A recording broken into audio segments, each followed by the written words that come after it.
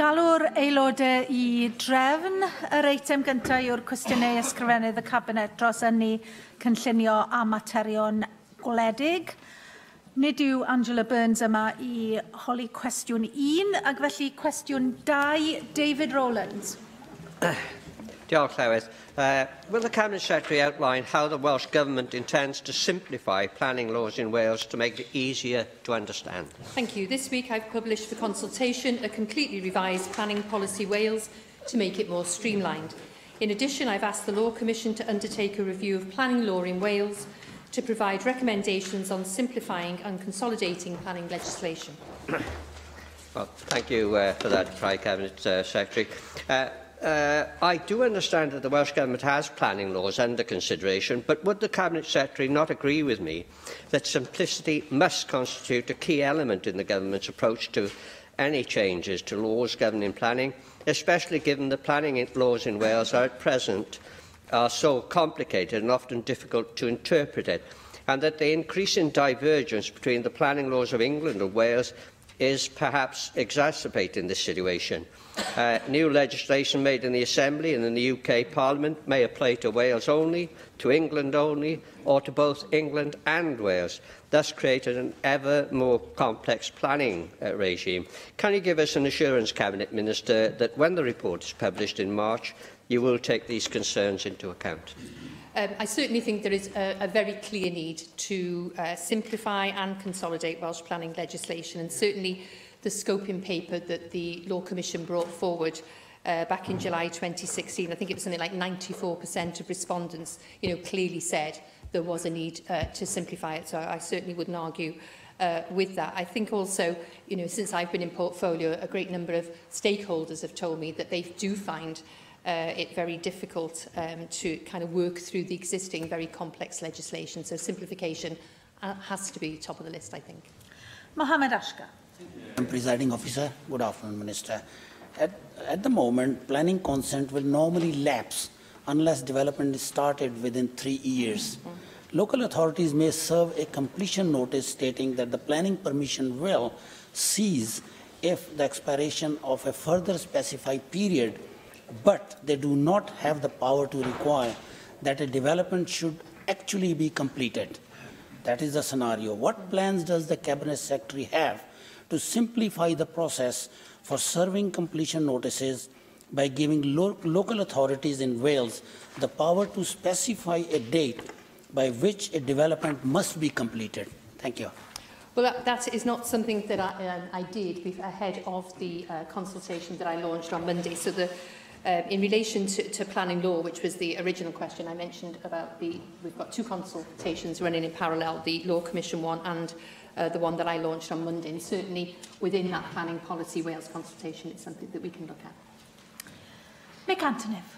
Cabinet Secretary, you'll be aware of the concerns I've raised about the clarity of planning law in respect of HMOs, housing multiple occupancy, and the way that has particularly impacted on parts of my constituency, Treforest in particular, where you see communities beginning to disintegrate because of the unbridled growth of HMOs. Could you outline what the position is with regard to HMOs and what you intend to do in respect of the representations for those communities that are under threat in that particular way? Thank you. Yes, I'm very aware of your concerns, and I share your concerns. And I think we had a very constructive meeting with my officials, who you'll be aware are analysing the planning appeals that have come forward regarding HMOs right across Wales, in all areas of Wales, I think, to identify if there are any specific issues that we need to look at. You'll be aware it is for local authorities to decide whether to introduce local policies against which to assess planning applications for HMOs, and that's after they've considered the costs and the benefits for each individual application. And I do understand that Rhondda and Taff Council has recently prepared draft supplementary planning guidance on HMOs, and that's currently out for public consultation also, and I think that's something that I would very much support. Cwestiynau nawr gan lefarwyr y pleidiau. Llefarydd Plaid Cymru, Simon Thomas.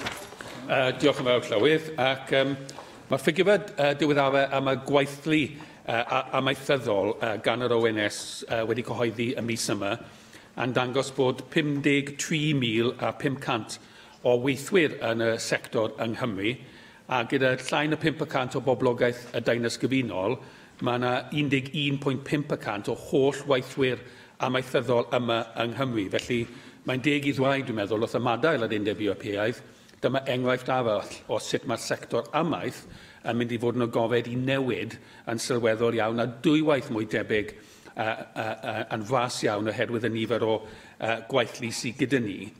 Bedych yr ysgrifennydd cabinet felly diweddaru ni ynglŷn â beth yw'r sefyllfa trafodion bellach gyda Llywodraeth San Steffan a Llywodraethau eraill yn y Deyrnas Gyfunol ynglŷn â sefydlu fframwaith ar gyfer amaeth wrth ymadael yr Undeb Ewropeaidd a sicrhau bod Llais Cymru a chawliau y gweithlu Cymraeg yn rhan o'r fframwaith honno. Thank you, Simon, for that question. You'll be aware of our quadrilateral meetings. We haven't met now since before Christmas, but we are due to meet a week on Monday, actually here in Cardiff, with the Secretary of State from DEFRA and also, obviously, my Scottish counterparts and probably the Permanent Secretary from Northern Ireland. Workforce is clearly a massive issue for the agricultural sector. And certainly the last 3 farms I think I visited over the last month, all of them had a significant number of EU nationals working on the farm. So we can see what a huge issue it would be if there were a narrowing of the ability of our farmers and the agricultural sector to have a workforce from the EU nationals.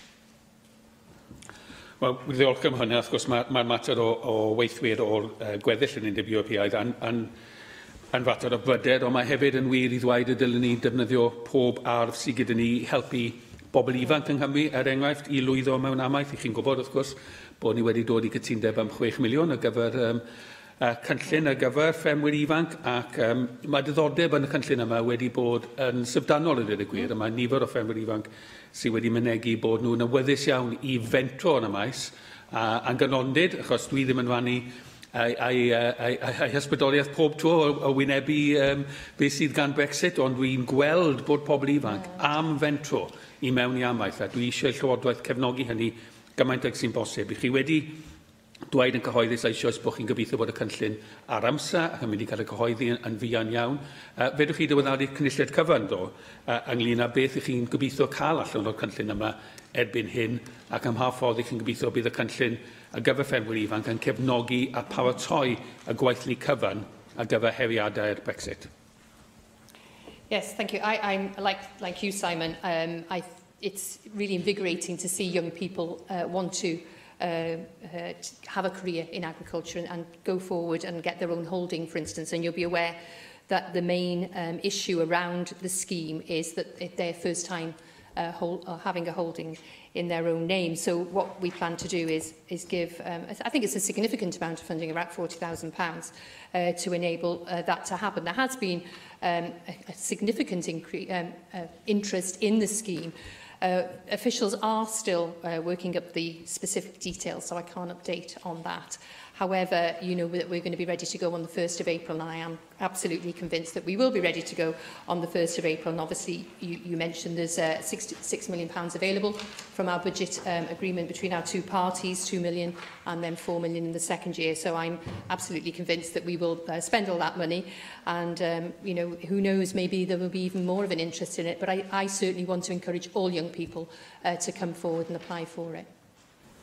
Diolch am hynny, wy'n edrych ymlaen at y cynllun yn cael ei lawnsio wrth gwrs, ond wy'n edrych ymlaen yn fwy byth I weld ymhen 2 flynedd bydd gyda ni bobl ifanc nawr yn gyfrifol am daliadau tir am y tro cyntaf, ac yn dangos y ffordd I ni ar gyfer amaeth ar gyfer y dyfodol, a dwi'n hyderus iawn bod y syniadau gan ffermwyr ifanc Cymru I wneud hynny. Ond I gloi ar agwedd arall o gadael yr Undeb Ewropeaidd sydd yn wahanol yng Nghymru nag yw dros y ffin yn Lloegr, neu dros y môr yn Iwerddon, achos fi'n sôn am pysgotfaidd, fe cyhoeddwyd adroddiad a pysgotfaidd yng Nghymru ddoe gan Public Policy Institute Cymru. Mae hynny yn dangos, wrth gwrs, beth sy'n bwysig, fwy pwysig i'r fath o pysgotwyr sydd gyda yng Nghymru sy'n tueddol fod yn llai o faint a sy'n tueddol pysgota am cregyn yn hytrach na pysgod fel y cyfryw, bod nhw am cael mynediad i'r farchnadoedd Ewropeaidd yna yn y gofed a di-dafydd yn hytrach na falle y pechnogaeth dros y moroedd sydd yn tueddol bod wedi bod yn lliwio drafodaeth ynglŷn â enghraifft, CAF a polisïau Ewropeaidd. Pan wnes I ymweld â'r Aberdaugleddau, ges i'n tafo gymaint o prosesu oedd yn digwydd actually yn Gwlad Belg, ond o bwyd oedd yn cael ei, bwyd môr oedd yn cael ei hel a casglu yn Bai Ceredigion, ac mae llawer yn cael ei chludo nôl ymlaen mewn lobbies drwy Gymru, wrth gwrs. Felly, beth fedrwch chi wneud fel Llywodraeth nawr i sicrhau bod mwy o prosesu yn digwydd yma yng Nghymru, a hefyd, wrth gwrs, sicrhau bod sech hynny, bod ni dal yn gallu gwerthu bwyd wedi prosesu gyda gwerth ychwanegol yn uniongyrchol mewn i'r fachnadauedd sydd yn dal yn bwysig i ni.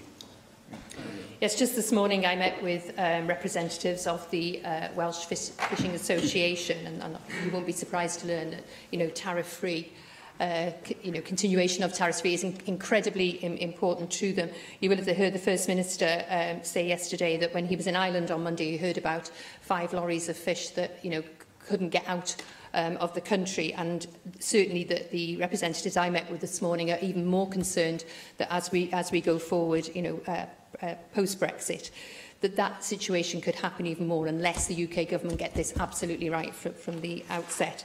So these are discussions that I will continue to have with my counterparts, certainly with the UK government, and I know in relation to trade and tariff-free trade, the First Minister will continue, and also my colleague, the Cabinet Secretary for Finance, in his discussions. Llefarydd y Ceidwadwyr, Paul Davies. Diolch, Llywydd. Cabinet Secretary, in May last year, I highlighted the Blue Cross's Unpicking the Knots report, which showed that the last time government brought in a specific law to regulate the sale of pets was in 1951. Given that times have changed significantly since the Pet Animals Act of 1951, can you tell us what the Welsh Government is doing to strengthen existing legislation and perhaps introduce new legislation to regulate the sale of pets here in Wales? Yes, we certainly are looking at what legislation we need in relation to animal welfare. You will be aware a lot of it is very old, and we're having discussions currently with the UK government around the animal welfare sentences and recognitions of sentience bill, for instance. But in relation to pets, we've been looking at the Code of Practices also, and I'm bringing forward a statement, I think it's in March, around a package of either legislation or measures or licensing that we need around animal welfare.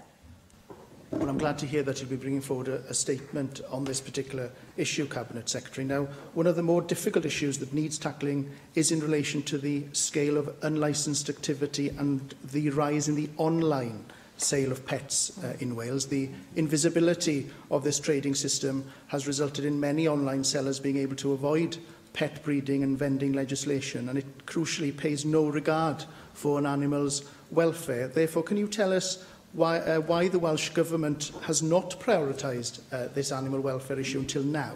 And can you also tell us what specific action the Welsh Government will be taking to address this particular issue as a matter of urgency?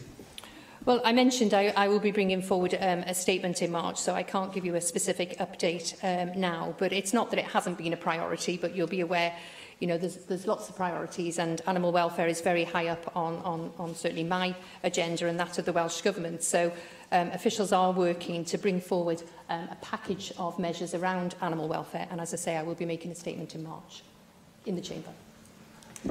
We already know that local authorities in Wales are struggling to enforce regulations on pet shops and dog breeders, and so perhaps there's an opportunity for Wales to lead the way by developing a bespoke registration and licensing system for anyone breeding or selling animals, which would include all vendors from pet shops to online breeders. Therefore, when you bring this statement forward in the next few weeks, will you commit to seriously considering perhaps the merits of a bespoke registration and licensing system for pet breeders and sellers in Wales? Yes, I'm happy to look at anything that will obviously improve animal welfare standards. Local authorities haven't specifically raised that concern with me, but again, if you have any specific knowledge that you would like to pass on to me, please do. Llefarydd UKIP, Neil Hamilton. Inland fisheries and freshwater fishing is an important part of the rural economy. The Environment Agency has estimated there are about 1,500 jobs in Wales that depend directly upon it. And whilst we're all concerned about the levels of salmon and sea trout in our rivers in Wales, I wonder if the Cabinet Secretary could give me her views upon the Natural Resources Wales's proposals to introduce a 10-year mandatory catch and release policy, and also to introduce a blanket ban on anglers taking any salmon they catch to eat. The angling fraternity is very concerned about this because obviously taking home one's catch is an integral part of fishing for many, many anglers and for enjoyment of sport. There is a possibility that if the result of this is to deter people coming to Wales in particular to enjoy our rivers for fishing, that could have a detrimental effect also upon tourism in the countryside. I'm waiting for Natural Resources Wales to supply their recommendations following their consultation on this. So I'm expecting it probably within the next 2 months. So I don't, at the moment I can't comment. Okay. Well, I understand the Cabinet Secretary's position on that. There are very diverse reasons for the decline in fish stocks in our rivers, and one of them is predation by fish-eating birds. And there's a great deal of evidence now. The Angling Trust has produced a database, for example, of predators within inland situations, and apparently cormorants are now a significant factor in this. Although they're fundamentally seabirds, lots of them are taking fish from our rivers and posing, I think, a dire threat to particularly young salmon. There are licences which are granted for taking predators and so reducing the scale of this problem. I wonder if the Cabinet Secretary would consider making it easier to qualify for these licences, and this at least would be a partial solution to a growing problem that we've got with our rivers.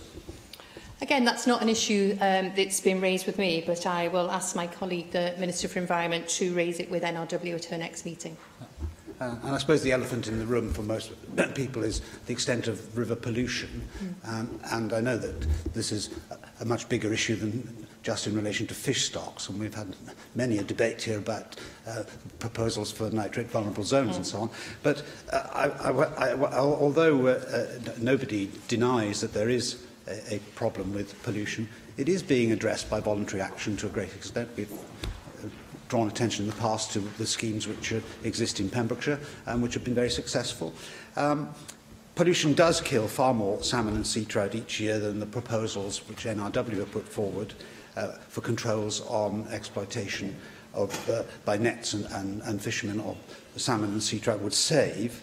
And so this is a problem which should be viewed in the round rather than ascribed to one cause over another. And so I hope that when she considers NRW's proposal, she will introduce a sense of proportion into the proposals which they have put on the table, because there's a feeling that in Wales, NRW is proposing something which is far more draconian than will be applied in England in particular. And therefore, going back to what we were talking about earlier on in Simon Thomas's question of discussions with your counterpart in England on agricultural issues, we do need to inform ourselves in Wales of the position in other parts of the United Kingdom and the proposals for improvement which other ministers are bringing in, and we mustn't disadvantage fishermen in Wales in particular unnecessarily.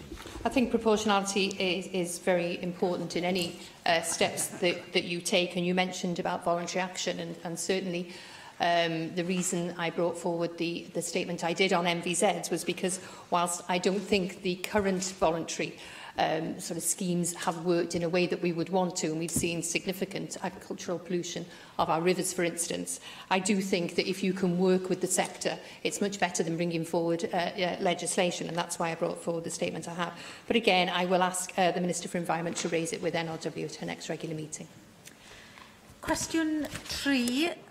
Nid yw Mark Reckless yn bresennol I ofyn cwestiwn 3. Dyma'r ail aelod o fewn 3 cwestiwn, ac felly os gai ofyn I reolwyr busnes ac un yn enwedig y prynawn yma I fod yn sicrhau presenoldeb yr aelodau sydd wedi datganu bwriad I ofyn cwestiynau yn y dyfodol fe fyddai'n gwerthfawrogi hynny. Cwestiwn 4 felly, David Melding.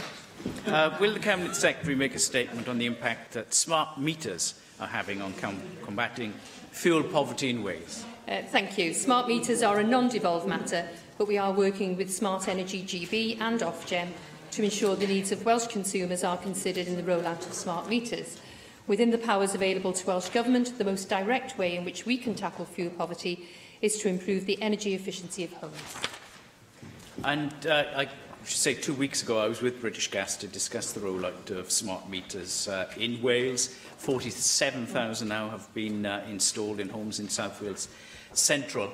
And they're part of the solution. Obviously, a more informed consumer, you can observe the impact of your energy consumption. And of course, when combined with better insulation, it can be a key factor in reducing energy poverty. So I would like to know how the Welsh Government is itself and with local authorities ensuring that people are aware of the benefits of smart meters. And even though you're not directly responsible for the programme, information in the first place is really, really vital to consumers. Yes, I agree that that is certainly the case, and whilst it is a reserved issue, my officials are working with Smart Meter GB. They were obviously appointed by the UK Government to be the consumer campaign which are promoting the take-up of smart meters in both domestic and non-domestic premises. I think the one thing that I've sort of learned from Smart Meter GB is that the large majority of people who have a meter then become really enthusiastic about making energy savings. I think that enthusiasm hopefully will carry on. So I think that's the thing that I've learned most from Smart Meter GB. Caroline Jones. Diolch, Llywydd. Cabinet Secretary, smart meters can be a vital tool in changing behaviours, enabling us to put a price on that left-on light or to see how much it costs to leave a device on standby.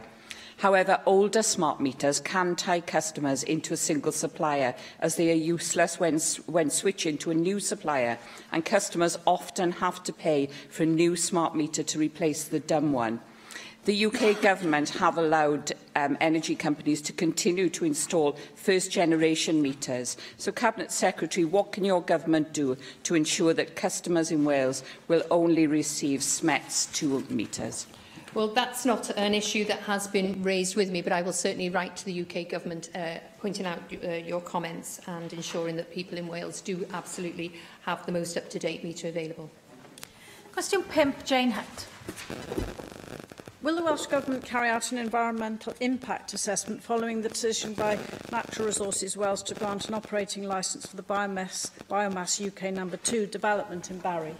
The Welsh Ministers have informed the developer of the biomass plant that they are minded to direct an environmental impact assessment must accompany their planning application currently before Vale of Glamorgan Council. Any representations they will make will be taken into account before a final decision is made. Well, I welcome that. I think that is some progress, but do you also welcome, as I do, the statement yesterday from the Future Generations Commissioner that she's considering how environmental permits are granted in Wales by Natural Resources Wales, and she's written to NRW to ask them to demonstrate how the Wellbeing of Future Generations Act is being applied to the environmental permitting process. And this will be welcomed by the residents of Barry and the Vale, who feel their concerns and evidence on the public health and environmental impact of the Barry biomass incinerator, built in the middle of Barry, close to homes, schools, hospitals and shops, has been ignored in the granting of a permit. Thank you for that question. I appreciate the residents and the members' concerns and recognise the role the member has played in being involved with making representation on this issue on behalf of the constituents. In terms of the announcement by the Future Generations Commissioner, our guidance on the Wellbeing of Future Generation Act makes clear that the Act provides opportunities for public bodies to consider how duties can be discharged in a more integrated way. Public bodies, however, must be confident that their respective statutory duties have been met against the criteria within the relevant legislation. Thank you, Presiding Officer. I think it's fair to say that in the time I've been elected to this institution, from a Vale of Glamorgan perspective, the Barry incinerator has undoubtedly been the largest campaign in a cross-party political divide, I might add as well then.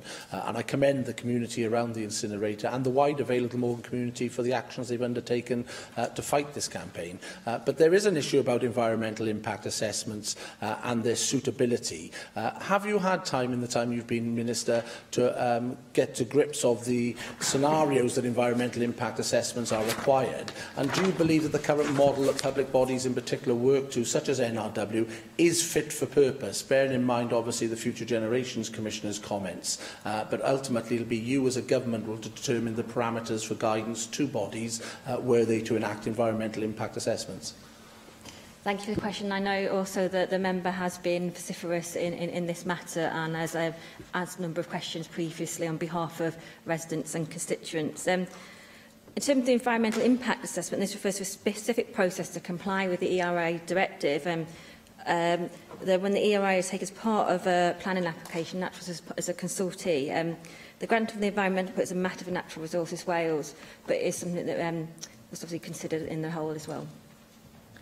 Question 6, Joyce Watson. What assessment has the Cabinet Secretary made of the State of Britain's Hedgehogs Report 2018? Thank you. The continued decline in hedgehog numbers in rural areas in the UK, as highlighted in the report, should concern us all. The findings will inform the refresh of the Nature Recovery Action Plan to ensure that we all take appropriate action to help our most endangered species, including the hedgehog. I'm sure you'll be aware that the Farmers Union of Wales released a statement in response to the report that said that conservation bodies were burying their heads in the sand as far as the impact of badgers on hedgehog numbers is concerned. I can't help but wonder if that is a politically motivated statement aimed at justifying a badger cull. The FUW didn't feel that the lion's share of the blame for the reduction in hedgehog numbers should be placed on farming practices, despite a wealth of research showing that agriculture and land management has the biggest single impact on wildlife, with 84% of land in Wales being used for agriculture. Cabinet Secretary, can I ask for you to look at and assess the implications of the statement from the Farmers Union of Wales that firmly blames badgers for the decline, and also to look at implementing the changes as requested by conservation organisations that clearly mention pesticides? Well, I don't agree with the FUW claims, and certainly when you read the report, I don't think that's what leaks out you. When you read the report, it notes a number of reasons why hedgehogs are scarcer in rural areas, and that includes the intensification of agriculture, habitat loss, fragmentation, roadkill, as well as predation.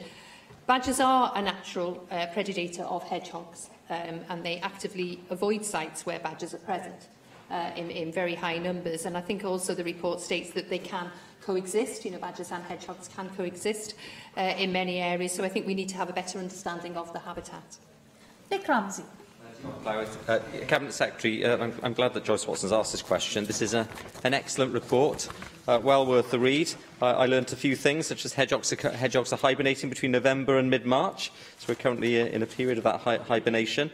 I was particularly interested in the big hedgehog map, which allows people to log their hedgehog sighting online to contribute to research into the animal. I noticed in Usk, in my constituency, there are only 8 hedgehog sightings, so hopefully that will increase with this map.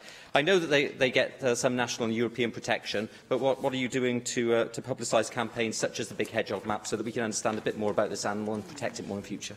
No, I think it is very helpful. I haven't actually publicised this, so I too am very pleased that Joyce Watson has asked this question today. I also think reports such as this will help post-Brexit, when we're looking at our programmes and how we're going to boost biodiversity, for instance. So I'm very happy to support this report. Lee Waters. Thank you. As the hedgehog species champion, I welcome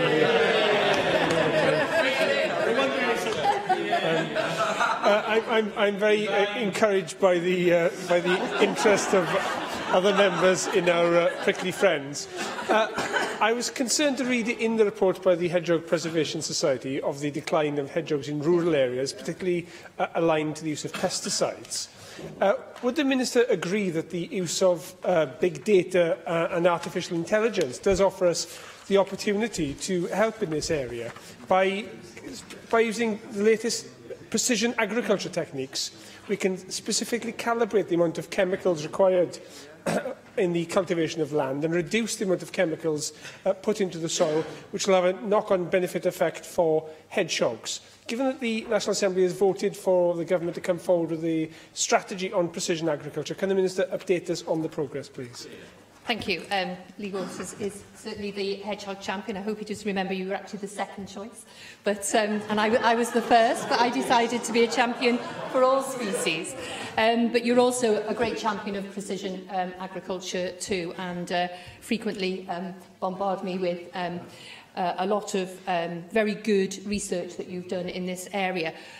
We came forward with an idea that we wouldn't have a specific strategy, but there is clearly a huge amount of work we can do in relation to precision agriculture, and certainly our policy is to reduce to the lowest possible level the effect of pesticide use on people and wildlife and plants. So I think precision agriculture absolutely can be used in this way. And again, post-Brexit, as we're coming forward with our future farming policy and all of the environmental policies, I think precision agriculture will really help us. Mick Antonow. Cabinet Secretary, the facts in the report are very, very clear, and that is things like habitat loss and intensive farming that are the primary causes. Incidentally, my species is the Tongarevol falcon. That's another matter. But can I just say, one of the things that concerns me, though, that arises from the FDW statement is the fact that there's an attempt to almost weaponise hedgehogs to make them to blame as though for their losses as a result of badgers. So using one species as a mechanism for trying to attack another species and so on. And our opposition has got to be to a cull of badgers and also to the protection of hedgehogs themselves. And this sort of divide and rule approach is really just not acceptable. Yes, I think I've more or less answered your question in my answer to Joyce Watson, but clearly the report, I think, states very clearly why hedgehogs are scarcer in rural areas, and it's not just due to one particular reason. And I gave several reasons around habitat loss, the intensification of agriculture, for instance, and also roadkill. So I think it is very important that everybody looks at this report as a whole, and certainly, I do disagree with what the FDW have claimed here. Question 7, Mandy Jones. Diolch, Llywydd. Will the Cabinet Secretary make a statement on the agri-food sector in North Wales? Thank you. The agri-food sector in North Wales continues to grow and benefit significantly from a suite of Welsh Government programmes, including Farming Connect and Food Business Investment Grants. I was pleased to announce £3 million of funding for Food Skills Cymru at the Food and Drink Skills Conference in North Wales last Thursday. Thank you for your answer. Cabinet Secretary, according to the latest statistics, only 5% of Welsh lamb is consumed in Wales. What is the Welsh Government doing to promote Welsh lamb in Wales and the wider UK?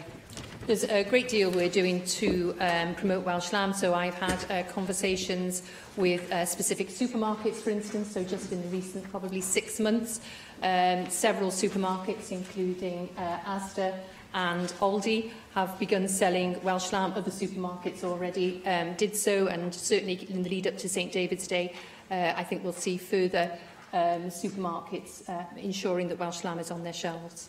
Mark Isherwood. Well, significant opportunities exist for the agri-food sector in North Wales, including improved supply chain collaboration and associated efficiency improvements. In fact, the brand Wales encapsulates premium fresh produce, backed up by great taste, quality of Welsh grassland, family farm tradition, and the commitment of all in the supply chain and the location of abattoirs, processing facilities close to production. Therefore, and how many meetings have you had with representatives not just of farmers but processors and retailers, given the importance of engaging with operators in the entire supply chain in relation to these matters? I've had a significant number of meetings right across the food chain, as you say, not just with farmers but with processors, with specific supply chain companies. My officials continue to have probably those sort of meetings on a weekly basis, and I mentioned in my opening answer to Mandy Jones about the Food Business Investment Scheme. That grant funding, again, supports people in this area. Llŷr Griffith. Diolch Llywydd.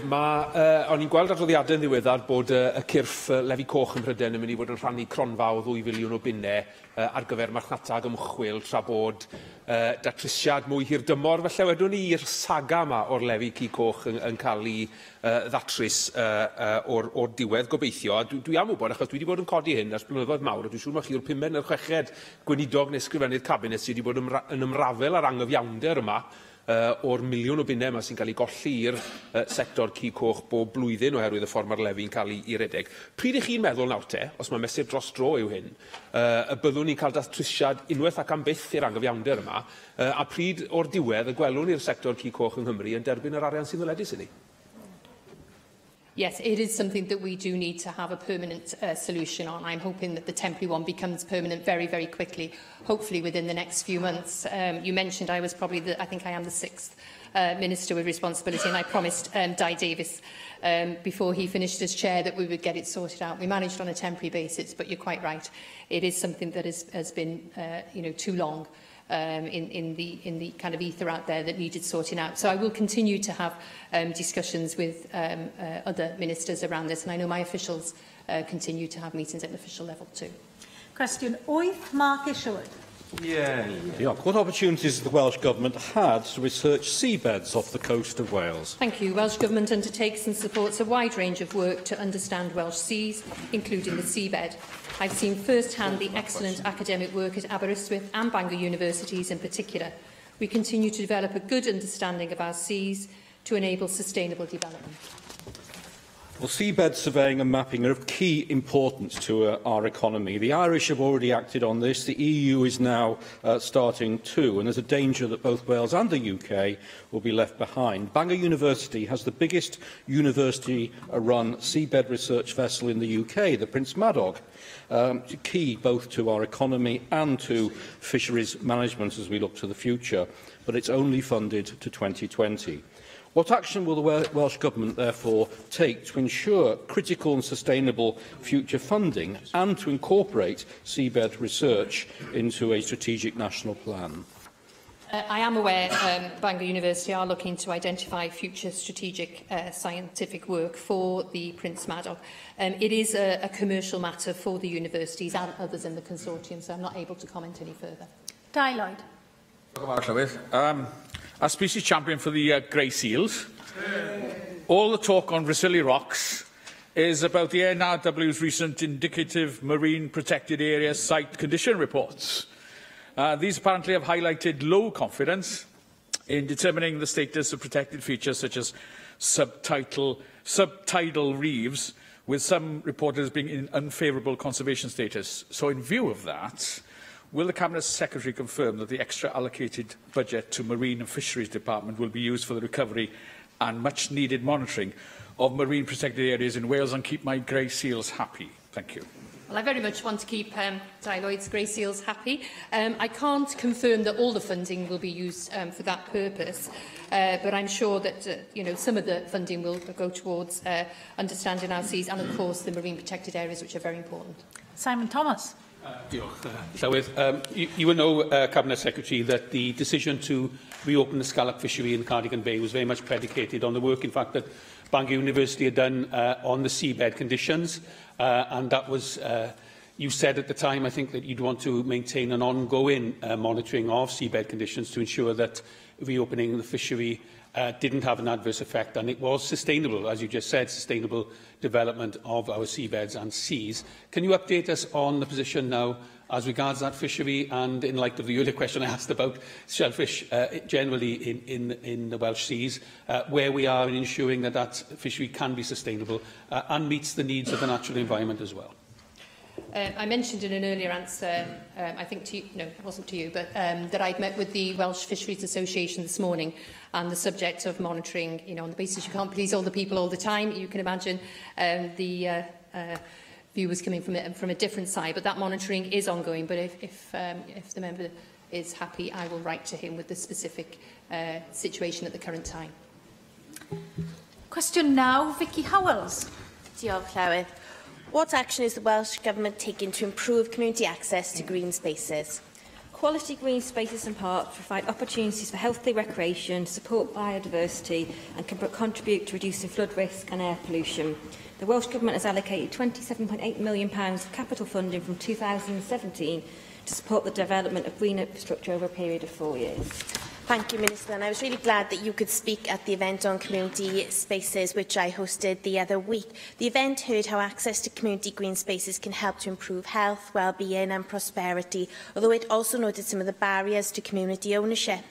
What support can the Welsh Government take to make it easier for communities to not only access but to take legal ownership of green spaces? I was grateful for the opportunity to join you at the event, and it was good to hear from him then. One of the things I think that struck me at the event we talked about was the emotional ownership of your local green spaces, but then how that actually becomes actual ownership. And you're right that access to green spaces has a broader health and economic and social benefits, not just is good for the environment. So community asset transfer presents opportunities for the community to own and manage green spaces. Welsh Government guidance is available to provide community groups with the knowledge and tools to take ownership of these spaces. And there's information on the Welsh Government website. But the Green Infrastructure Capital Fund, which is currently being into place, will actually be able to assist to support community groups in taking ownership of green spaces. David Martin.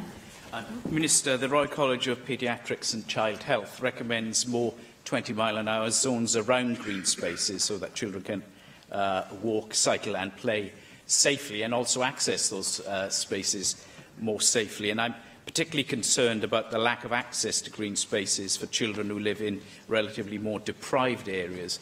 And we need an action plan to ensure that children do have access to safe playing grounds.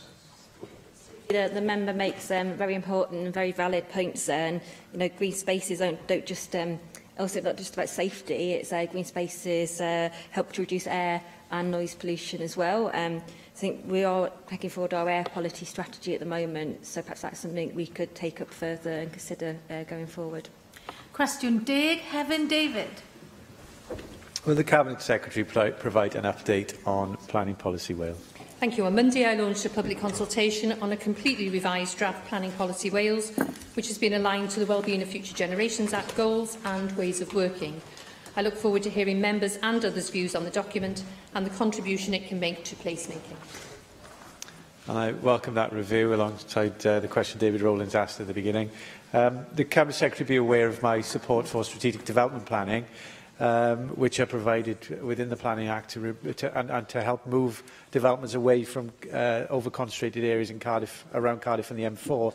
Will the Cabinet Secretary therefore support the view that Planning Policy Wales needs to reflect the suitability of strategic development plans over local development plans, and that local authorities, elected representatives within the areas covered by strategic development plans need to work together and show their support for more dispersed, sustainable development that is in line with the Wellbeing of Future Generations Act?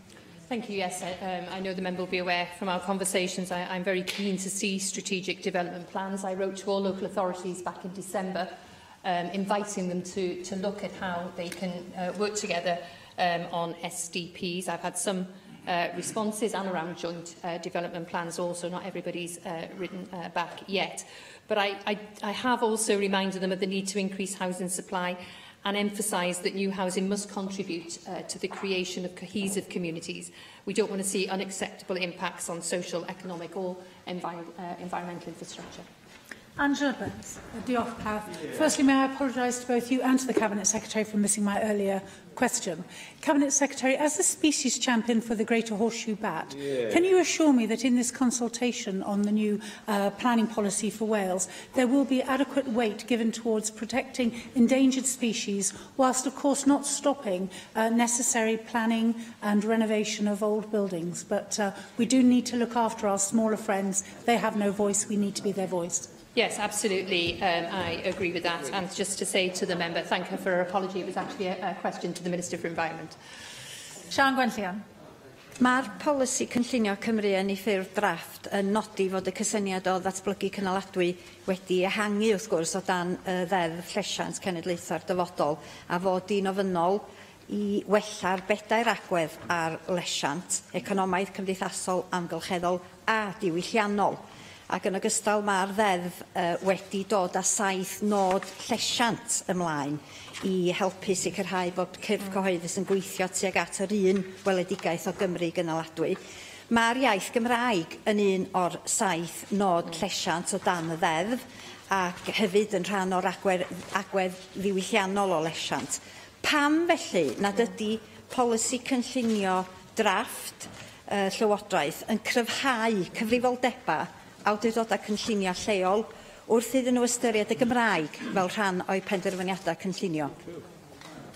Well, the member will be aware that we looked at the technical advice note that was specifically in relation to the Welsh language and strengthened it. But I'm very happy to take on any comments that she has on it if you feel it wasn't strengthened in a way that you think is appropriate as we go through this planning policy consultation.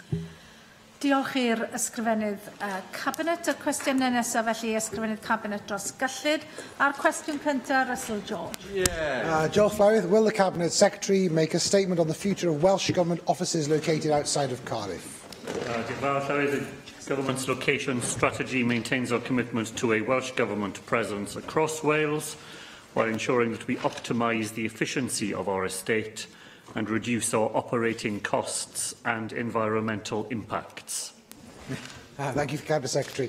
The Welsh Government have always had offices since its creation in my constituency, and there has been some concern in the past that Welsh Government plans to scale back on its commitment to basing Welsh Government staff in Newtown. Now, in 2015, the then Permanent Secretary, Sir Derek Jones, confirmed to me that the Welsh Government is committed to a long-term presence in Newtown beyond March 2020. Now, there have been some developments since, and the building that was previously owned at that time has been sold. Are you able to provide an assurance that this is still the case? Well, what I have to tell the member is this, that at times the budgets are under very significant pressure. We have to continually review the estate that the Welsh Government occupies. We occupied 75 properties in 2010, and we occupy 28 properties now, and that has released significant savings, which allows us to invest in public services. We remain committed, however, to a well-dispersed, interconnected and accessible presence for the Welsh Government right across Wales. Wenllian. Mae swyddfeydd Llywodraeth Cymru yng Nghaernarfon ar werth efo'r staff yn symud oddi yno cyn hir i swyddfeydd fydd ar les. Mae Caernarfon wedi gweld colli llawer mwy o staff Llywodraeth Cymru na'r cyfartaledd cenedlaethol dros y blynyddoedd. Be dwi ddim yn ddeall ydy sut mae lleihau staff mewn ardal fel Caernarfon yn cyfrannu at nod cynllun gweithredu economaidd y Llywodraeth, sef model o ddatblygu economaidd a dwi'n dyfynnu, sy'n canolbwyntio ar ranbarthau mwyn mynd i'r afal ag anghydraddoldeb rhanbarthol o ran cyfoeth a chyfleoedd ledled Cymru. Yr wsos yma eto, mae Plaid Cymru wedi cyhoeddi tystiolaeth fod rhanbarth y De-ddwyrain yn cael 3 gwaith cymaint o fuddsoddiad cyfalaf y pen gan Llywodraeth Cymru o gymharu a rhai rhanbarthau eraill. Tystiolaeth yn syliedig ar wybodaeth gan eich Llywodraeth chi. Llywydd, the member continues absolutely properly to champion the cause of Caernarfon in relation to the Welsh Government's presence there. I'm able to offer her a guarantee that the current changes in Welsh Government presence in Caernarfon is not a move from Caernarfon. It is simply a relocation to alternative new accommodation in the town at Caernarfon Dock, and the Welsh Government intends to continue its commitment to its presence in the town. Cwestiwn 2, Dawn Bowden. Can the Cabinet Secretary please update the Assembly on recent intergovernmental discussions about our future relationship with the EU? Thank the member for the question. Recent meetings of the Joint Ministerial Committee on European Union negotiations have been more constructive than hitherto. The machinery remains, however, defective in both design and delivery. Further steps are needed to ensure that Welsh interests are taken into account in shaping any future relationship with the European Union. Thank you, Cabinet Secretary. And perhaps I should more usefully have asked about the internal workings of the UK government, because as far as I can see, they can't agree amongst themselves at the moment on the nature of our future relationship with the EU, so it's really hard to see how they can talk sensibly to the devolved nations about it. We've heard several times, Cabinet Secretary, the clock is now ticking on the EU negotiations, and I fear that time is now against us if we're to deliver the best deal for Wales and the UK.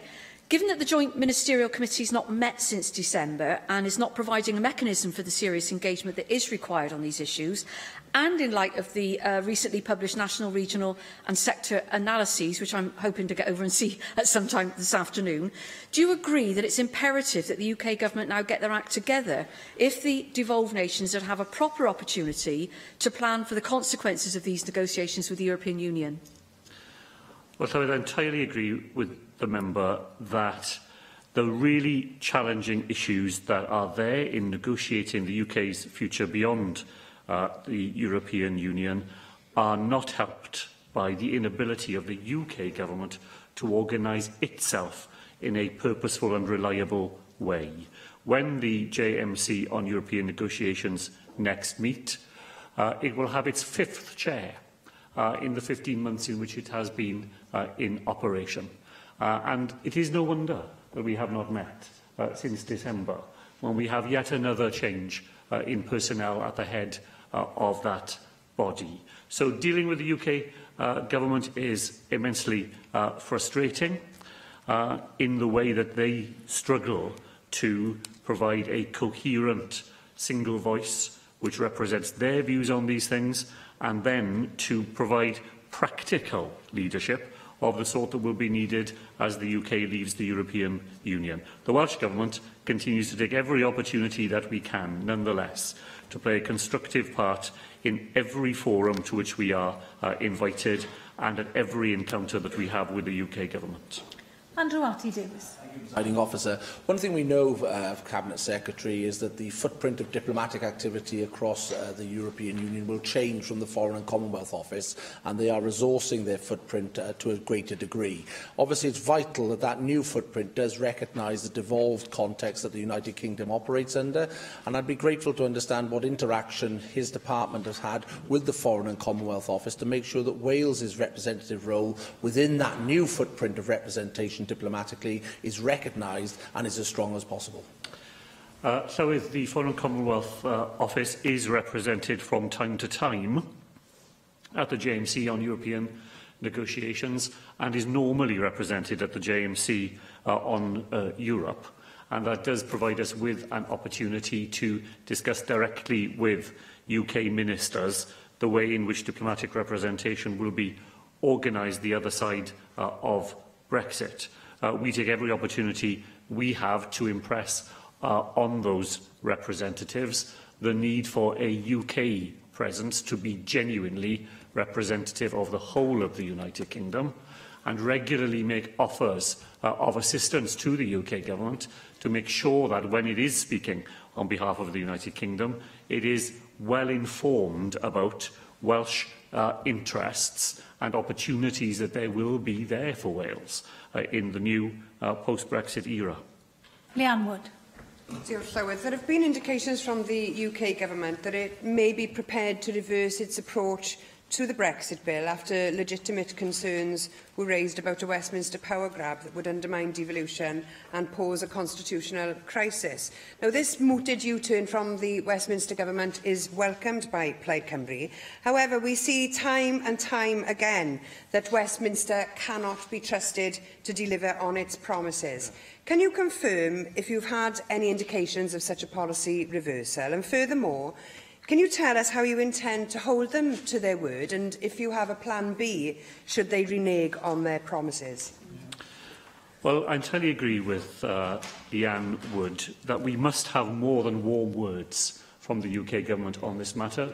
We have to make sure that they act on the promises that they have made, and she is quite right to say that they have made very explicit promises in this area. The Secretary of State for Scotland said on the floor of the House of Commons that the UK Government would come forward with amendments to put right the problems in the withdrawal bill at report stage in the House of Commons. And that did not happen. We have had further repetitions of that promise, however, on paper and orally, and that this will now happen at the House of Lords. The Welsh Government will pursue a twin-track approach here. We will work with our colleagues in the Scottish Government, where we have opportunities inside the discussions with the UK Government to press them to come forward with an amendment which we could support and which could lead to an LCM being laid in front of the National Assembly. But we are yet to see any text that would give us comfort that that is to be produced. And while it isn't available to us, we will pursue amendments at the House of Lords. It was very good to see Lord David Wigley at a briefing session that the Welsh and Scottish governments jointly ran in the House of Lords 2 weeks ago. There was a considerable interest, Llywydd, amongst peers of all parties and crossbenchers in the case that we were jointly able to make about the defective nature of the withdrawal bill and why it will need to be amended. If we can't get an agreed amendment with the UK Government, we will pursue our own amendment in the House of Lords and we will seek to defeat the Government so that we can amend the bill in the way that is necessary. Jack Sargent. Thank you.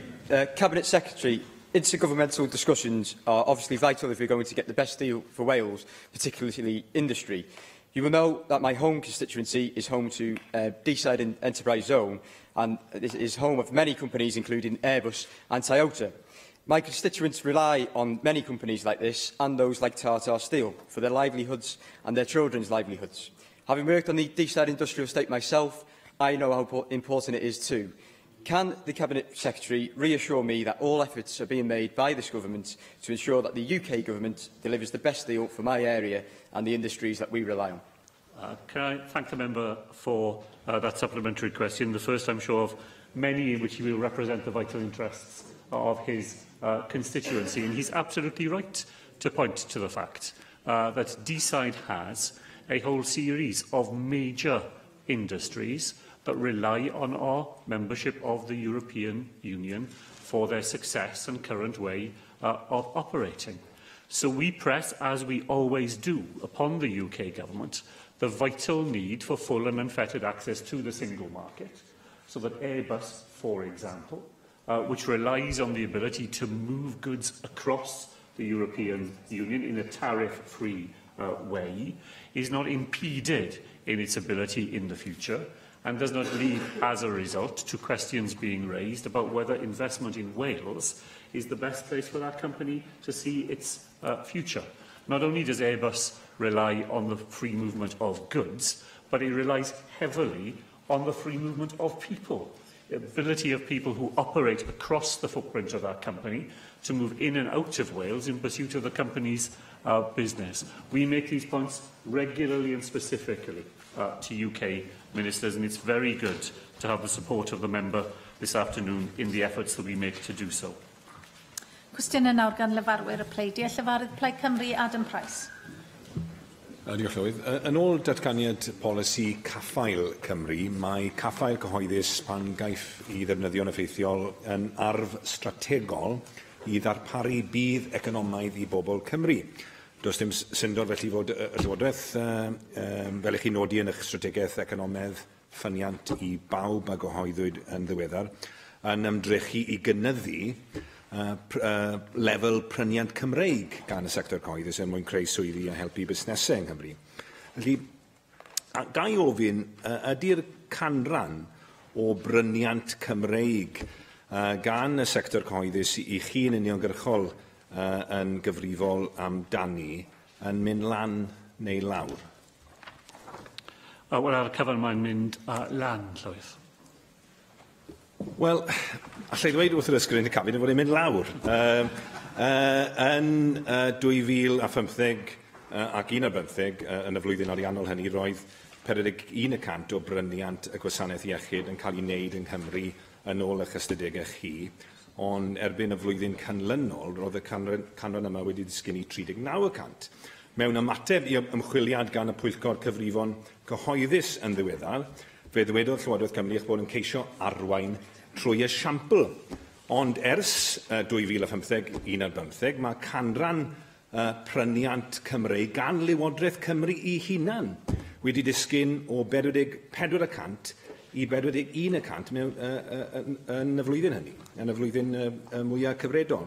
Felly, ydy Llywodraeth Cymru yn gallu gosod target penodol ar gyfer lefel pryniant Cymru gan y Llywodraeth Cymru a'r Gwasanaeth Iechyd, a wneud enghraifft yn gydradd a Llywodraeth lleol, sy'n llwyddo i gyrraedd lefel o 59% o wariant yn aros yng Nghymru. Pe byddech chi'n gwneud hynny, mi fydde hynny yn arwain yn syth bin at 400 miliwn ychwanegol o wariant yn cael ei wneud trwy fusnesau yng Nghymru. Well, let me take this to the member, Llywyd. There's no difference at all between us in an ambition to see the percentage of public procurement spend in Wales that goes to Welsh companies to grow and to grow across the different opportunities that there are there. We are reviewing the future of procurement policy in Wales, particularly in the light of Brexit, to see whether there will be more opportunities to do that in the future. I'm perfectly happy to ask the group of people who are charged with that responsibility and the stakeholder group that is assisting them to take a view on whether targets would assist in that process. They have a part to play potentially, but they can be distorting, we know as well. So I'd want to make sure that the idea was thoroughly considered.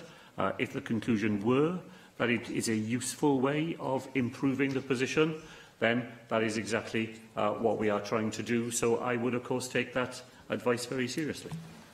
Wel, so ni'n awgrymu bydde fe yn fuddiol o leia i gael target bod y lefel yn mynd lan, nid mynd lawr fel mae ar hyn o bryd. Gwnewch chi ni droi at gwestiwn arall oedd Sian Gwenllian wedi cyfeirio ato fe, sef buddsoddiad, lefel buddsoddiad ranbarthol. Yn ffyniant i bawb, mae Llywodraeth yn amlinellu eich deheuad i sicrhau fod pob ran o Gymru yn elwa o fuddsoddiad a thwf economaidd, ond mae'r ffigurau a gyhoeddwyd yn ddiweddar gennych chi yn dangos fod gwariant y pen o ran cyfalaf ar Is-Raeiledd er enghraifft flwyddyn nesaf yn ne ddwyren Cymru yn mynd i fod yn ddwywaith yn fwy na Gogledd Cymru, a thair gwaith yn fwy y pen na gorllewin a'r canolbarth. Mae rhaid gweud, mae'r hanghyfartaledd yn gwbl warthus. Mae'n hollol groes y dyd y gwir i'r strategaeth honedig ffyniant i bawb, falle dylid ailenwydd strategaeth hynny yn wyneb y wybodaeth. Ydy'r Llywodraeth yn fodlon ymrwymo i sicrhau fod llythyr cylch gorchwyl Comisiwn Seilwaith Cenedlaethol Cymru yn cynnwys ymrwymiad i sicrhau buddsoddiad mwy gwastad gan Lywodraeth Cymru a draws Cymru? Well, Llywyd, geography is not the determining principle of our capital programme. The determining principle is best value for the investments that we make. And best value investments happen right across Wales, and the proportions of capital spend in different parts of Wales change over time as different projects come to the fore.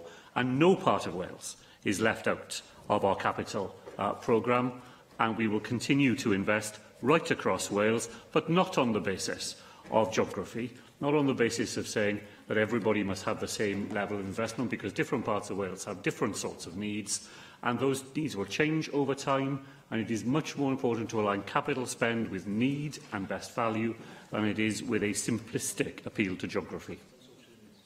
Ceidwadwyr Nick Ramsey.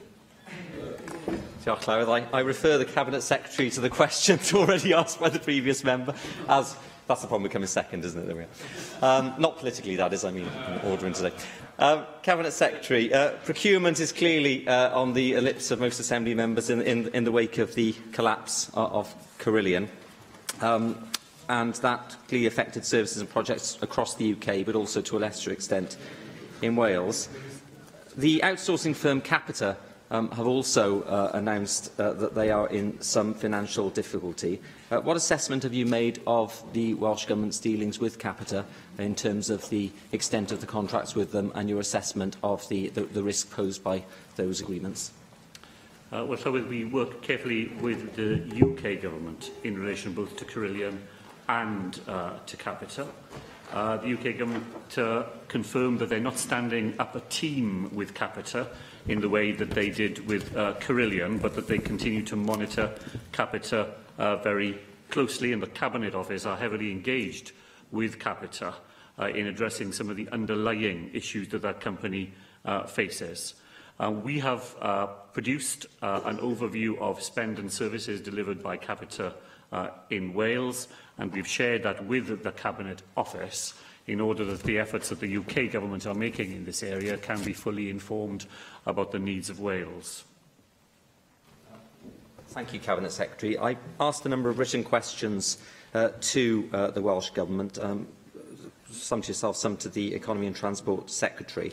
And as I understand it, the Welsh Government has signed 5 contracts with Capita for the delivery of services in Wales. I further understand that there hasn't been any substantive discussions with Capita within the last 6 months.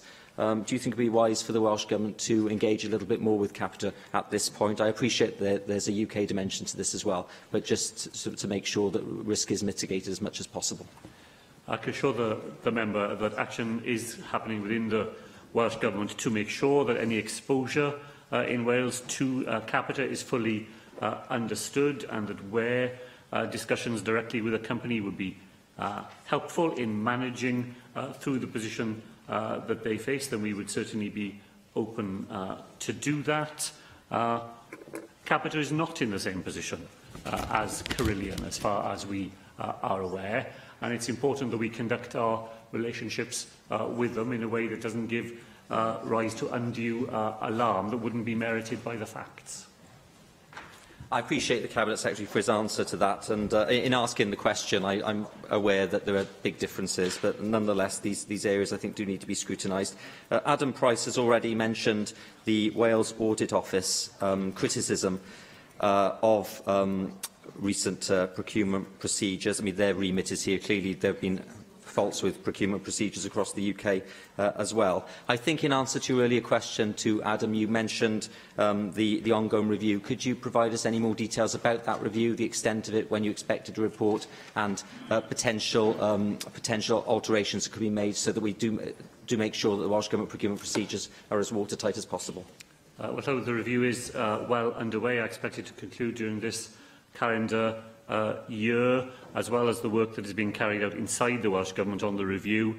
It will be overseen by a stakeholder group which will have a significant impact on it, and that stakeholder group will include those organisations who are the major users of the National Procurement Service. But I also fully expect that the review will take into account the Wales Audit Office reports into public procurement and the National Procurement Service, and I welcome as well the Public Accounts Committee's inquiry into procurement in Wales, and I again expect that the conclusions that that inquiry comes to will be part of the material that the review will draw on in coming to its conclusions.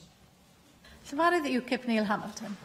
I fully endorse what the Cabinet Secretary earlier on said in criticism of the UK Government and the confusion which seems to reign in the Cabinet on its Brexit policy, largely due to the activities of die-hard Remainers like the Chancellor of the Exchequer, who seems to be regularly trying to undermine the whole process. But of course the Welsh Government could assist in getting the best possible outcome from these Brexit negotiations if it was prepared to recognise that the best way to avoid a no deal is to prepare for it and to make it clear that we can cope with the consequences. The Cabinet Secretary will be well aware of the report of the External Affairs Committee published recently, which made a number of recommendations. In particular, it said that Wales needed a stronger steer from the Welsh Government about how they should be preparing for Brexit, and that sectors and organisations are looking to the Welsh Government for leadership, and it's imperative they're able to start making their own plans for life outside the EU. And this has been expressed in as non-partisan a way as possible, and I'm trying to do that myself in this question, to encourage and urge the Welsh Government to take an optimistic view of the outcome beyond Brexit. Even if there is no deal, there are opportunities there as well as challenges, and those should be pointed up rather than constantly harping upon the negativities.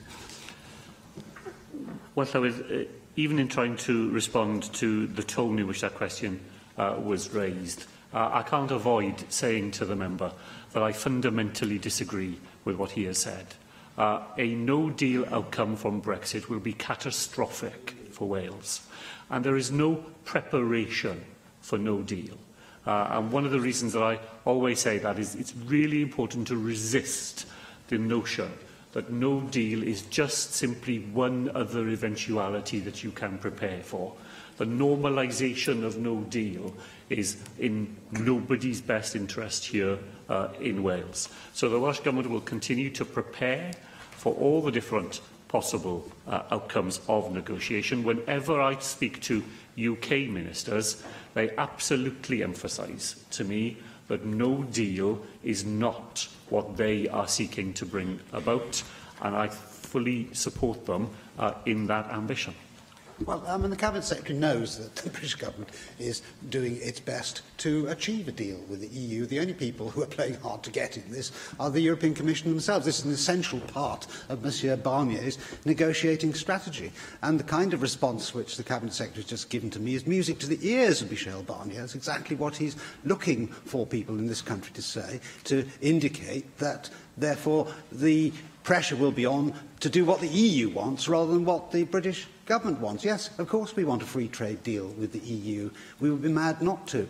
And everybody with any common sense is pressing towards that. But constantly saying what the EU wants out of this is not going to help us in our negotiating position. So I urge the Cabinet Secretary, yet again on behalf of the Welsh Government, not just to concentrate on the negativities which will happen if there is no deal, because if there is no deal, that won't be because of the efforts of the British Government, it will be because the EU has put its own political priorities before economic common sense. I've lost count of the number of times in this chamber that I've heard the member assure us that a deal would be the easiest thing in the world to bring off because German car manufacturers and everybody else in the European Union would be so desperate to do a deal that it would be brought off with hardly any effort at all. I find it very difficult to square his views in that regard with his suggestion this afternoon that somehow the Commission is hell-bent on not reaching a deal. We won't get a deal if we regard the Commission and the European Union as somehow our enemies in all of this. There is a shared interest in getting a deal and getting the best deal, and the Welsh Government has set out what we believe the best deal would be. And simply assuming that we are pitched against one another, in which a good outcome for one is a bad outcome for the other, is not, I believe, the way in which the best interests of Wales will be secured. Is that I don't see this as a zero-sum game where Britain benefits at the expense of the EU. I've always made it clear that a free trade deal is in the interests of both parties and actually is much more in the interest of the EU in a sense than it is of the UK because we have a massive deficit of about 80 billion a year in trade with the EU. And as regards German car manufacturers, we have a deficit on trade of 36 billion euros with Germany. Of course, it's massively in the interest of German car manufacturers for us to do a deal with them because we buy 1 in 7 of all the passenger cars that are manufactured in Germany. But if the Cabinet Secretary persists in saying that, oh, well, we need to give in to everything that the EU demands of us in order to get a free trade deal, that is the best way to ensure that we don't get one. Well, I just reject the language of giving in and the approach that the member suggests. The Welsh Government has articulated the sort of deal which we believe is in the best interests of people and businesses in Wales. A deal in which we have full and unfettered access to the single market, in which we remain in a customs union, in which Welsh businesses, Welsh public services and Welsh research institutions are able to go on recruiting people who we've been lucky enough to attract to come and make their futures here in Wales, and which Welsh citizens continue to enjoy the protections that they have gained through the European Union as citizens, as workers, as consumers and in human rights too. There is a positive view of the sort of deal that we need with the European Union, which we believe the other side of the European Union would allow Welsh businesses and Welsh jobs to go on thriving. That's the sort of language which I think best assists us in trying to make an influence on the UK Government and on the Commission in the conduct of these very, very important negotiations. Cwestiwn 3, Rhina Piorwerth. Diolch. Llyweddaw wnaeth ysgrifennydd y Cabinet datganiad am rôl deddf llesiant cenedlaethau'r dyfodol Cymru 2015 yn y broses o ddatblygu is-adeiledd trydan yn Ynys Môn. Wel, diolch yn fawr i'r aelod am y cwestiwn. Mae deddf hon yn sicrhau bod cyrff cyhoeddus yng Nghymru yn ystyried ein llaisiant hir dymor. Bydd polisi cynllunio Cymru yn gael ei adolygu yn sgil y ddeddf. Bydd yn ystyriaeth perthnasol ar gyfer penderfyniadau gan yr ysgrifennydd gwladol mewn perthynas â materion sailwaith trydan. Diolch am yr ateb. Ydych chi'n cyfeirio at gyrff gyhoeddus yng Nghymru ar dyletswyddau sydd arnyn nhw, ond wrth gwrs mae yna gyrff eraill yn gyhoeddus neu'n lled gyhoeddus neu chysylltiadau cyhoeddus sy'n gweithredu yng Nghymru a sy'n cael impact go iawn arna ni. Mae grid cenedlaethol yn bwriadu codi cysylltiad trydan newydd ar draws Ynys Môn, efo'r gost yn brif, os nad yr unig ffactor, dwi'n meddwl, mewn penderfynu sut gysylltiad i'w gael, a be maen nhw am wneud felly di mynd am yr opsiwn rhata, sef peilona uwchben y ddeiar yn hytrach na mynd o dan y ddeiar neu dan y môr, sef be da ni yn Ynys Môn yn gofyn amdano fo. Rwan, dyna, mynd dan y môr neu dan y tir fydda yn gwarchod buddianna Ynys Môn rwan, a chenedlaethau y dyfodol yn Ynys Môn, ac mae ganddo ni ddeddf cenedlaethau'r dyfodol yma yng Nghymru. Rwan, chi di'r ysgrifennydd Cabinet sy'n a chyfrifoldeb dros weithrediad y ddeddf honno. Ydych chi yn barod i roi ymrwymiad i weithio efo fi ag eraill fel ymgyrchwyr yn erbyn peilona i wthio ar grid, ar Ofgem, ar Lywodraeth Prydain fydd yn gwneud y penderfyniad yn y pen draw i sicrhau bod y cynllun cysylltu yma ddim ond yn gallu digwydd yn unol ag egwyddorion y darn pwysig yna o ddeddfwriaeth sydd wedi cael ei basio yn y lle yma.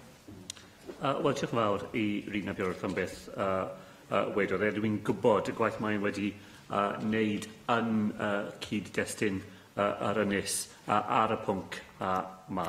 A ni fel Llywodraeth, ni'n gweithio yn agosaf gyda'r cyngor lleol ar y pethau mae wedi cyfeirio ato.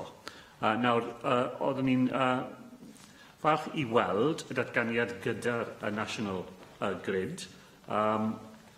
So maen nhw'n wedi wneud datganiad ar well-being, ble maen nhw'n ddweud yn y cyd-destun y deddf, while these do not specifically place requirements on the National Grid or the development of new transmission lines, National Grid believes that the aims of the Act are important and deserve consideration.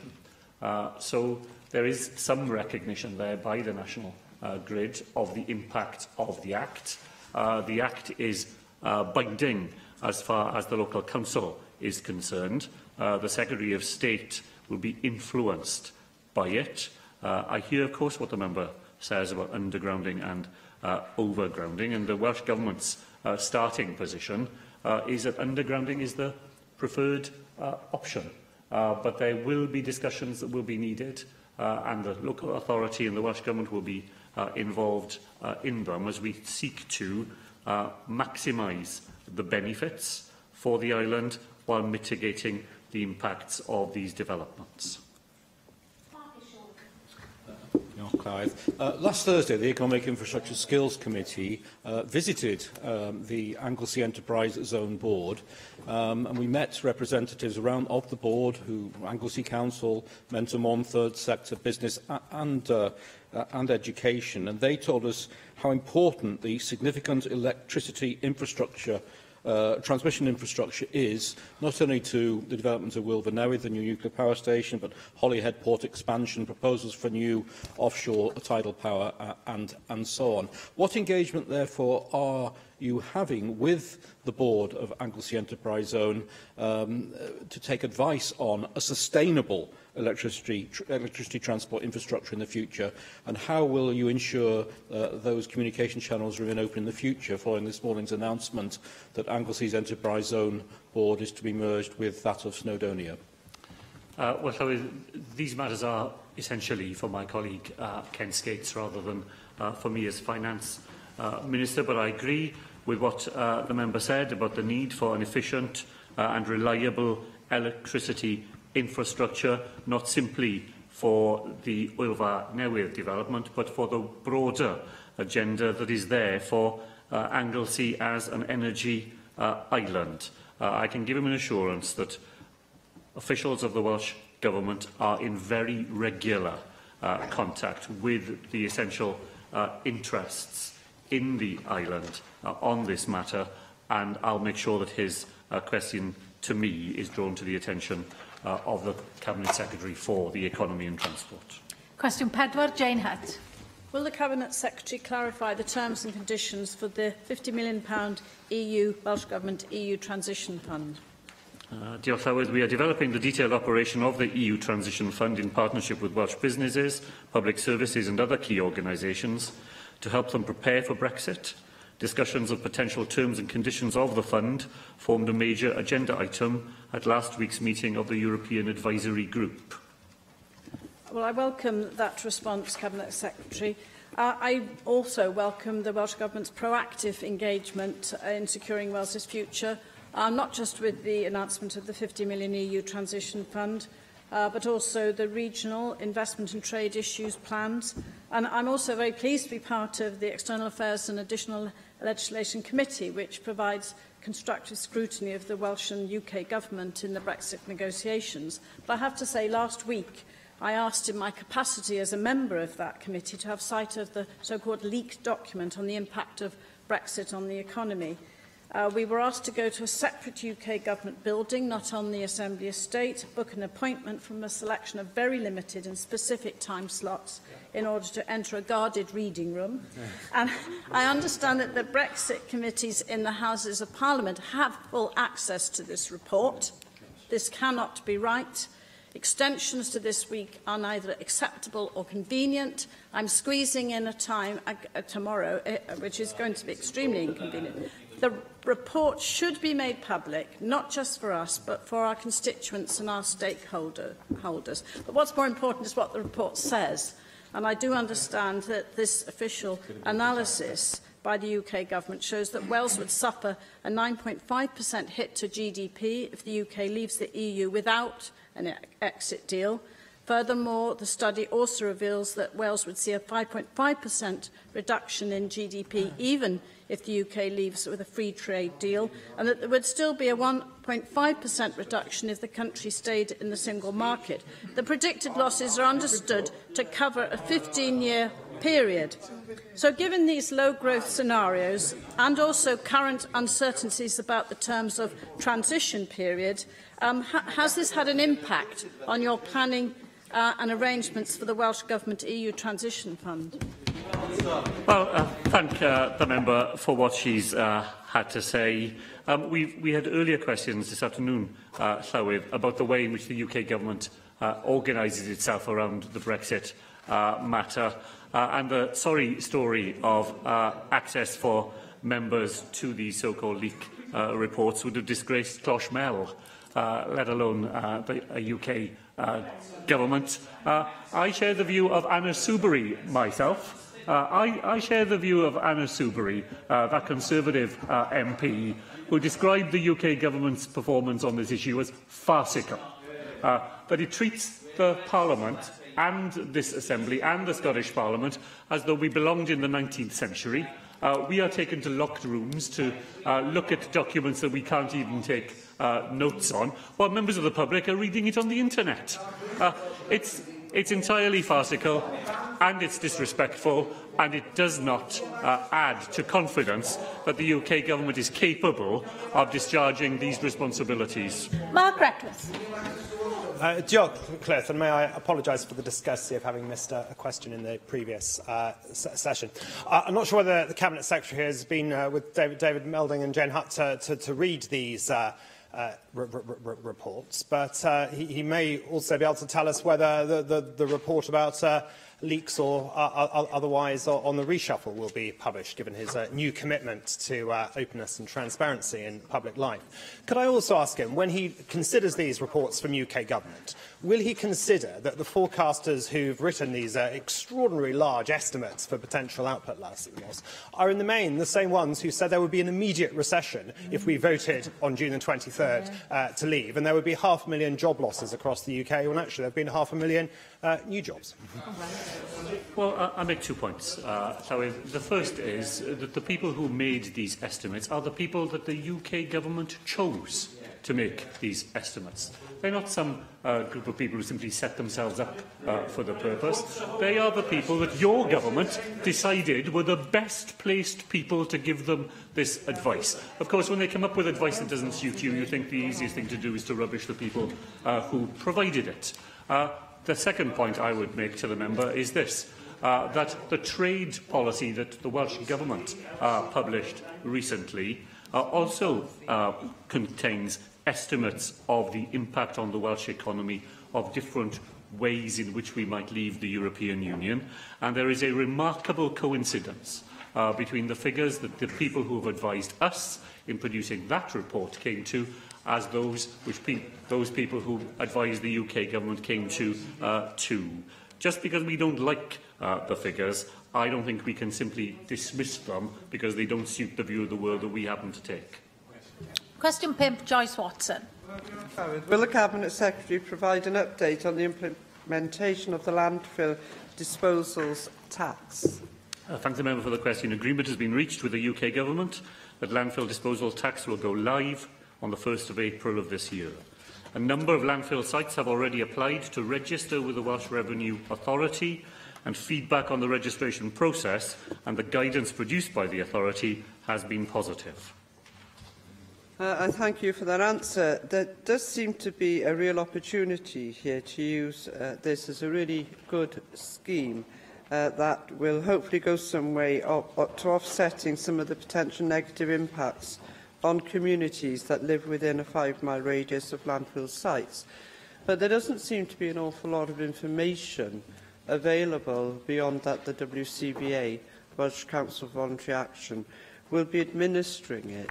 So is it your intention, or the intention of WCVA, to let communities and organisations know how that they can actually, first of all, understand the scheme and then apply from any assistance that those communities can benefit from in accordance with this landfill tax? Well, can I thank the member for drawing attention to the community's scheme in landfill disposal tax. It's a very important part of the way we are doing things in Wales, and members of the Finance Committee took a particularly keen interest in it. And the fact that we have a 5-mile zone, but which now includes waste transfer stations as well as landfill sites, was one of the changes that was made to the scheme, and our colleague Mike Hedges was particularly influential in advocating that, and Joyce Watson will be particularly glad, I know, to know that that means that there are now 16 waste transfer stations in her region where communities will be able to benefit from the scheme who previously had no benefit from it at all.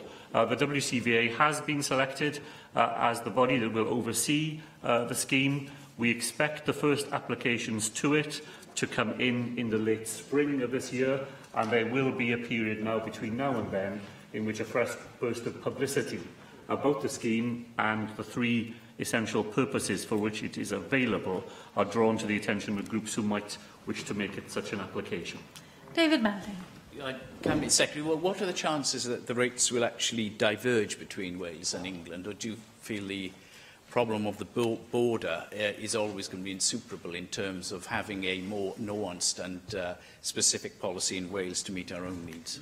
David Melding is absolutely right that the border is a very significant issue in landfill disposal tax and waste tourism that some of us became familiar with during the passage of the bill is a genuine risk, and it is why I said in setting rates and bands for this tax that we would not diverge from rates and bands across our border for at least the first 2 years. We have already diverged, however, in setting 150% ban for unauthorised disposals, and that doesn't exist across all borders. So there is already some, and I think very useful differentiation here.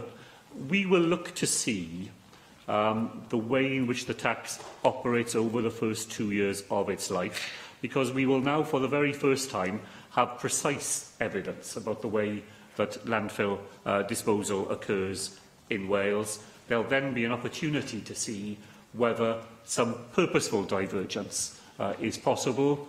I've said all the way along, and I say it again, I'm not a believer in divergence for the sake of it. If it suits us and does things in a better way for us in Wales, we will, but we'll wait to have the evidence before we make such a decision. Cwestiwn 6, Jenny Rathbone. Cabinet Secretary, how much additional funding is required to cover the costs of the M4 Relief Road? With no additional funding will be required for the budget period in which capital plans have been set out, and no money will be allocated until the outcome of the local public inquiry.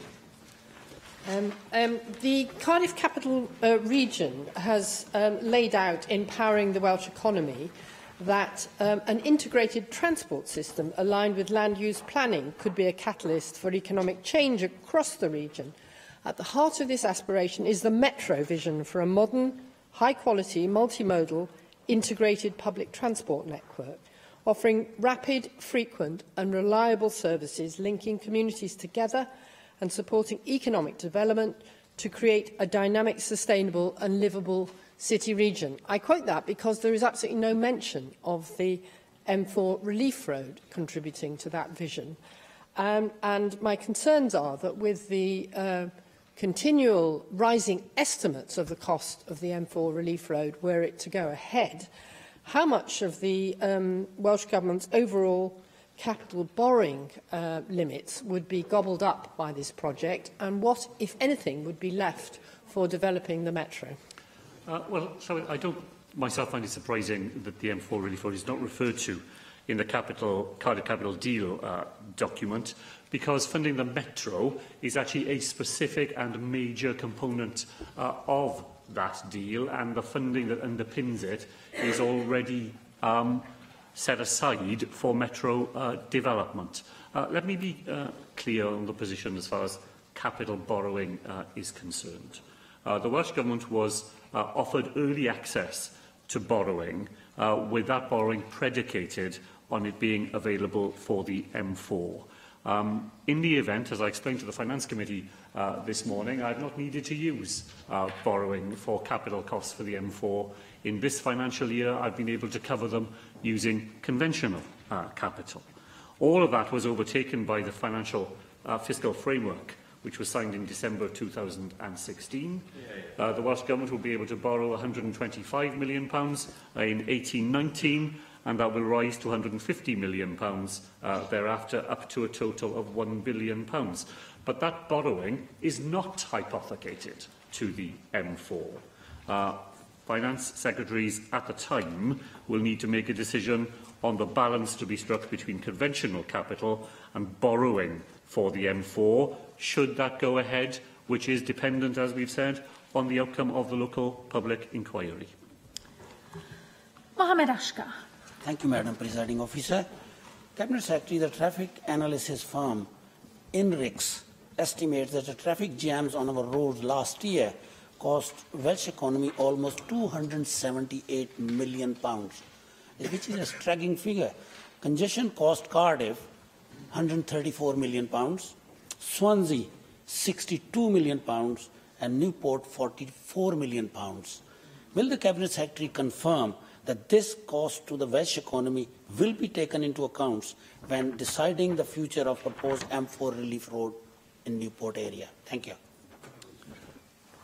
Well, making sure that there is transport infrastructure that allows people and business to be moved effectively across Wales is, of course, important to our future, and that's at the heart of the public inquiry.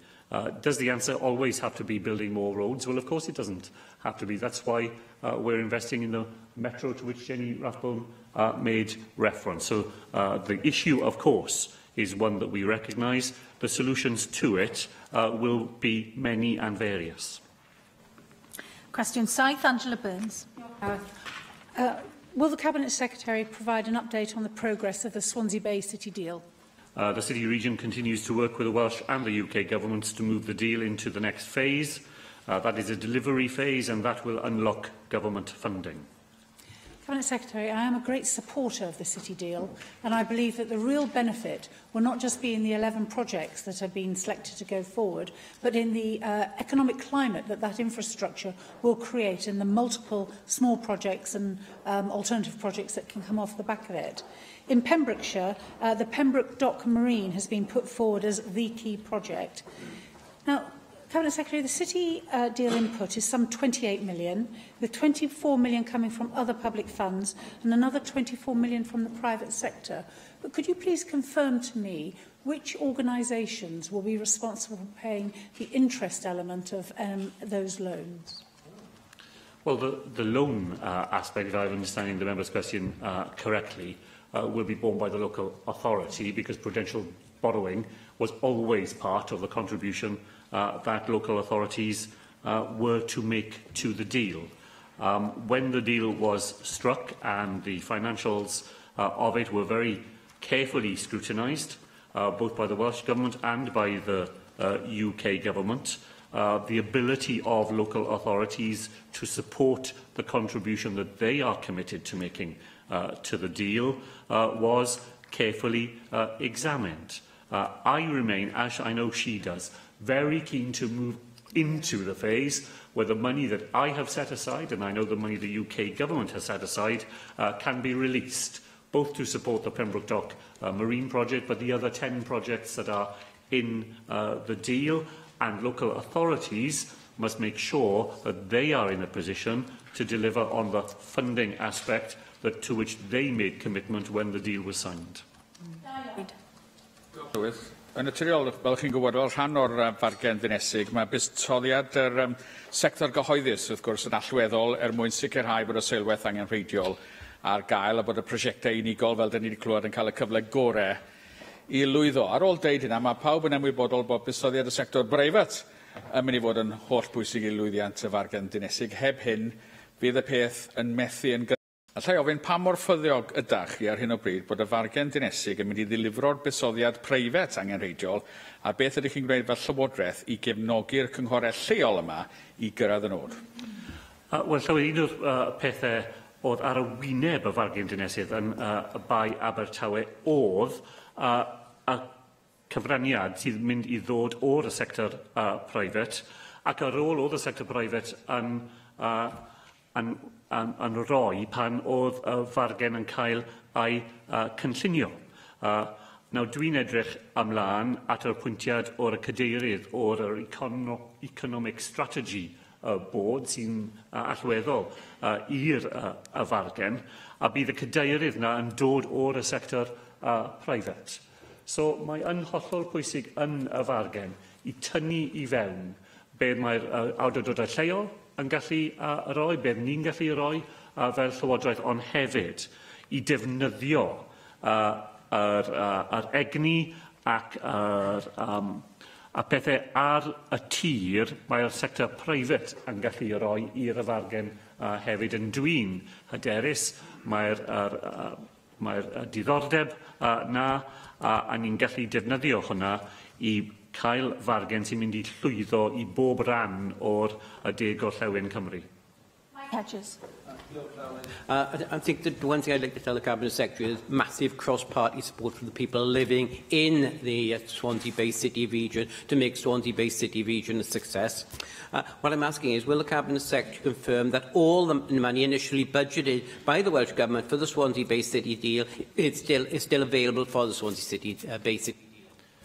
Very happy to confirm to the member that the £125.4 million that we put on the table to get the deal to its conclusion is still available. I am very committed, as I said to Angela Burns, to do everything we can to assist the deal to move into the next phase, so that money that is available can be put to work to support the commitment that I know is there amongst the local population to make this deal a success. Question 8, Janet Finch-Saunders. Will the Cabinet Secretary make a statement on the Welsh Government's new borrowing powers? Thank the member for that question. The new fiscal framework secures £1 billion worth of capital borrowing powers, as I've set out before the Finance Committee and in this chamber. My intention is always to maximise the use of the least expensive forms of capital before proceeding to more complex and expensive kinds of investment. Thank you. Cabinet Secretary, I'm sure you'll join me in welcoming the new borrowing powers of, as you say, up to £1 billion under the Wales Act, coming into effect in just a matter of weeks. Now, of course, it is vital that these monies and powers are used to drive the Welsh economy forward. And in North Wales in particular, this means making journey times faster and more reliable, especially in regard to the upgrading of the A55. Can you advise me as to what assurances you plan to give the forthcoming National Infrastructure Commission in terms of your commitments to using these extra borrowing powers to ensure that access to such finance is taken into account as part of this long-term and much-needed infrastructure planning here in Wales? I do share the member's welcome for the borrowing powers that we will have. As I'm sure she would point out to me, borrowed money has to be repaid, and therefore it's a careful balancing act required in investing today and being confident that we are able to pay back the money that we've borrowed in the future. But I regard that, as I think she was just suggesting, as an investment in the future of our country and its economic success. I've listened many times to her making the case for investment in transport matters in North Wales. I know that she will have welcomed the £250 million that this government is committed to using to address congestion in the Deeside corridor, and there are other steps which my colleague, the Cabinet Secretary for Economy and Investment, is making to make sure that the A55 continues to be a highway that drives prosperity right across North Wales. Ac yn ola, Mike Hedges. Diolch, Llywydd. Borrowing, as you just said, Cabinet Secretary, always comes with a cost. But we are currently at historically very low interest rates, and so now is an incredibly good time to borrow, especially if you can get borrowing at fixed rates from the Public Works Loan Board. Have the Welsh Government considered using borrowing for a hospital renewal programme to cut the cost of for health in running some of the buildings they've got?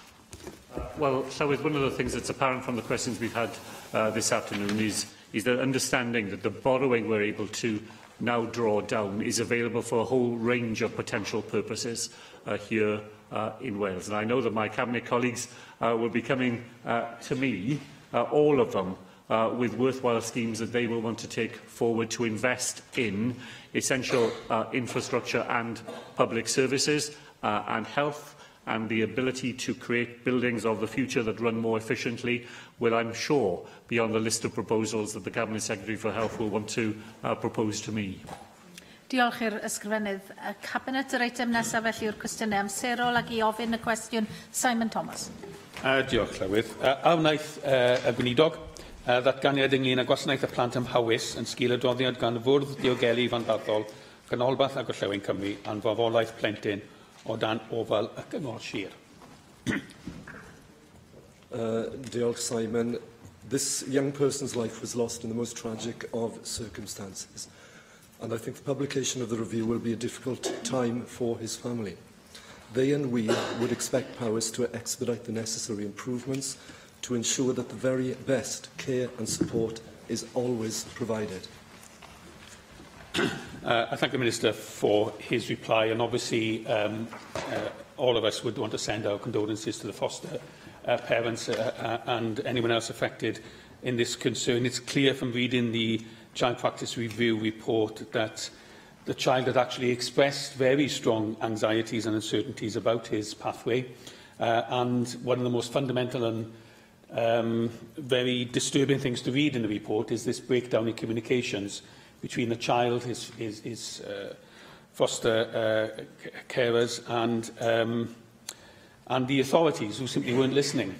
Now, if I can ask two questions of the Minister. Earlier this morning, he produced a written statement on children's services in Powys, which talked about carrying on working with the County Council. I want to understand whether he has taken this review report into account in issuing that written statement, as many people in Powys feel that this is another sign that things had broken down so fundamentally there that actually it needs more direct intervention than the Minister has been prepared to go so far. And I know I've discussed this with him in the past. And the second element that I'd like to ask him about is that it becomes clear from reading the report that the national practice guidance, which we have as he has as a national government, When I'm Ready, which talks very clearly about allowing eligible teenagers to remain in care beyond the age of 18 if they're not ready to leave care, and talks very clearly about putting them at the centre of care plans, that good practice guidance simply wasn't followed in this case and not due care was taken to it. So what assurances can he give the people in Powys now and the wider community that this guidance, which we trumpet as one of the world-beating kind of guidance for children in care, is actually being followed through all parts of Wales, particularly in Powys, and how can he give those assurances going forward? Can I thank Simon both for bringing this to our attention today, but also for the pertinent questions he's raised and his and others' continued focus on these very important matters. Let me deal with each of the points that he has raised. First of all, I just want to thank the young man's parents for their assiduity in pushing for this child practice review. There were different ways of taking this forward. They were insistent on a child practice review, and this extended child practice review is a good opportunity, not simply to reflect, but to make sure that the lessons that are within this, some of which he touched upon, are actually now, and they are, built within the improvement that we're already looking for Powys in concert with others supporting them to actually deliver, and to deliver not only in short order but in the medium and long term as well, so that they're binding.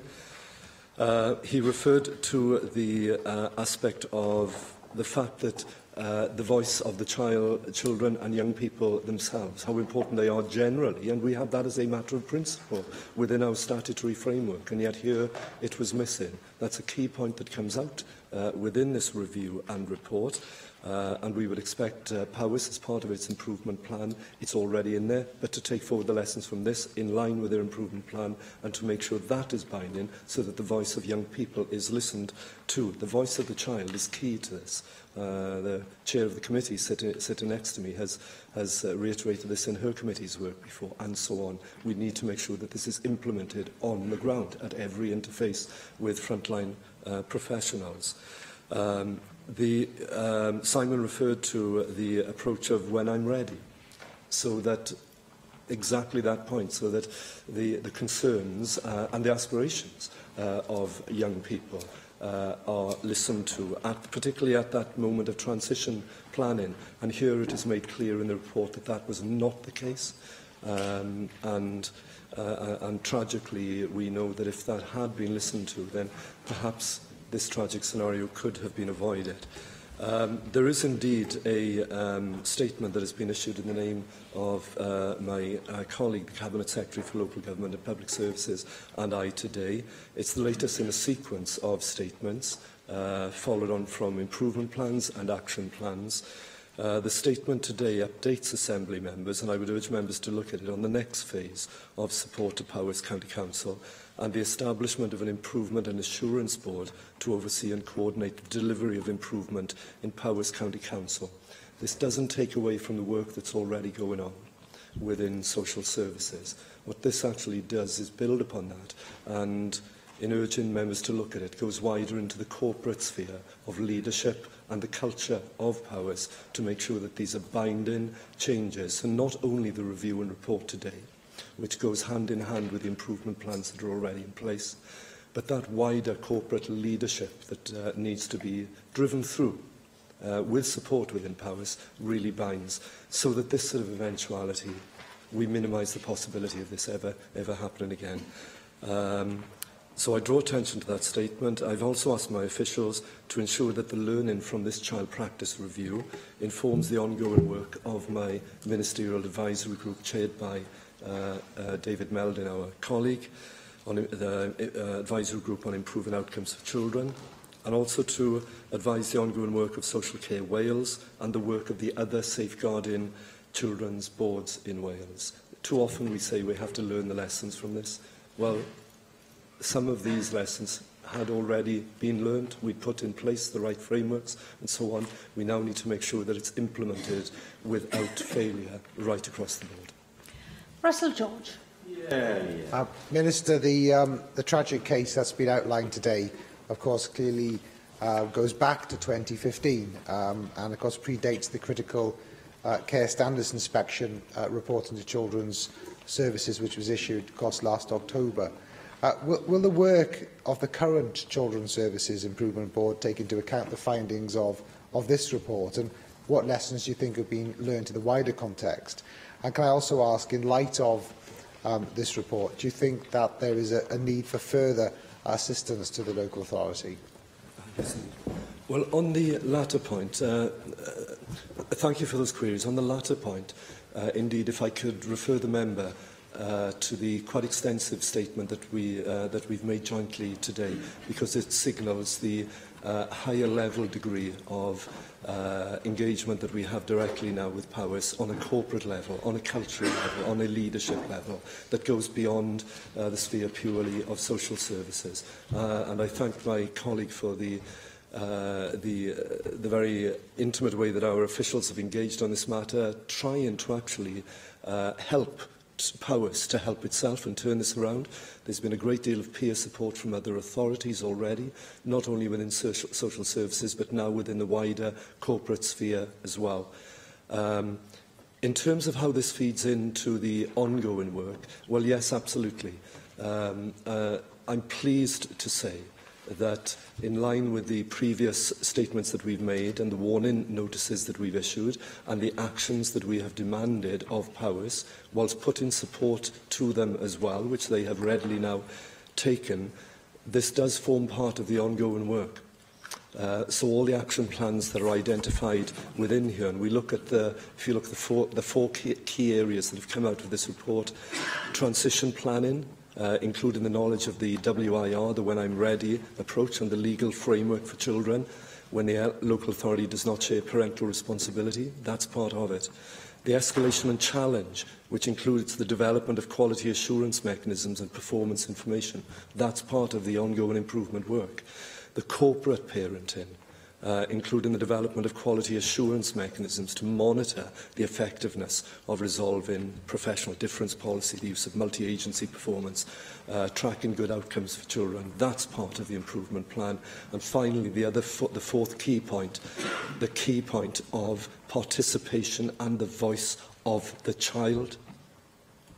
Now, this includes a review of the effectiveness of regionally commissioned advocacy and assurances from the Regional Safeguarding Board, CUSA, from partners about how the voice of the child influences their ability to ensure good outcomes for children. So all of this dovetails very much with the improvement plan that's already in place. But as I say, the announcement today, the joint statement from myself and my Cabinet Secretary colleague, shows the higher level now of engagement with Powys to make sure that not only in social services but right across Powys, this change in leadership and culture and ownership is there.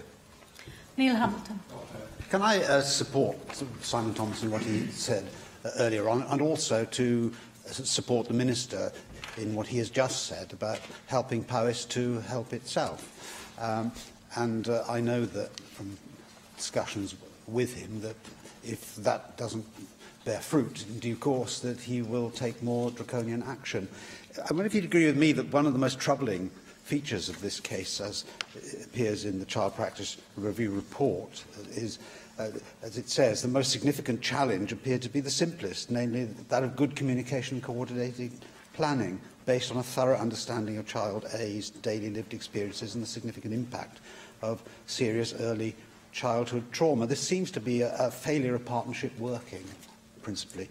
And it's rather troubling that we have all these professionals who are apparently unable to communicate effectively with each other.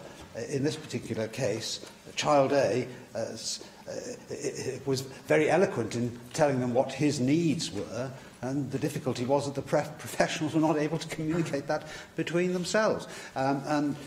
Nobody underestimates the difficulty of the job that these professionals have, so one doesn't want to undermine their confidence or esteem in themselves, but nonetheless there are very significant lessons here that must be learned by all those in the chain of authority, leading to this dreadful outcome. I wonder if the Minister can tell us today, in rather more detail, how this improvement in communication within the authority and between the different professionals involved is going to be affected. Yes, indeed. Thank you, Neil. And you're right in drawing attention to some of the key parts of the report, which say, for example, that professionals need to feel confident when working with parents who are perceived as challenging, and be more empathetic in working with families. That all professionals need to have up-to-date knowledge of new guidance and legislation, and being able to think creatively about planning with and for children in their care, and so on. This is about good practice, and there is individual good practice within Powys. The problem is this aspect that we have seen where it's not simply the leadership within a department, it's leadership at all levels, and the sharing of best practice and the dissemination of best practice and that professional approach. Now, it is turning round. That's why we reissued a warning notice. We noted the improvement on the 15th of January that had been made already, including in the appointment of new leadership as on an interim level to certain key positions. But there is more to be done, and that's why we haven't lifted the warning notice. We've extended it and highlighted the key milestones in a month, in 3 months, in 6 months, and beyond. We are keeping our support firmly there, our encouragement to do better firmly there, and we are seeing the improvement. And I think, if anything would give solace to the family and those people who knew this young person today, it's that this is translated now into that continual improvement within Powys. It's worth reflecting that the purpose of a child practice review isn't point a finger of blame. It's to say this is where you can positively make a difference and improve, and we expect that to happen. So we and CUSA and all the other agencies and the peer support that's already in place will be working with them to make sure that these improvements are bolted in, and that we give those frontline professionals both the confidence and the knowledge they need to do their job well, creatively, safely, looking after our young people, giving our young people the right opportunities and the right choices, and not locking them out of the conversation. And that's what the learning from this tells us, and that's why it needs to be embedded into the existing improvement plan that is ongoing, that we have some confidence is being delivered, but there is a long way to go still. Joyce Watson. Llywydd, the first thing I want to do is to send my condolences to anyone who has been affected by what is a real tragedy. But the tragedy, it seems to me in all of this, and Neil Hamilton did talk about chain of events and conversations, and I agree with him, because what it should have been was a circle. We had this extended chain of individuals speaking separately when they should have been clearly joined up. And, I don't know about other people, but I do know about myself. I'm absolutely fed up talking about case reviews where things have gone wrong from lack of joined up thinking.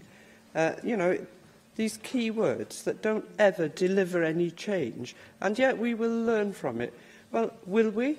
That's the question I'm posing here today, because it's really, really upsetting to read about the anguish that this young person went through, that expressed that to certain individuals, but nobody along the line actively intervened in the best interest of this child. And I know in the past when and I'm sincerely hoping things have changed, when I wrote to Powys Council, because I was concerned about a family, and asked them to act, they said that I had to write my concerns to the Cabinet member. Who ever heard of such a thing? And I wrote back in the strongest of terms, saying, you know, just forget that one and try and take some action. And I still had to write back 6 months later asking for a reply. So, you know, whilst we might have lots of faith here, mine has been stretched to the ultimate. And it would have been about this time.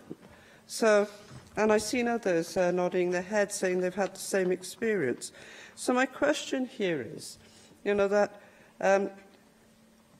we really go in and make sure that not only do Powys learn these lessons, but that everybody else learns it too.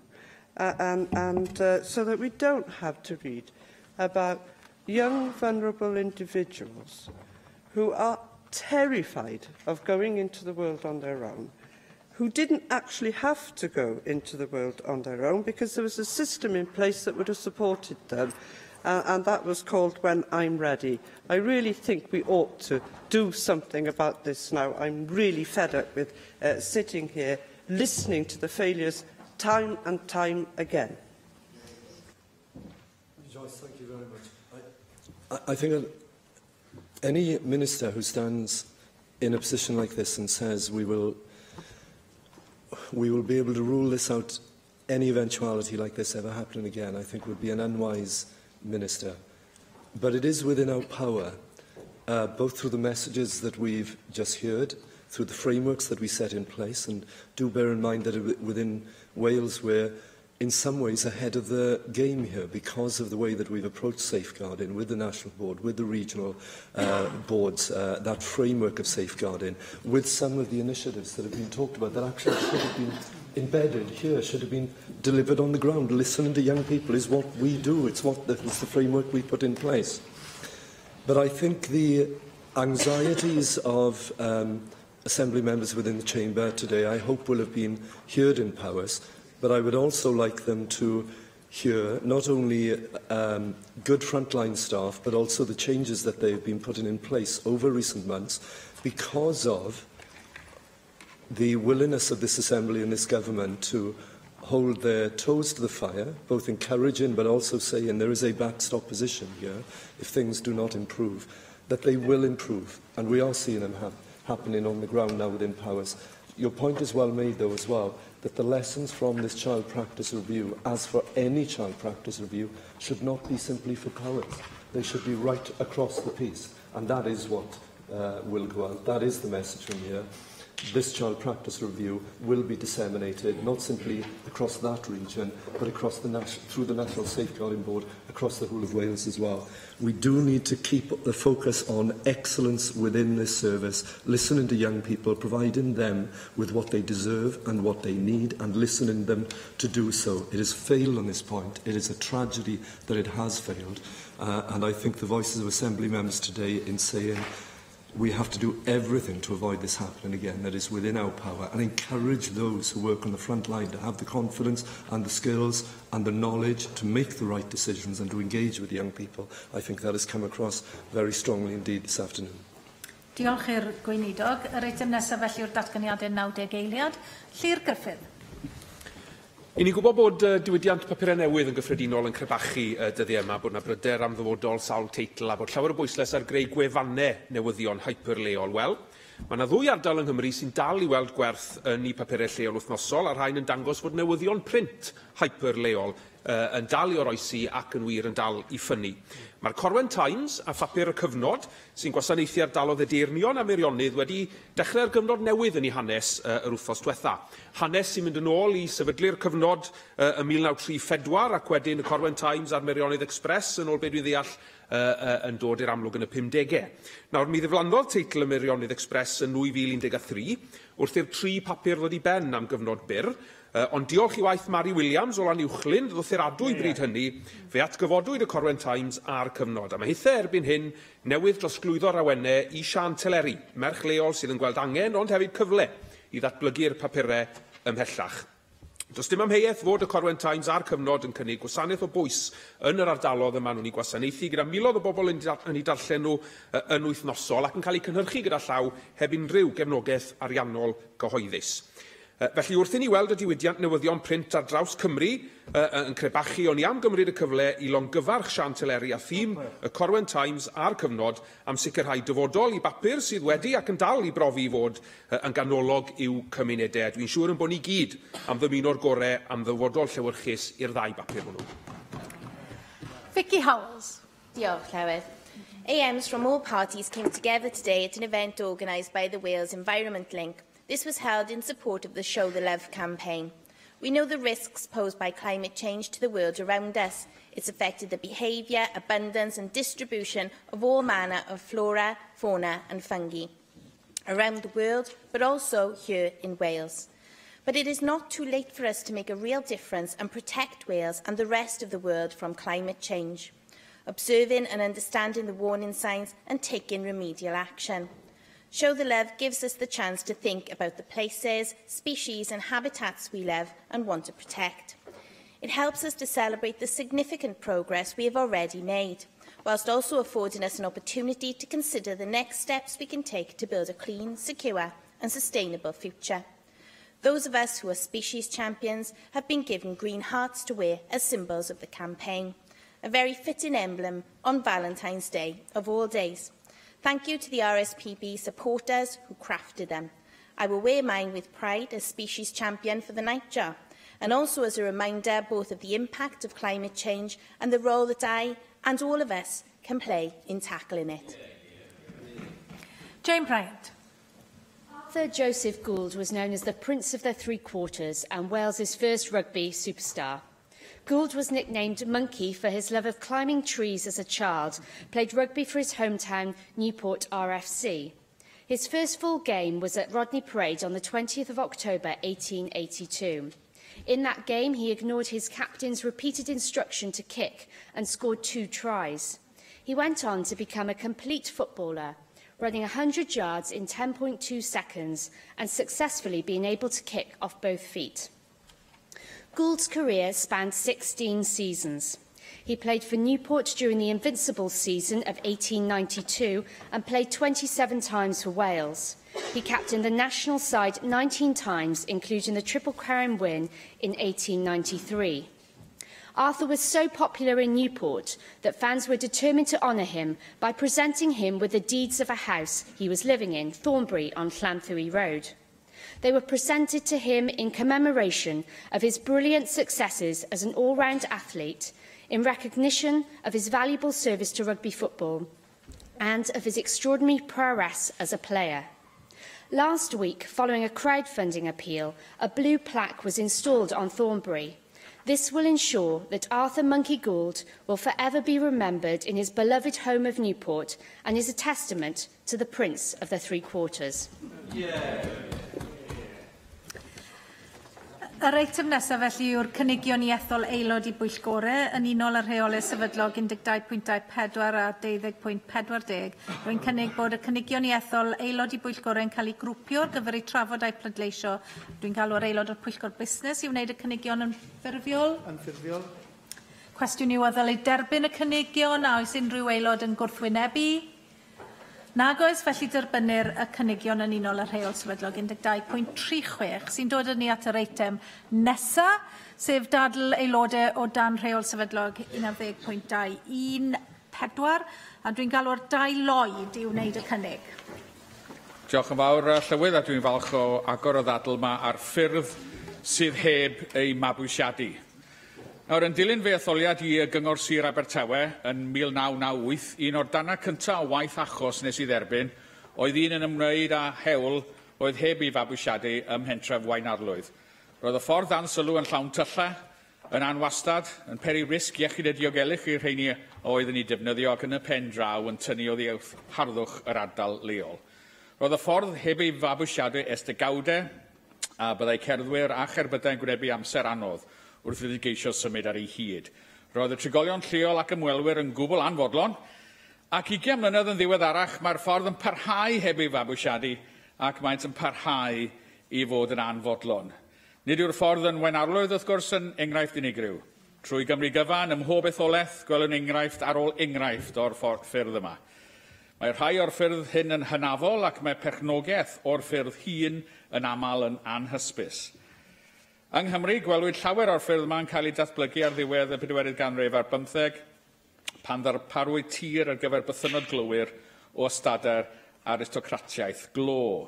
Tai teras a adeiladwyd yn aml gyda'r seilwaith lleiaf posib. Gyda gwladoli'r diwydiant, gwerthwyd rhai tai ar bwrdd glo cenedlaethol, ond nid oedd hyn a ddigwyddodd i'r tir rhyngddynt yn glir. Pan ddinistrwyd y diwydiant glo yn yr 80au, daeth y materion perchnogaeth tir yma hyd yn oed yn fwy aneglir. Yn aml, heb unrhyw oleadau stryd, dim dreiniaid a dim wyneb ar y ffordd, mae'r ffyrdd hyn yn troi'n ardaloedd anhygyrch i drigolion oedrannus, yn enwedig yn ystod y nosweithiau a misoedd y gaea. Maen nhw hefyd yn anaddas ar gyfer y plant yn eu cymunedau mwyaf difreintiedig, dim yn le ar gyfer beic neu fwrdd-sglefrio neu le diogel i gicio pêl. Yn ychwanegol i hyn, mae'r ffyrdd yma hefyd yn gallu bod yn hollol anaddas ar gyfer cerbyda'r gwasanaethau brys, fel ambulans neu injan dan, ac yn gallu creu straen ychwanegol wrth i'r gwasanaethau brys drial ymateb i argyfwng. Oherwydd i cyflwr gwael, maent yn aml yn arwain at lefelau sylweddol o lythyrau, negeseuon e-bost a chysylltiadau ffôn rhwng trigolion a chynghorau sir ledled Cymru, yn aml yn mynd rownd mewn cylchoedd a'r problemau yn parhau. Unadopted roads, the responsibility of the road owner, if they can be found, or the residents of properties fronting onto the unadopted road, often with no help from the local authority, even though they pay full council tax. Unadopted roads, of course, can be adopted at the instigation of either a local authority or the frontages, but local authorities would normally expect the road to be up of a proper standard before it can be adopted. Under Section 236 of the 1980 Act, a local authority is permitted, but not required, to pay some or all of the cost of bringing a road up to an adoptable standard. The reality, of course, is that local authorities rarely instigate the process, and in these austere times, it's seen as a liability which they can do without. The precise scale of the problem is not actually known. While local authorities are required by the Highways Act 1980 to maintain a register of the roads for which they are responsible, there is no such requirement to maintain a register of unadopted roads within their areas. Therefore, quantifying the scale of the problem is difficult. The data which is commonly quoted is generally sourced from a 2010 House of Commons library note on unadopted roads, which states that a Department of Transport survey in 1972 found that there were then approximately 40,000 unadopted roads in England and Wales, making up some 4,000 miles of road then.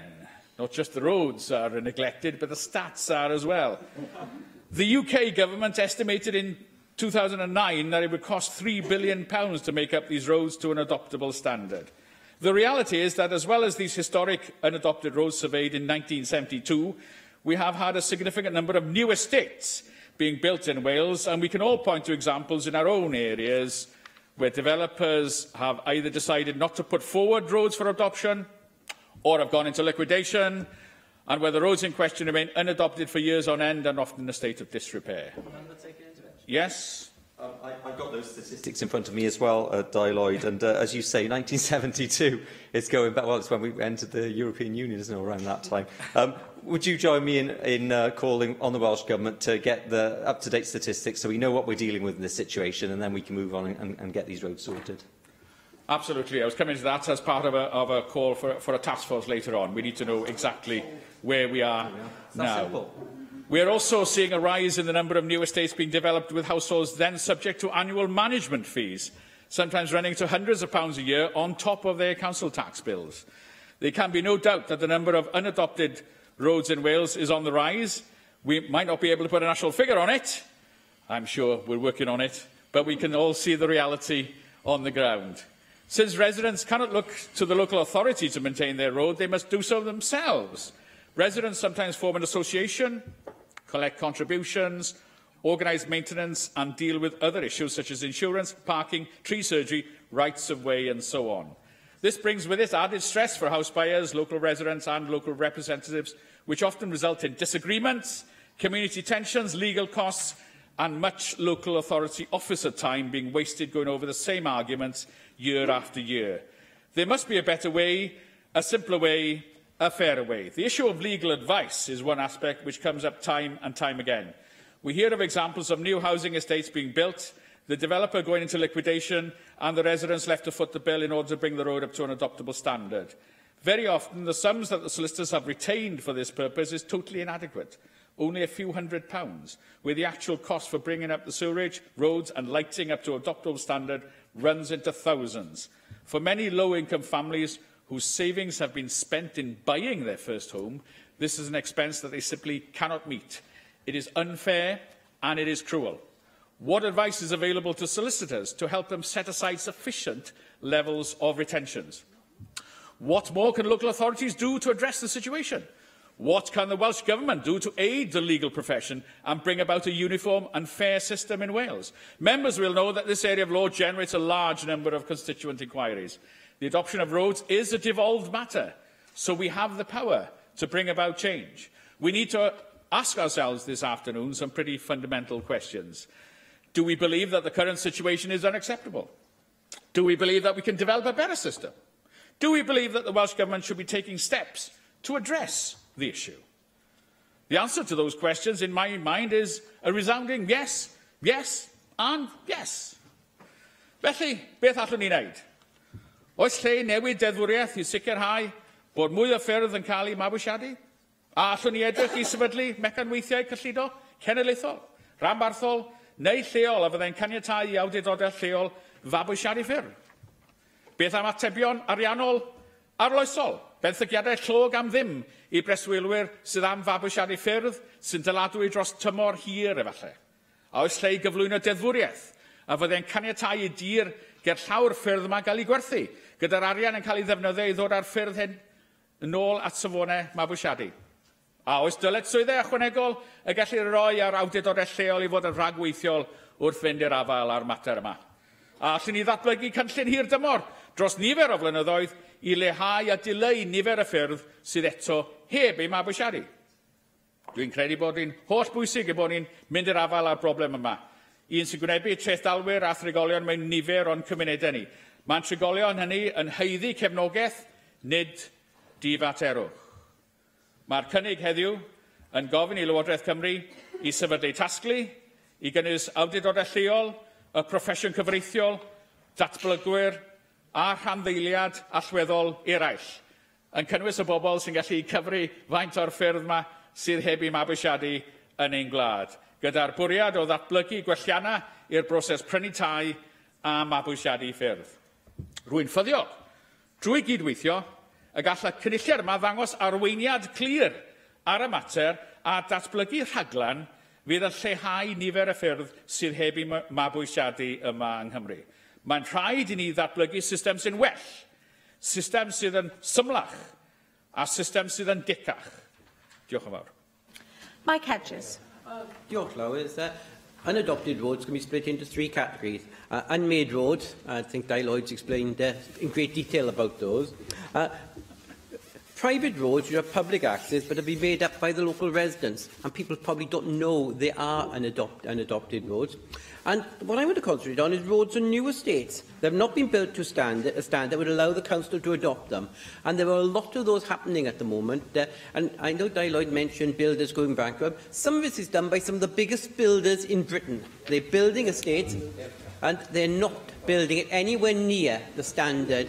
And I've got an estate, a very large, relatively affluent estate near where I live, which Di Lloyd will know, which is the Herbert Thomas Way estate, which used to be known as Bryn Hylog, where there's a lot of roads there which are unadopted. I'm sure that Di Lloyd's had lots of letters from residents, and I've been talking to the Resident Association. I have. I'm sure the Minister's been contacted by them as well. And I think that I want to concentrate on this group. A new road will be considered by the Council for adoption, provided the freehold owners of the land dedicate the road as a public highway when it is built, and in Section 38 agreement of the Highway Act 1980, and the following criteria are met. There is a direct link with the existing public highway. It must be of sufficient utility to the public and offer wider community benefits. The road up for adoption will have a wide use and simply providing access for individuals to their houses. The road will remain open to the public to pass and repass at all times when formally adopted. The carriageway and footway offer safe passage for pedestrians and vehicles. That's the easy bit. If that was the answer, there would be no problem at all. But the next bit is a bit to catch them. The carriageway and footway have an approved means of surface water drainage. Street lighting must conform with current local requirements and national standards. The road is constructed to a satisfactory standard. And I'll tell you, I wouldn't know walking down a road how thick the tarmac is on it. If I see tarmac on it, I assume it's okay. I'm sure most other people who are not civil engineers would feel exactly the same. And commuted sums are paid for their ongoing maintenance. For all roads up for adoption, the developer must ensure these accord with the above criteria prior to consulting the councils. Councils do not adopt all new roads built by housing developers. However, the developers can choose to keep their new roads private if roads do not meet the above criteria. Residents see a new tarmac road and believe it will be adopted. Why wouldn't they? I would. They do not know the drainage. It meets the requirement or not. They don't know whether the lighting columns are the right height, in the right places, have the right size bulbs, are able to have the right size bulbs, are dealt with effectively by electricity. How would they? And they have no idea what the substructure of the road is like. The first of many residents on new estates know that their road has not been adopted by the council as when a problem occurs. Often the street light stops working and they then go directly to the council will tell them it's not our responsibility.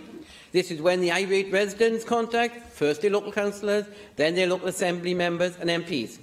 This is becoming more of a problem as major house builders are not building roads to adoptable standards. This has to be addressed. This needs legislation, I'm afraid. When a new planning law is brought in, it needs to allow councils to set a planning condition that all roads will be constructed to adoptable standards. That roads built are built to a standard under a Section 38 agreement. I do not believe that people buying a house on new estates wanted adopted roads. In fact, all my experience is they're desperate to have their roads adopted. Why would they want an adopted road? Why would they want a road where they are responsible for its maintenance? No rational person, I would suggest, would want to buy a new house and then want to look after the road themselves. If nothing else, it reduces the resale value of the property. It always amazes me that under conditions planners can specify the brick colour of the window frames, but cannot specify the road must be built to adoptable standard. Tell you now, most people buying a house would take adoptable standard of the road well ahead of what colour brick it is made of and what colour window they have. It's an issue causing concern for very many people. When a road is unadopted, a fairly lengthy process will be undertaken to get it adopted.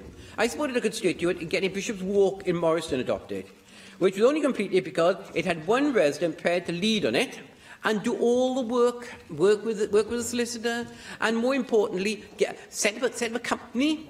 It's a fairly lengthy process. It's not, dear sir, please will adopt our road. It's a fairly lengthy process, and all the residents worked together and supported it. If one resident had been opposed, it would not have gone to being adopted. If one resident had been unwilling to pay any of the money needed, it would not have been adopted. All new estates should have roads built to adoptable standards. As the developers are not doing it voluntarily, I would urge the government to give serious consideration to legislating as part of the new planning bill to ensure that all roads built must be to adoptable standard. David Melding. Thank you, Deputy Presiding Officer. I think we've heard two outstanding speeches and covered most of the ground, and done so, I think, with great eloquence, because I think we all have experience of this issue, and it is a matter that really does affect our constituents. It affects day-to-day life and can leave them in a very exposed financial situation. Like others, I've been very concerned to find that we are way short of best practice often in the way developers leave roads in new estates. We have a historical problem which is probably more difficult to deal with, but what's happening at the moment, when we're building record low numbers of houses, it does seem astonishing that we can't regulate that activity more effectively. I'm very concerned at what happens when roads are unadopted. And just to spell it out, roads, grass verges, pavements and playgrounds are then retained by the developer, and the developer usually subcontracts day-to-day management. These companies pass on the costs to homeowners, both freeholders and leaseholders, via deed of transfer, which obliges the homeowner under the Property Act 1925. I think that takes us even further back than the research note from the House of Commons Library of 1972. You know, the Law of Property Act 1925 is governing these practices, and they have to pay for the maintenance of the land. This is often referred to as an estate charge, a community charge, not a name that evokes very much happiness, or a service charge. And unfortunately, these practices are not dying out, and I share the real anger that Mike had for this being continued now. We are already facing generally problems of affordability with housing. I mean, even people in good jobs and however no access to other wealth find it difficult to buy a home, and then to be faced with these sorts of charges. I have to say, it would never occur to me to check that the road is being built to acceptable standards, and by the time you go under the road and think of the drainage and everything, I mean, these are duties of care that the planning system should be able to deliver, frankly, and I think that's what we should be aiming for. And some of the other onerous clauses on these ground rents are just remarkable. A charge for altering the property, charges even to sell the property. And we're seeing, some, practices are perhaps similar to what we're now experiencing with the leasehold crisis coming back, and developers sometimes selling on leasehold and then selling on those leaseholds, and doing the same with the management companies. And they're not required, to publish accounts and to the residents, and to prove the works that are being charged for are being delivered to the appropriate standard. There's a horrible lack of transparency in this area. It is antiquated, and it's leaving these homeowners exposed to really punishing practices. And as Mike said, these matters are now devolved, as far as I understand, and they are things that we can attempt to tackle. So I think if you are minded to tackle this area, Cabinet Secretary, I think you can rely on extensive support across the chamber. And I do hope that you will move. You've heard the suggestion of a new law, at least a task force at first to examine the situation. And can I just finish with the lack of data? I'm told that there are 92 kilometres of unadopted highways in Cardiff. I mean, it is really quite remarkable. And that's their best guess in 2010, so, it may be very different now. But really, this area cries out for reform, and we should deliver it. Lynn Neagle. Thank you, Deputy Presiding Officer. I'm pleased to make a brief contribution to this debate. Now, I don't profess to have the kind of detailed and technical knowledge that some of our other speakers have shown this afternoon, but what I do know is that I have dealt with a very steady stream of complaints about unadopted roads in my 19 years as Assembly Member for Torfaen. Now, in some cases, those roads have been in a genuinely woeful condition. I made a site visit a few years ago to Brook Street in Pontrhydyrin in Cwmbran to find that the road was in such a bad state on a rainy day that a duck had actually taken up residence on one of the potholes there. And I hasten to add that this was not a water feature that anybody in the street was pleased to see. Now, I am acutely aware of how cash-strapped my local authority is. I know that they simply don't have the resources to deal with this problem throughout the borough. And I also know that in most cases my constituents don't have the spare cash either. So I therefore very much welcome the idea of a task force to bring everybody together to look at this issue. We all know that we are in very difficult times because of austerity with our public finances, but I hope that bringing people together can be an opportunity to look at innovative solutions like the ones that Di Lloyd has referred to, but others such as where the local authorities can come together to block buy materials, to work together to do things. I really think we have to think outside of the box on this, otherwise it'll be a problem that's with us in another 40 years and that duck will still be there. So thank you very much for the opportunity to contribute, and I will be supporting this motion. Sian Gwenllian. Diolch yn fawr. A diolch yn fawr iawn I Di Lloyd am ddod ar ddadl yma ger bron. Mae'r trydydd ddadl dwi'n credu sydd wedi bod ar feisydd tebyg. Da ni wedi trafod insuleiddio waliau ceudod a'r defnydd o brydlesu a rwan hwn heddiw. Maen nhw yn faterion sydd yn poeni yn etholwyr ni, a mae'n briodol iawn bod ni yn eu trafod nhw yma yn y cynulliad ac yn ceisio, yn bwysicach, yn ceisio datrysiad ar gyfer yr materion yma. Dwi'n mynd I sôn wrthych chi am un enghraifft yn fy etholaeth I sydd yn enghraifft berffaith dweud y gwir o beth sydd dan sylw pnawn yma. Mae stad Caeau Gleision Rhiwlas yn stad o 80 o dai gafodd ei adeiladu rhwng 1975 a dechrau'r 80au. Mae'r cul-de-sacs yna bellach mewn cyflwr trychinebus a deud y lleia, a dwi ddim wedi gweld chwiad yna eto, ond mae yna dylla dŵr mawr yna ac mae yna broblemau dybrid yna.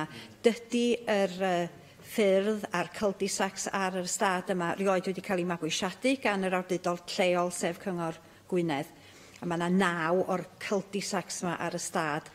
Dros amser mae yr wyneb osodwyd gan y datblygwr fwy neu lai wedi cael ei olchi ymaith gan adael tylla a pylla o ddŵr craig mewn rhanna neu is-adeiledd y ffordd dyna I gyd sydd ar ôl.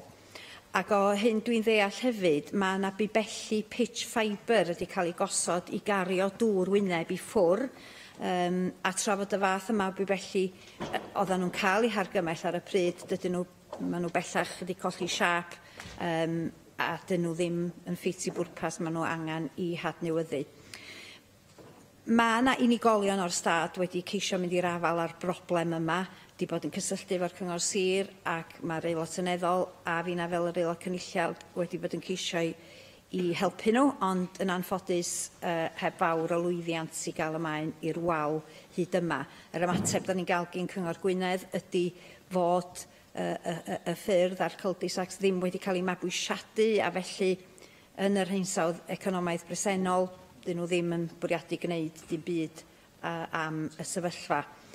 Ac erbyn hyn, oherwydd cyflwr y strydoedd yma, mae'r stad yn ei chyfanrwydd yn ymddangos yn fler iawn, gweitha'r ffaith fod y trigolion yn ceisio gorau gadw y drychiad I tai mor dwt a thaclus a phosib. Mi yda ni yn yr etholaeth wedi ceisio gwneud chydig o ymchwil I hyn ac I weld beth sy'n bosib, ac wedi bod yn astudio llyfr gan yr awdur Andrew Basby, llyfr o'r enw Private Roads, a mae hwn yn cynnwys nifer o awgrymiadau ynglyn â sut y gall trigolion weithredu, ond mae o'n dibynnu I raddau helaeth ar gael perchnogaeth o'r ffordd dan sylw, sydd ddim yn broses hawdd bob tro, datblygwyr ydi diflannu, ac mae o'n gallu bod yn broses ddrud iawn hefyd I unigolion wrth gwrs.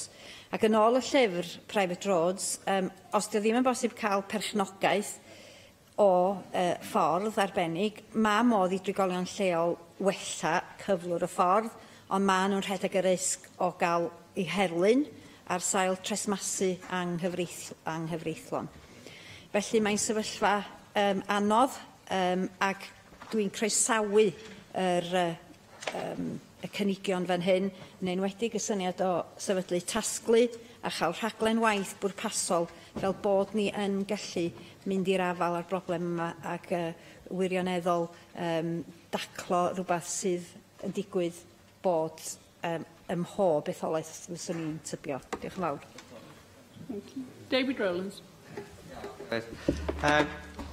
Many of the points I make will have already been made by other contributors to this debate, but I make no excuses for repeating them because I don't think these arguments could be repeated too often. I, as with many others, have had a number of contacts from constituents with regard to the matters raised in this motion, and which can, in certain circumstances, prove to lead to health issues caused by anxieties with regard to the financial problems related to unadopted roads. So UKIP is broadly in agreement with all the points included in this motion and would be supportive of the calls on the Welsh Government included in point 6. However, could not all of the points and problems noted in the motion be negated in the future by the local authority making planning permission dependent on the developer's contracting to provide roads to an adoptable standard? Yes. That's what I asked for, because at the moment they can't make that a condition when giving planning permission. Right, thank you. Well, thank you for that, Mike. But subsequent failure to provide such roads would then place them in breach of contract and liable to commercial penalties. Perhaps the Cabinet Secretary will look to being able to give local authorities that power in the future. With regard to historical neglect in respect to unadopted roads, I fear this will not be seen as a high priority for local authorities, because Lynn Eagle has made the point that obviously they are under great austerity measures and there could be substantial costs in bringing the roads to an adoptable standard, and of course an adopted road will be a further and continuing drain on their resources. It would therefore seem that only the Welsh Government would have the necessary funds to carry out these improvements or repairs, but is there a will to do so? Thank you. Nick Ramsey. Thanks, Lee. Delighted to speak to Lee Waters and to the rest of the Assembly as well. I'm pleased to subscribe to this motion. Roads are an issue close to my heart, whether I'm supporting them or opposing them, with some of my colleagues sometimes.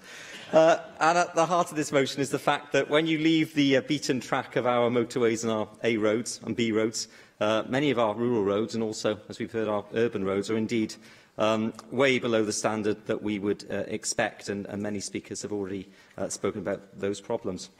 I was looking at the website of the Resident Adoption Action Group, which outlines some of the issues affecting our unadopted roads in Wales, including the fact that regular health and safety inspections are not being undertaken to ensure that the roads are being kept safe.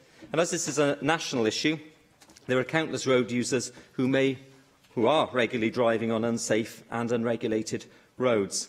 As Mike Hedges and other speakers have mentioned, developers can often save thousands by dodging the legal agreements that pass the roads on to local authority control, an issue which seemingly has no repercussions on those developers. And I support Mike Hedges' call and others for perhaps put this on a statutory footing to make sure that road adoption is part of that planning process at the outset. Clearly, we need to make unadopted roads a priority. And in order to fully do that, we do need up-to-date statistics. I'm still amused at Di Lloyd's mention of the 1972 survey, Department of Transport survey, that found that there were then approximately 40,000 unadopted roads in England and Wales. I think it would be helpful if we did have some Welsh statistics. So I support the call for a task force and ask the Economy and Infrastructure Secretary to look into getting some up-to-date statistics on that infrastructure. I do think that there is light at the end of this tunnel, on the pun. And if we look back to history, as David Melding did, there is good reaction. There is good reason to be hopeful for the future. In fact, roads in the UK were not classified at all until the 1920s, and the classification itself was not tidied up until the 1930s. In those days, they had a rolling yearly reassessment of the classification of roads, probably far more up-to-date than has been since 1972, but they recognise the importance of a good road structure. And when we went into the Second World War, the road network was in a shambolic state, and after that war, it was clear that Tory government, get over yourself, Going into the Second World War. After the Second World War, it was clearly something needed to be done, and there was that programme of road building and road improvements that have been going on since then. But throughout all of that time, Labour governments and Conservative governments and coalition governments, the issue of unadopted roads was not addressed, and maybe that's because it was seen to be too difficult to deal with or just easier to ignore. It wasn't necessary to the national infrastructure of the country. But of course, we now know that many of these roads are not just unsuitable for emergency vehicles. And I was looking at a case where an ambulance actually got lodged in a pothole on one of these roads back in 2014. But of course, those road surfaces aren't even suitable for modern motor vehicles of any standard. So this is a problem that has existed for far too long. I'm delighted that Di Lloyd asked me to be a subscriber. I think that there is general agreement in this chamber that something does now need to be done. So let's get on with the job of doing that. Let's get a proper survey, get the task force underway, get a survey of what we're actually dealing with, and then look to bring all our roads up to a satisfactory standard so that motorists and emergency vehicles can drive on safe roads. Thank you. Herwyn David. There's an estate in my constituency that was built in the 1970s. The roads are spacious. There's plenty of parking, large gardens and spacious houses. And it is striking that then when you visit the newer houses that have been built in the last decade, the newer estates that have been built in the last decade, the houses are squashed in. It's unclear which street is which. And everyone is packed in together and the roads are unadopted. We have taken steps backwards in the last 10 years, and I think part of it is because the big four housing developers, or the big six housing developers, are using the housing shortage to their advantage, and they have all the power in these circumstances. And that's not good enough, and I think this is an opportunity to do something about it. I'm not going to repeat, actually, Di Lloyd's speech, David Melding's speech and Mike Hedges' speeches actually were, my speech is an amalgam of those three. So I'm not going to go and repeat everything that's been said, but I will just pick up on some of those things. Adoption of roads, absolutely. I've checked out the statistics, and there is one unadopted private street. That's a street with only one access point in Caerphilly Borough. There's 7 unadopted rear lanes, but there are 15 unadopted new developments. And what is happening, and I'm going to name-check Castlereach and Kingsmead estates, because I've been trying to sort out the broadband there. I went out and delivered a letter to every house about broadband, and nearly sprained my ankle on the potholes that are in the roads on that unadopted estate. It is not good enough. I've had correspondence from constituents who feel very strongly, and the estate is still being built. People have been living there for 2 years. The estate is still being built. When are they going to finish? They're stringing it out so they don't have to complete the roads and the infrastructure. It is not good enough. I had a meeting at Cwm Calon on the other end of my constituency, which is a completed estate with most of the roads adopted, but some still not. And the residents there are paying to an estate management company. I shouted the word extortionate when that was being said, and Michelle Brown said, well, it's not extortionate. Well, actually, I don't think that's too far off the mark, to be honest with you. The residents in Cwm Calon wrote to the estate management company. One resident had a response from the estate management company to her, with respect, it said, an email, get a life. That's from the estate management company to a resident in Cwm Calon estate. Absolutely disgraceful. And I'll be looking to have a meeting with both the developer and the estate management company to look at what more they can do to complete the work that they should be doing as a result of the monthly payments that people are making in that estate. Yes. Sorry, I'm really angry. And just to share an experience in my constituency where one developer said, if you go to your assembly member, I will make damn sure that I will never do the work that needs to be done on your street. And Rena Browerworth, you make a very clear point, because that is exactly the kind of language that's being used because the power is in the hands of these people. They're doing the minimum. The estate management company are doing the minimum amount of work on these estates. They're holding residents to ransom, and the contracts that you have to sign to buy your house isn't worth the paper it's written on when you want work done. It's used as something to constrain and control residents and make sure they just keep on paying up. And I think that needs to change too. So it's not just the unadopted roads, it's also the way that the estate management companies work. So I think you know, I'm very rarely I get furious in this chamber, but I think justifiably furious about the way residents have been treated in my constituency. And I'm not pleased, but I'm pleased that we've had the opportunity for other constituent and regional AMs to identify that this is happening in their constituencies too, and their regions too. So I think it's time to take this opportunity to support this motion and ask the Cabinet Secretary to do whatever is in his power, as outlined by Mike Hedges, to take action against these companies that are taking advantage of residents and the housing shortage. Darren Miller. Thank you, Deputy Presiding Officer. I share absolutely all of the sentiments and views which have been expressed in the Chamber this afternoon so far. Like every Assembly member in this constituency, I also have estates with unadopted roads in my own area, the most prominent of which is the Sandy Cove estate, which the Deputy Presiding Officer will be familiar with. It's an estate of 250 bungalows which were built in the 1930s as holiday homes for wealthy people from around the UK to come and enjoy some time by the seaside inn. But unfortunately, over a period of time, those homes have become permanent residences, and the company which built the estate has folded and left this legacy of all of these roads now, which are in a very, very poor state of repair. It's not ducks we're seeing in those puddles, it's seagulls predominantly. And unfortunately, many of the people who live on that estate, there's a public health issue here, because many people who live on that estate are people with mobility problems, they're people with walking difficulties, other chronic illnesses, and the condition of those roads, the lack of pavements, the lack of drainage, the lack of even street lighting on those roads is causing them, yes, anxiety, but also difficulties in just getting out. You know, they are living in social isolation, many of them. They feel unsafe because it's dark.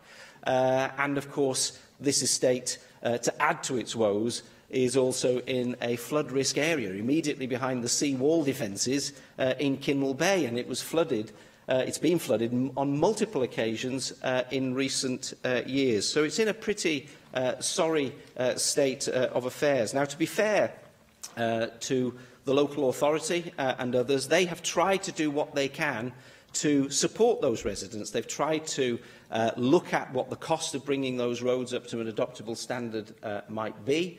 And the latest estimate is that it would be around £3 million, which is obviously a significant sum of money for 250 homeowners to be able to find. In fact, it's nigh on impossible for them to raise that sort of sum in order to get those roads up to an adoptable standard. And worse than that, of course, many of the people who own those properties don't actually live in them. They are rented out because the value of those properties has been depressed as a result of the state of the roads. So obviously they can be a lucrative source of income for some potentially unscrupulous buy-to-let landlords. So that further complicates the problem because, of course, those buy-to-let landlords, so long as their rent is being paid, as long as the income is coming in, they're not really interested in making any sort of contribution to bringing those roads up to a standard which is even passable for motor vehicles in some places. So, you know, frankly, the situation is intolerable and we need to do something about it.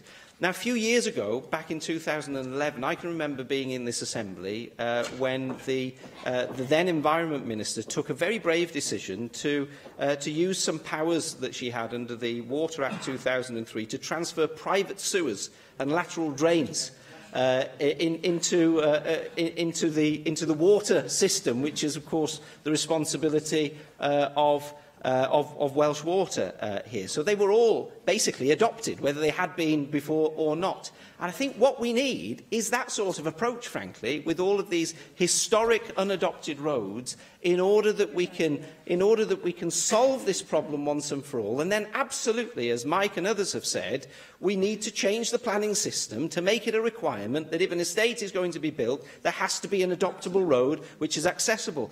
because one of the things which really irritates me on nearly every planning application I see these days is so-called private driveways. You know, you've seen them where there's one single link road through the estate which is adopted, and then you have a private driveway which serves as an access to about 10 or 15 different properties, which is generally brick paved because it looks attractive, but within 4-5 years is starting to crumble. The dips are starting to appear in it because it's not been made up to an acceptable standard. So we're storing problems up for the future, and I do believe that the current review of the planning system, which is underway in Wales, gives us an opportunity to sort this out once and for all.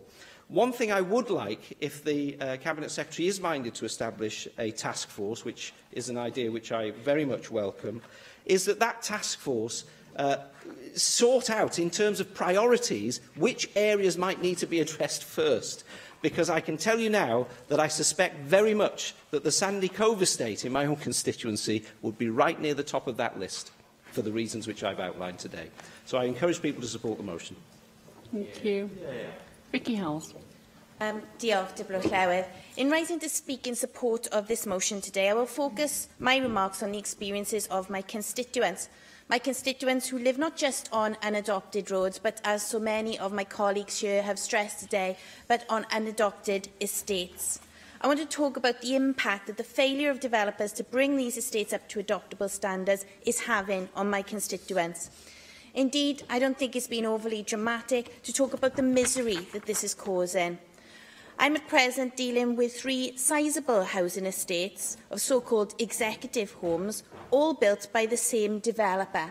And this is one of the so-called Big Four UK developers. I know other AMs have talked about the problems caused when house builders go into liquidation, but I'm talking about a company here which remains one of the Big Four UK house builders. So far from being unable to sort these issues out, they are too busy going on to build more houses in other locations, making millions and millions of pounds before they complete estates to proper adoptable standards. I'm not going to name the developer here today, but the comments that I make later on may hint at their identity. As the motion notes, one of the most pressing problems relates to roads on these housing estates. As the roads have not been adopted, they're in an unsafe condition. This can cause damage to residents' cars, which I've taken on numerous pieces of casework about, but also injury to residents too. And again, I've taken on numerous cases involving that. And in particular, in this example, it is not just the road that the developer has not bothered to finish. Residents of the same estate of over 150 properties have had issues with their broadband provision. A promised playground has not been built, landscaping hasn't taken place, a pumping station hasn't been completed. All of this has a negative impact, a very negative impact on householders. And in this case, where the housing estate was completed 4 years ago, it has left residents feeling very disappointed that the shiny, brand spanking new homes that they were promised have been dumped in what resembles little more than a building site. Some of the householders are so disappointed, they've told me they want to move. But the poor condition of the estate means that they can't do this because their homes have been devalued. I'm dealing with 2 other estates built by the same big housing developer. Here, residents face similar problems. In one case, the work needed to bring the estate up to an adoptable state hasn't been completed 17 years after the houses were built. I want to re-emphasise that point. 17 years by a major UK house builder. That is just not acceptable. Now, I've spoken to the house builder. I've met with their executives and received a warm and mollifying response. But in terms of action, nothing has changed. No progress has been made. My residents' queries, pleas and complaints have fallen on deaf ears. And what makes these matters all the more galling is that the developer is already looking at a new site in my constituency. Yes, we need homes, but there is no duty on large-scale builders to ensure that works are completed before they move on. And I think this is very wrong. Yes. I agree totally with what you've just said, and you're placing the problem of unadopted roads within a wider problem that we've got an increasing number of estates now run by management companies and services provided. And I think you're exactly right. They move on to the developers move on to the next site without properly finishing what they've got already, and we should address that with legislation. I couldn't agree with the member more. I mean, if you take a school, for example, if a school was performing badly and not delivering results for its pupils, then action would be taken to ensure that that it was brought up to standard. But in terms of the private sector, we don't have these powers currently, but we do have the ability through the planning review to look at this, and I think it's absolutely vital that we do so. I know that the developer in question has also paid multi-million-pound bonds to the local authority, but that also seemingly has no impact either. And in many cases, the sums needed to bring these estates up to an adoptable standard is comparatively insignificant. For example, the estate that has been unadopted for 17 years, the housing developer, they told me themselves that the one and only outstanding job would cost just a few £1,000s to complete. Yet nothing has happened. At the same time as I was meeting that developer, lobbying for my constituents, they announced a bonus package of over £500 million for their top bosses. This may provide a clue to the developer's identity. In addition, the package included over £100 million of personal bonus payment for their chief executive, for one man presiding over a company where they've told me themselves they have over 40 unadopted estates in Wales. It is no surprise that this leaves a bad taste in my constituents' mouths. I'm delighted to support this motion today, and I'd like to echo Mike Hedges' call for the current review of planning in Wales to address this issue. And I can only hope that it helps to contribute to a resolution for my constituents. Thank you. Mick Anthony. First, I'd like to welcome this debate because, following on from the debate on leasehold, it shows the importance of these types of debates which actually identify issues that have complete cross-party support, that relate to powers that we have, where we can use those powers to make a real difference to people's lives. Leasehold was one, this was the other one. I can also thank David Melding for reminding me of the Law of Property Act 1925, that wonderful revising piece of legislation that couldn't be contained in less than 1,000 pages and propped up more bookshelves than ever came across. And also thank Darren Miller, really, for his exposition of the iniquities of the capitalist system.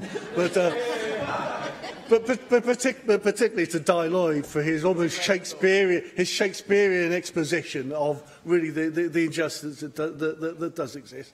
I think there are just a number of simple points I just want to add. Firstly, planning permission, and we know in these, whether they be maintained states or whatever, that it's just clearly the case that planning permission should not just be given, just as we should not be allowing planning permission to be given for new properties with leasehold. Exactly the same applies here as well. And secondly, in terms of unfinished roads and responsibilities and so on for new properties, why can't we have a simple thing like an NHBC certificate? You have that, something that gives a guarantee if the property developer goes bust, a guarantee in terms of rectification to the structure. Why could you not have something exactly like that that gives that extension? Because the crux of it is the lack of guarantees and deposits which enable, if the developer disappears or doesn't fulfil it, where the house purchase can go along and say, well, there is the money, there is the resource, or the guarantee which enables this to be done. It seems to me that is the future. The point that was made in terms of the companies themselves, because what they will say is, of course, yes, but all these are other things that add to costs and so on. But the property developers, they work on at least a 25% profit margin. This is it. This is exploitation of the worst sign, and the fact that you have one director of one of these companies with many properties in Wales, some of which are getting a bonus of £150 million. I mean, it is out of control, and it is absolutely outrageous. It is a public scandal. So, yeah. Just a very brief intervention, thank you very much.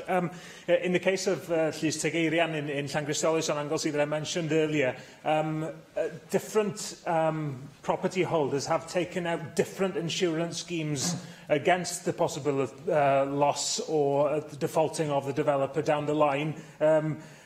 Would what you're proposing of a uniform plan get around that issue of different householders due to different legal advice they're getting, paying out different sums to try to get around the problem. I mean, the government stepped in to force insurers, for example, in uninsured vehicles, cars with the Motor Insurers Bureau. The NHBC is also a similar product of that. And why should that not be extended in exactly the same way? It seems to me to be a relatively simple solution. And we talk about the profitability of the house building companies, but these are the same companies that said it was not viable to actually put sprinklers in our houses to prevent the houses being burnt down, and they wouldn't build houses and so on. Sooner or later, they've got to be taken to task. So the crux is, I agree very much, it's an area where there is legislation which is justified. We do need a strategy, and this is an area where we can make a real difference to people's lives in Wales. Thank you. Michelle Brown. Thank you, Deputy Presiding Officer. I agree with the concern expressed by the motion that some developers have not been building roads to an adoptable standard, leaving the costs of bringing the road up to standard firmly on the doorstep of the home buyer, or alternatively saddling home buyers with ongoing maintenance costs. I'm therefore very pleased to be able to speak in support of the motion. Others, including particularly Di, have covered historic unadopted roads extensively. So I want to talk about new build estates, and please forgive me if I duplicate what's already been said, because I am agreeing with you all pretty much. So for the most part, if not all home buyers, the house buying process is exactly that. The process of buying a house and a home, not buying a piece of road or working out how to maintain it. Whilst it's true that professional advisors will advise their home buying clients about the implications of the roads not being adopted, the buyer isn't in a position to assess how much it will cost them and to be able to properly assess the risk to them of the roads not being adopted. Furthermore, by the time the buyer has that conversation with their advisor, in whatever form that conversation may take, the buyer has made a financial, time-wise and emotional investment in buying the home. It's very, very hard to walk away from buying that property, and it's impossible to do so if that's the only home you can afford. But I disagree that the problem lies solely in weakness in the house buying process. So surely this is a problem caused primarily by a weakness in the planning consent process, which has been highlighted by pretty much everybody who's spoken today. It seems to me that the time to address adoption of a development's roads is at the time of planning consent by the local authority. My view would be that if a developer wants to build a housing estate and take the profit that arises from it, that same developer should ensure that the roads on the development are of a standard to be adopted by the local authority. Local residents shouldn't be expected to carry the onus of taking that process forward and upgrading the road so that the councils will take the roads on. The big question for me is why, and part of it has been answered today, is why planning departments at local authorities haven't already been stipulating that roads need to be constructed to an adoptable standard. It has been answered, I know, and why highways departments at the same local authorities have not been addressing this for years. But this has been going on for donkeys. Planning was devolved some time ago. So the logical question here is, why has Welsh Government not already addressed this? This has been going on for years. And so the idea of a task force is an excellent one, I think. This issue isn't simple, and proper consideration of the options needs to be given, including the amendment or creation of appropriate planning legislation. So I'm therefore supporting this motion. Thank you. The Cabinet Secretary for Economy and Transport, Ken Skates. Thank you, Deputy Presiding Officer. And I'd like to start by thanking members across the Chamber for their contributions and the opportunity to respond to what I think has been an enlightening and informative debate with no dissent from the central position that a problem needs solving in Wales. Now, firstly, of course, I need to be absolutely clear that we as a government are responsible for the motorway and trunk roads in Wales. We do not have jurisdiction over local roads or unadopted roads, but I do sympathise very, very deeply with people who find themselves in the position of having bought a new home only to find that the road outside is in an unadopted condition. And I think we can all agree that this is unacceptable. I myself live on an estate that is accessed by an unadopted road, and we've set up a management company as residents, as neighbours. But for the reasons that Di Lloyd outlined, many people cannot afford this, or it's not a suitable solution. I hasten to add I've never been told to get a life by anyone on my management company because it is a resident-run company. And I have to say I've been utterly shocked by some of the stories that I've heard today about the way the constituents of members in this chamber have been treated. Deputy Presiding Officer, I have copious notes with me that perhaps I should be reading through concerning the rights of homeowners and tenants, but quite frankly, I think it's worth cutting to the chase because the problem associated with unadopted roads is both a local and national issue, and in my view, it therefore justifies a national approach to ensure a consistent approach across all authorities. Coming up with a solution requires input from many key players, including, but not limited to, Welsh Government, local highway and planning authorities, national parks, the legal profession, developers, the National House Building Council and mortgage companies.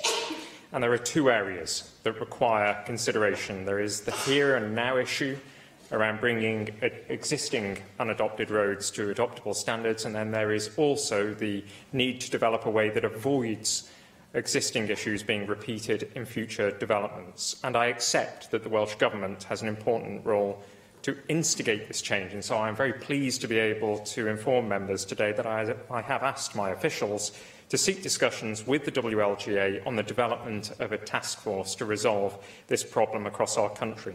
Working with key partners, we will review the current position and we will come up with recommendations on how we can address and avoid in the future the issues experienced by house buyers that have been outlined by members across the chamber today. As I've said before, in relation to other infrastructure in Wales, whilst Welsh Government is not the cause of the problem, we most certainly can offer a cure. Thank you very much. Can I call on Di Lloyd to reply to the debate, please? Diolch yn fawr, Deputy Lywydd. Well, I think in this debate we've seen the National Assembly for Wales at its best. Frankly, this is an issue of national importance, and it demands a national approach, as the Cabinet Secretary has just outlined, and I'm very pleased with his response, agreeing to the central tenet of a task force, so we bring everybody together who's got interest and knowledge, and in fact a duty to sort this issue out. For too long, this issue has been ignored. My caseload over 25 years as an elected representative runs into hundreds now on this particular issue.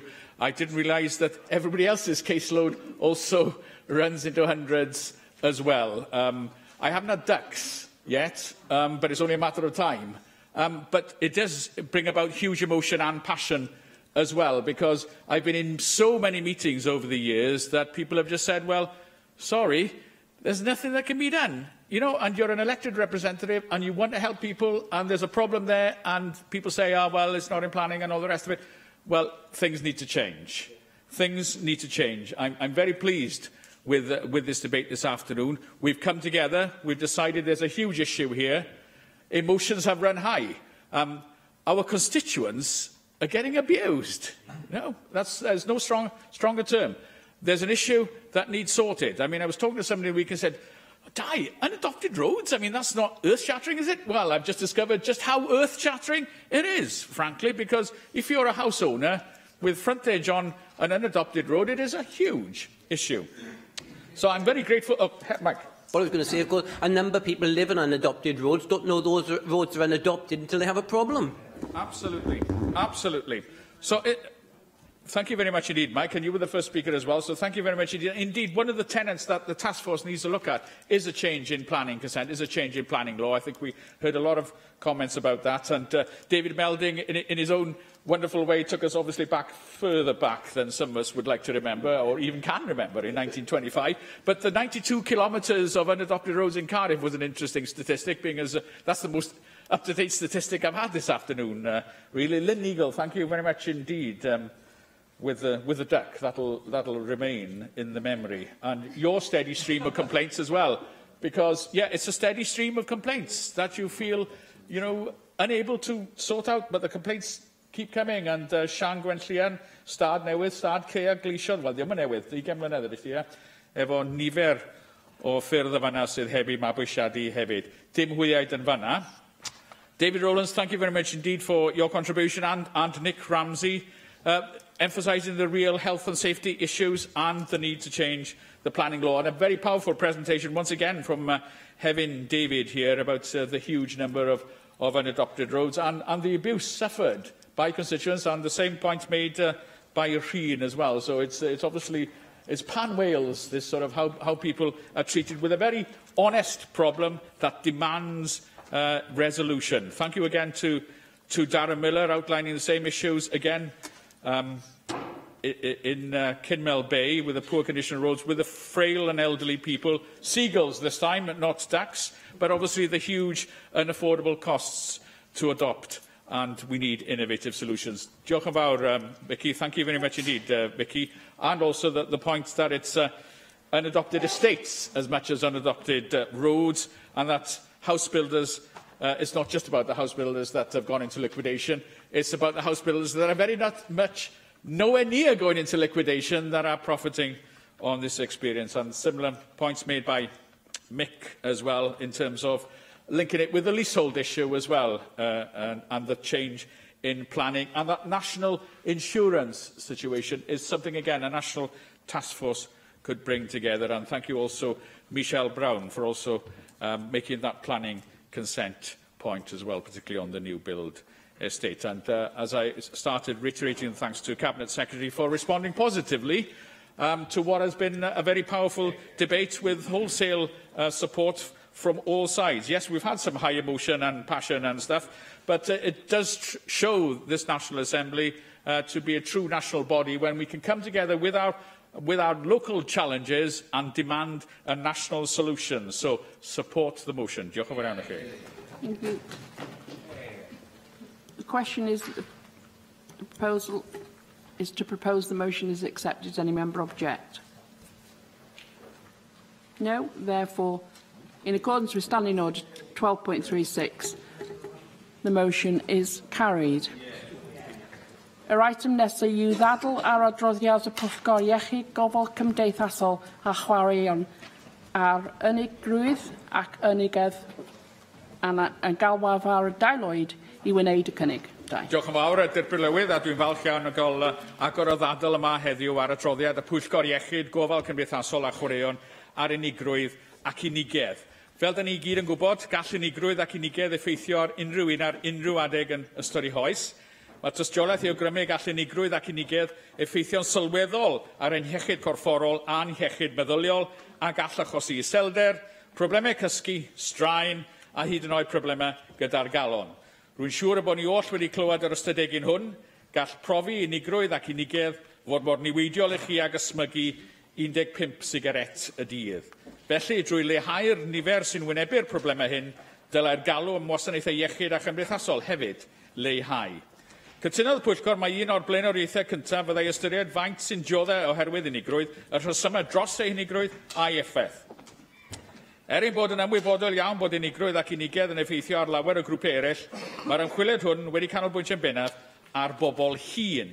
Mae gan Gymru ganran uwch o bobl hŷn yn ei phoblogaeth ag unrhyw ran arall o'r Deyrnas Unedig. Ni wedi clywed bod 18% o bobl y Deyrnas Unedig yn teimlo'n unig drwy'r amser neu yn aml, sy'n cyfateb I ryw 458 o filoedd o bobl yma yng Nghymru. Mae'r ffigur hwn yn peri cryn bryder oherwydd yn ôl hyn y glwso, mae llawer o bobl hŷn yn amharod I gyfaddau bod nhw'n teimlo'n unig. Gall y ffigur felly fod yn sylweddol uwch mewn gwirionedd.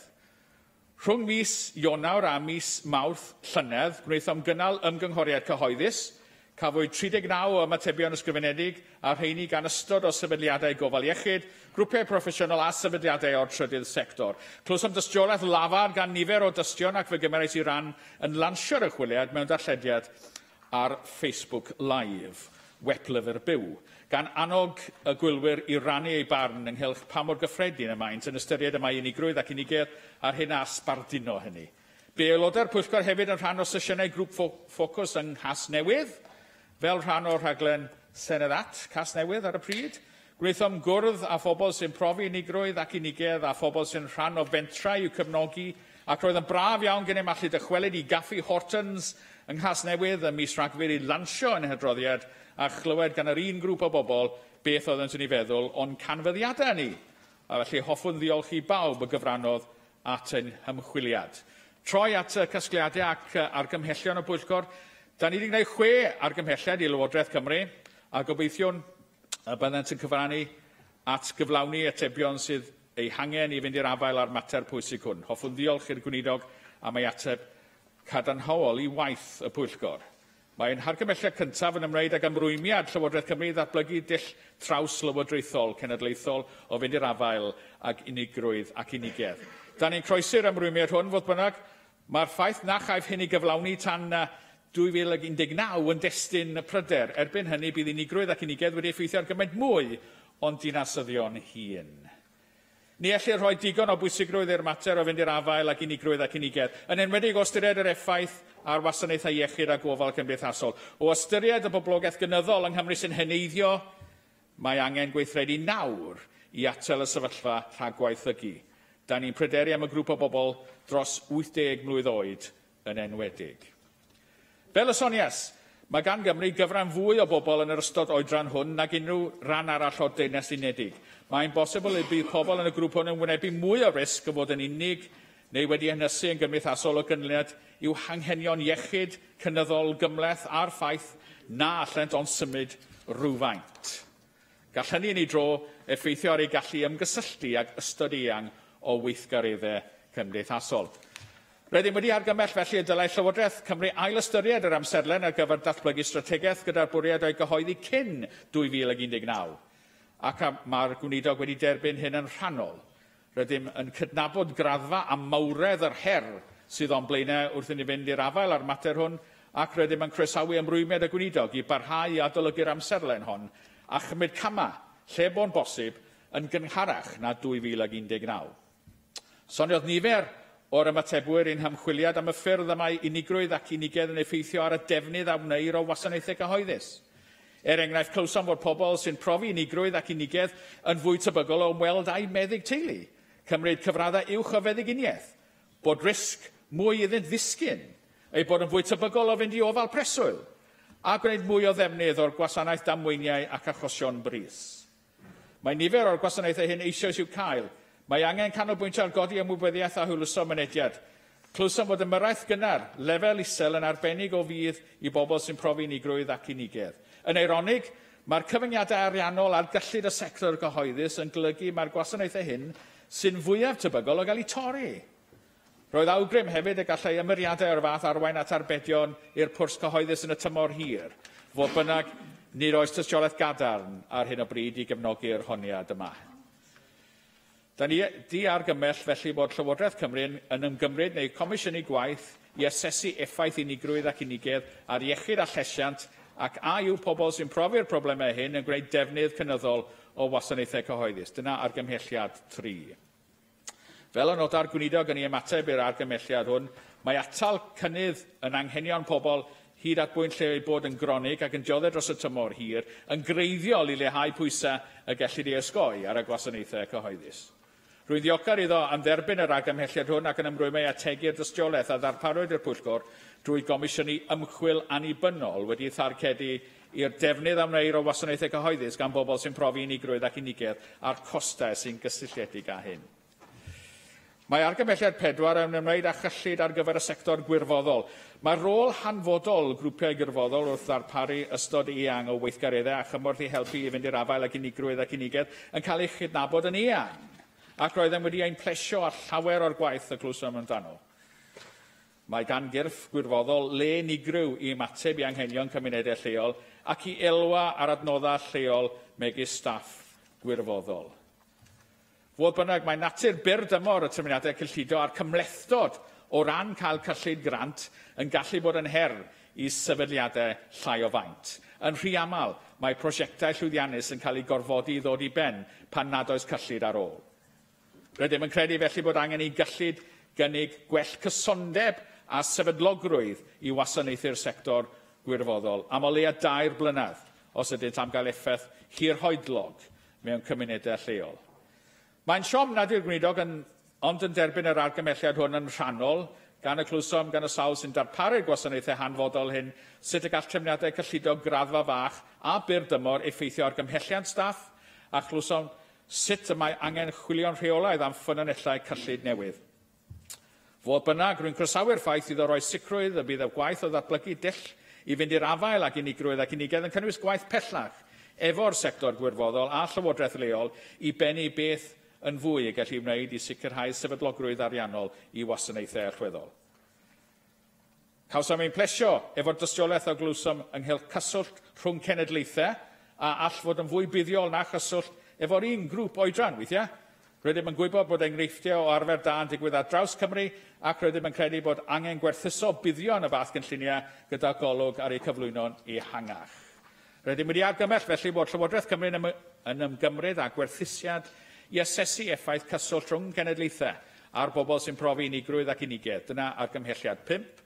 Os yw'r gwerthusiad yn amlygu manteision cyswllt o'r fath, dylai Llywodraeth Cymru sicrhau bod arfer gorau yn y maes hwn yn cael ei gyflwyno ledled Cymru. I gloi, hoffwn drafod y mater o stigma sef yn argymhelliad 6. Un o'r prif faterion a godwyd efo ni oedd stigma. Mae pobl yn amharod i gyfaddau ei bod yn unig, felly mae'n bosib bod y broblem yn lawer gwaith na'r hyn a ragdybu'r ar hyn o bryd. Mae hyn yn arbennig o wir ymysg dynion sydd efo risg llawer uwch o gyflawni hunanladdiad. Clywsom hefyd am gylch unigrwydd. Mae pobl efo gormod o gywilydd i gyfaddau bod angen help yn fwy cyffredinol ac felly maent yn ynysu hunain rhag y gymdeithas. Po fwyaf ynysig y bydd pobl, y mwyaf unig y maent yn debygol o fod a'r lleiaf tebygol y maent o geisio help sydd ar gael pan maen nhw angen. Rydym oll yn ymwybodol iawn o'r gwaith da gan Amser i Newid Cymru o ran ei gwneud yn haws siarad am iechyd meddwl. Mae ein hargymhelliad felly yn galw am ymgyrch tebyg i newid agwedd y cyhoedd tuag at unigrwydd ac unigedd. Fel y mae'r gweinidog yn gywir i'w nodi, bod unigrwydd ac unigedd wedi cael sylw cynyddol yn genedlaethol oherwydd gwaith grwpiau megis yr ymgyrch i ddileu unigrwydd, Age UK a'r Groes Goch Brydeinig, mae dal angen rhagor o waith i godi ymwybyddiaeth y cyhoedd. Croesawa fe'i ymateb cadarnhaol i'r argymhelliad hwn ac edrychaf ymlaen at weld ymgyrch ymwybyddiaeth genedlaethol yn cael ei datblygu. Edrychaf ymlaen i'r ddadl. Diolch yn fawr. Diolch. I do have a number of speakers for this debate, so can I, with the last debate, many of you actually didn't take the full 5 minutes, which allowed more of your colleagues to come in. So perhaps I could just ask you to think about that and we'll try and get everybody in. Lynn Neagle. Thank you, Deputy Presiding Officer, for the opportunity to contribute to this debate. Loneliness and isolation might have been seen as a peripheral subject a few years ago, and I am pleased that we have prioritised it in the Health Committee and that there is growing public awareness of the damage loneliness can do to our health. We are all becoming familiar with the public health impact of loneliness and isolation, such as the often quoted statistic that it can be as damaging for your health as smoking 15 cigarettes a day. But I wanted to focus my remarks today on the fact that loneliness and isolation are a significant risk factor for suicide. When Samaritans Cymru gave evidence to the committee, they said that they wanted to move the actions that are taken to tackle loneliness into a much more serious space. And I believe that is crucial because tackling loneliness and isolation saves lives. Yesterday, I, along with other members, attended the launch of the Samaritans Cymru report on socio-economic disadvantage and suicidal behaviour in Wales. The report makes 10 concrete recommendations on how Wales can reduce the number of suicides. I could spend at least 5 minutes talking about each one, and I hope that members will pursue the recommendations in this excellent report in the months ahead. But as I have only 5 minutes, I wanted to highlight one message from the report, that community groups should be seen as a form of prevention and early intervention for loneliness, isolation and social support in Wales, and that policy solutions should be worked up to increase community participation. Being connected to others saves lives. I really welcome the Welsh Government's commitment that tackling loneliness is a national priority. But we now need to see that translated into real action. And some government policies in recent years have been going in a different direction. The Community's First programme was raised with the committee in evidence. Often criticised for fostering softer initiatives rather than hard-edged employment-focused ones, it is often those kind of projects that are essential in delivering the connectedness that is so vital in tackling isolation. In September, for example, I attended the Gofal Gwent Service User Forum, and I met service users there with serious mental health problems who told me that they wouldn't have been able to leave the house without the support of their local men's shed group, previously funded by Communities First. I was grateful to Rebecca Evans as the previous Minister for her engagement with me about the threat to funding for Let's Walk Cymru. I know that she understood, as I do, that such groups are not just about physical health. For many of the walkers in my constituency, Let's Walk has been a vital way to tackle loneliness, often after the loss of a spouse. I'm delighted that the funding has been continued, but it should not have been under threat. We must make sure that our commitment to tackling loneliness cuts across Welsh Government policies. On Friday, a lady came to my surgery who was deeply worried that the pressures on adult education funding had led to charges being introduced for people who are on benefits to attend her local art class, some of whom had disabilities. Again, for some of those people, that art class is a lifeline. Now, we all understand the massive financial pressures we face, but we need to view these decisions on an invest-to-save basis. The costs of social isolation and indeed suicide are much, much higher. We have to match our rhetoric on prevention with action. I wanted to conclude by talking about young people. There is a perception that loneliness and isolation is mainly a problem for older people. It is not. Samaritans Cymru told us of a Mental Health Foundation survey that found that 18 to 34-year-olds are more likely to feel lonely often, to worry about feeling alone and to feel depressed about loneliness than the over 55s. They told us there's increasing evidence that social media may be causing loneliness and depression in teenagers, that a recent study on using social media for 2 hours a day doubled the chance of a person experiencing social isolation. The Children's Commissioner for England recently published a report into social media use by 8 to 12-year-olds called A Life in Likes, which found that even very young children are becoming over-dependent on likes and comments for social validation. It is impacting on their mental health, and that has also been a strong message in our committee inquiry into the emotional and mental health of children and young people in Wales. This matters not just because we want our young people to have good mental health, but because young people are a high-risk group for suicide. It is a national scandal that 4 school children die by suicide every week in the UK. Papyrus, the Prevention of Young Suicide charity, as part of their campaign to reduce the number of suicides among school children, called Save the Class of 2018, have launched a campaign to raise awareness of the impact of negative social media on our young people. They have produced a very hard-hitting film called Bedtime Stories that encourages us all to be aware of the impact of social media. I would encourage everyone here, especially those of us who are parents, to watch it. Thank you. Angela Burns. Thank you, Presiding Officer. To be honest with you, what I was going to say, I think that both Di and Lynn have covered extremely well. So my message to you, Minister, is along these lines. When I took part in this committee inquiry, I was absolutely staggered to understand just how big this problem is. Not very long ago, we passed a public health bill, and we talked about trying to make people slimmer and fitter and make sure they were loose everywhere, but we didn't actually talk enough about how we make sure that no matter what age you are, you feel integrated into a society that's becoming increasingly frantic and frenetic. And I think that for those who are not part of our inner caucus, it is worth just saying what the difference is between loneliness and isolation. So I'd like to give you an example of one particular case I have at the moment. So you can be lonely if you are an older person and you're in a care home and you're surrounded by loads of other people and they're all saying, come on, let's go off to the aromatherapy and let's go and watch telly and let's do bingo. But if you've never been a joiner-inner, if you've never been adept at building your social networks, if you've never had that emotional resilience, then why are you suddenly going to develop it at 75 or 80 or 65 or whatever it is? Usually when you've lost your significant other. because that's when the loneliness really bites. And isolation is when you are literally missing the contact around you. You could be a farmer stuck up a track.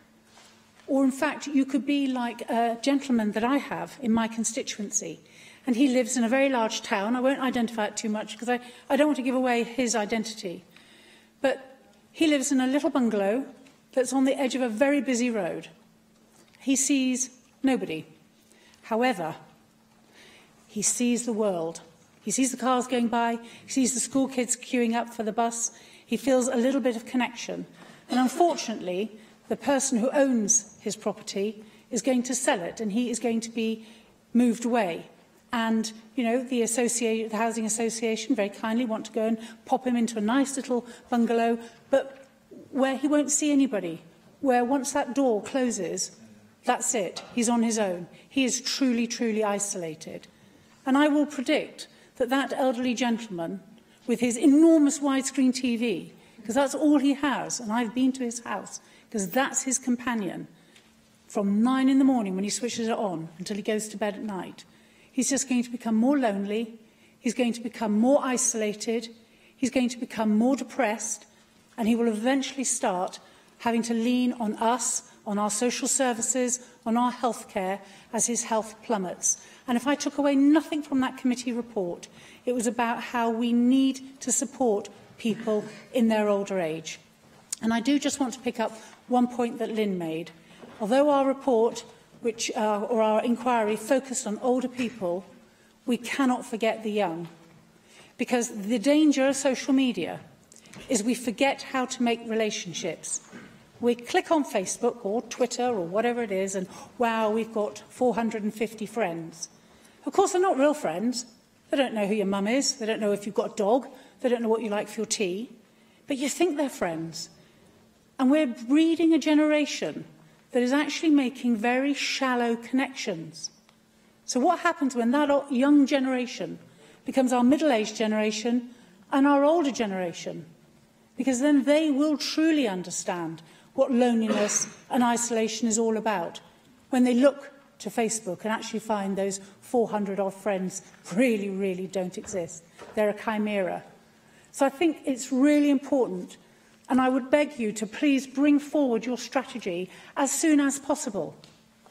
And in your partial acceptance of recommendation 1, where you said that in the meantime you would look to try to grow good projects, we saw plenty of good projects in our committee, from men's sheds to Friendly Me to community connectors, the whole plethora. They need support, they need encouragement, they need empowerment, and I would ask you to do that. Rhina Piorwerth. Diolch yn fawr iawn, Llywydd, ac mae'n braf cael cyfle i siarad yn y ddadl yma. Prin iawn yn y mywyd i, dwi'n meddwl, ydw i wedi teimlo wirioneddol, dwi ar fy mhen fy hun, dwi'n lwcus iawn yn hynny o beth, a dwi'n gobeithio byddai'r rhan fwyaf o bobl yn fan hyn a phrofiad tebyg. Dydy cael lot o bobl o'ch cwmpas chi yn angenrheidiol ddim yn golygu na allech chi hefyd fod yn unig ac yn ynysig. A mae hynny'n rhywbeth gynythan ni i ddysgu yn sicr yn ystod yn ymchwiliad ni oedd yn sicr yn addysg i fi, a dwi'n gwybod i'n hyd aelodau. A be mae'r adroddiad sy'n ganddon ni rwan wrth gwrs yn fodd i wneud ydy atgoffa bob un ohonan ni beth bynnag ydy yn profiadau personol ni bod unigrwydd ac unigedd yn fater difrifol iawn sy'n effeithio ar lawer iawn o bobl ac etholwyr i bob un ohonan ni yma yn y siambr yma. Ac dwi'n ddiolchgar i'r sawl sydd wedi bod yn cysylltu â ni dros yr dyddiad diwethaf cyn yr drafodaeth yma. Y British Association for Counselling and Psychotherapy yn atgoffa ni bod chwarter pobl hŷn yn gallu teimlo unigrwydd ac unigedd. Ac mae hynny yn swm enfawr yn enwedig fel da ni wedi glywed gan gadeirydd y Pwyllgor, lle mae hwn yn cael effaith iechyd. Nid gwneud i chi deimlo yn chydig yn isel a dymuno bydda'n dda cael rhywfaint o gwmni, ond mae'n cael effaith ar eich iechyd corfforol a meddyliol. Grŵp arall sydd wedi gysylltu ydy Age Cymru, sôn am y mwyndera a'r adnoddau sydd wedi cael eu colli neu sydd mewn peryg o gael eu colli oherwydd cyfyngiadau ariannol yn cynnwys trafnidiaeth gyhoeddus yn ydy bod yna bethau gallwn ni wneud i fuddsoddi mewn taclo unigrwydd ag unigedd. Ond mi wna i jyst cwpl o sylwadau yn sydyn iawn ynglyn â dau argymhelliad penodol. Yr ola, un o'n nhw mewn cefndir cyfathrebu, mae cyfathrebu a negeseuo fo bobl yn rhywbeth sy'n bwysig iawn i fi. Argymhelliad 6 yn galw am godi ymwybyddiaeth ac i newid agweddau tuag at unigrwydd ac unigedd, a mynd i'r afel ar stigma sy'n gysylltiedig â fo. A mi'n atgoffwyd i o drydariad weles i, mae gen i ar y sgrin ymlaen i yn fan hyn o ryw fis yn ôl, chydig dan fis yn ôl, gan ffrind da i fi, mae'n berson adnabyddus iawn, Ffion Davies, y actores a chyflwynwraig deledu. Ar hyn dywedodd hi yn ei thrydariad, a mi nath anharo fi ar y pryd. Oherwydd natur fy ngwaith i, mae gen i ddyddiau rhydd weithiau lle gallwn ni fod yn ymweld â phobl sy'n ar eu pennau hunain. Ond dwi ddim yn gwybod efo pwy na lle i gysylltu. Ac mae'n gwneud apel am wybodaeth ac yn i'n meddwl, pa mor aml dwi wedi clywed rhywun yn deud hynny o blaen? Dim yn aml iawn mewn difri, yn sicr pobl o'n nghenhedlaeth i. Mae na fodd y gallwn ni drwy fod yn ymwybodol o unigrwydd ar angen i fynd i'r afal yna, fo feddwl sydd y gallwn ni gyd chwarae rhan mewn taclo'r unigrwydd yna drwy wneud cysylltiad a chynnig cwmniaeth i bobl. Ac mi oedd yr ymateb i'r tydariad yn ddifyr iawn. A llawer o bobl yn cynnig ffyrdd lle galla Ffion ag eraill gynnig ei amser. A mae yna sefydliadau capeli, byrddau iechyd, bod math o Elis yna yn cynnig llwybr i chi allu helpu pobl drwy ei unigrwydd. Ond mae hynny'n dod â ni at yr argymhelliad cyntaf, sef yr angen i gael yr strategaeth yma i fynd i'r afal ag unigrwydd, achos dyma di rôl Llywodraeth, i roi arweiniad i'r holl sefydliadau ag unigolion na sy'n sylweddoli maint problem unigrwydd ynglyn â'r cama y gallwn ni fod yn ei cymryd o ddifri i fynd i'r afael a go. Dwi'n falch bod y Llywodraeth wedi ymateb yn gadarnhaol, yn derbyn neu yn derbyn mewn egwyddor yr argymhellion sydd wedi cael ei gwneud gan yn pwyllgor ni. Ond dwi'n meddwl bod yr hyn dwi wedi glywed yn sicr ynghyd aelodau fi'n dangos bod gennym ni broblem sy'n acute yng Nghymru o ran maint unigrwydd. A'n apel i ydy i ddangos yr arweiniad yna cyn gyntaf a phosib drwy gyhoeddi strategaeth fydd wirioneddol yn gwneud gwahaniaeth. Caroline Jones. I would like to place on record my thanks to the committee clerks and all those who gave evidence to our committee during the course of our inquiry, and to our dedicated chair. It is a sad indictment of our society when you consider that around 1 in 5 of people in Wales are lonely. Over half of people aged over 25 live alone, and research by Age UK found that many older people can go 5 or 6 days without speaking to a single person. Research shows that loneliness and social isolation are as damaging to our health as smoking 3/4 of a pack of cigarettes a day. Loneliness increases the chances of an early death by around 45% and is associated with an increased risk of developing coronary heart disease and stroke. Lonely individuals are also at higher risk of the onset of disability and also suicide. In a work capacity, someone once said to me, "You're asking me to confide in you and to tell you what is wrong, but you don't know of my yesterdays or even my todays. But you can help me, maybe, have a better tomorrow." It is therefore incumbent upon us all to make people feel worthwhile and wanted. I was therefore delighted when our committee opted to undertake an inquiry into loneliness and isolation, given the real public health concerns. Witnesses to our inquiry all underlined the health impacts of loneliness and isolation, as well as outlining the myriad of causes and contributory factors of loneliness and isolation. One thing was clear: although loneliness can strike at any age, it is particularly hard felt in our elderly population. Closure of post offices, banks, local shops, community services, public toilets, and the growing trend to automation have all contributed to a situation whereby many older people go days and weeks without speaking to another human being.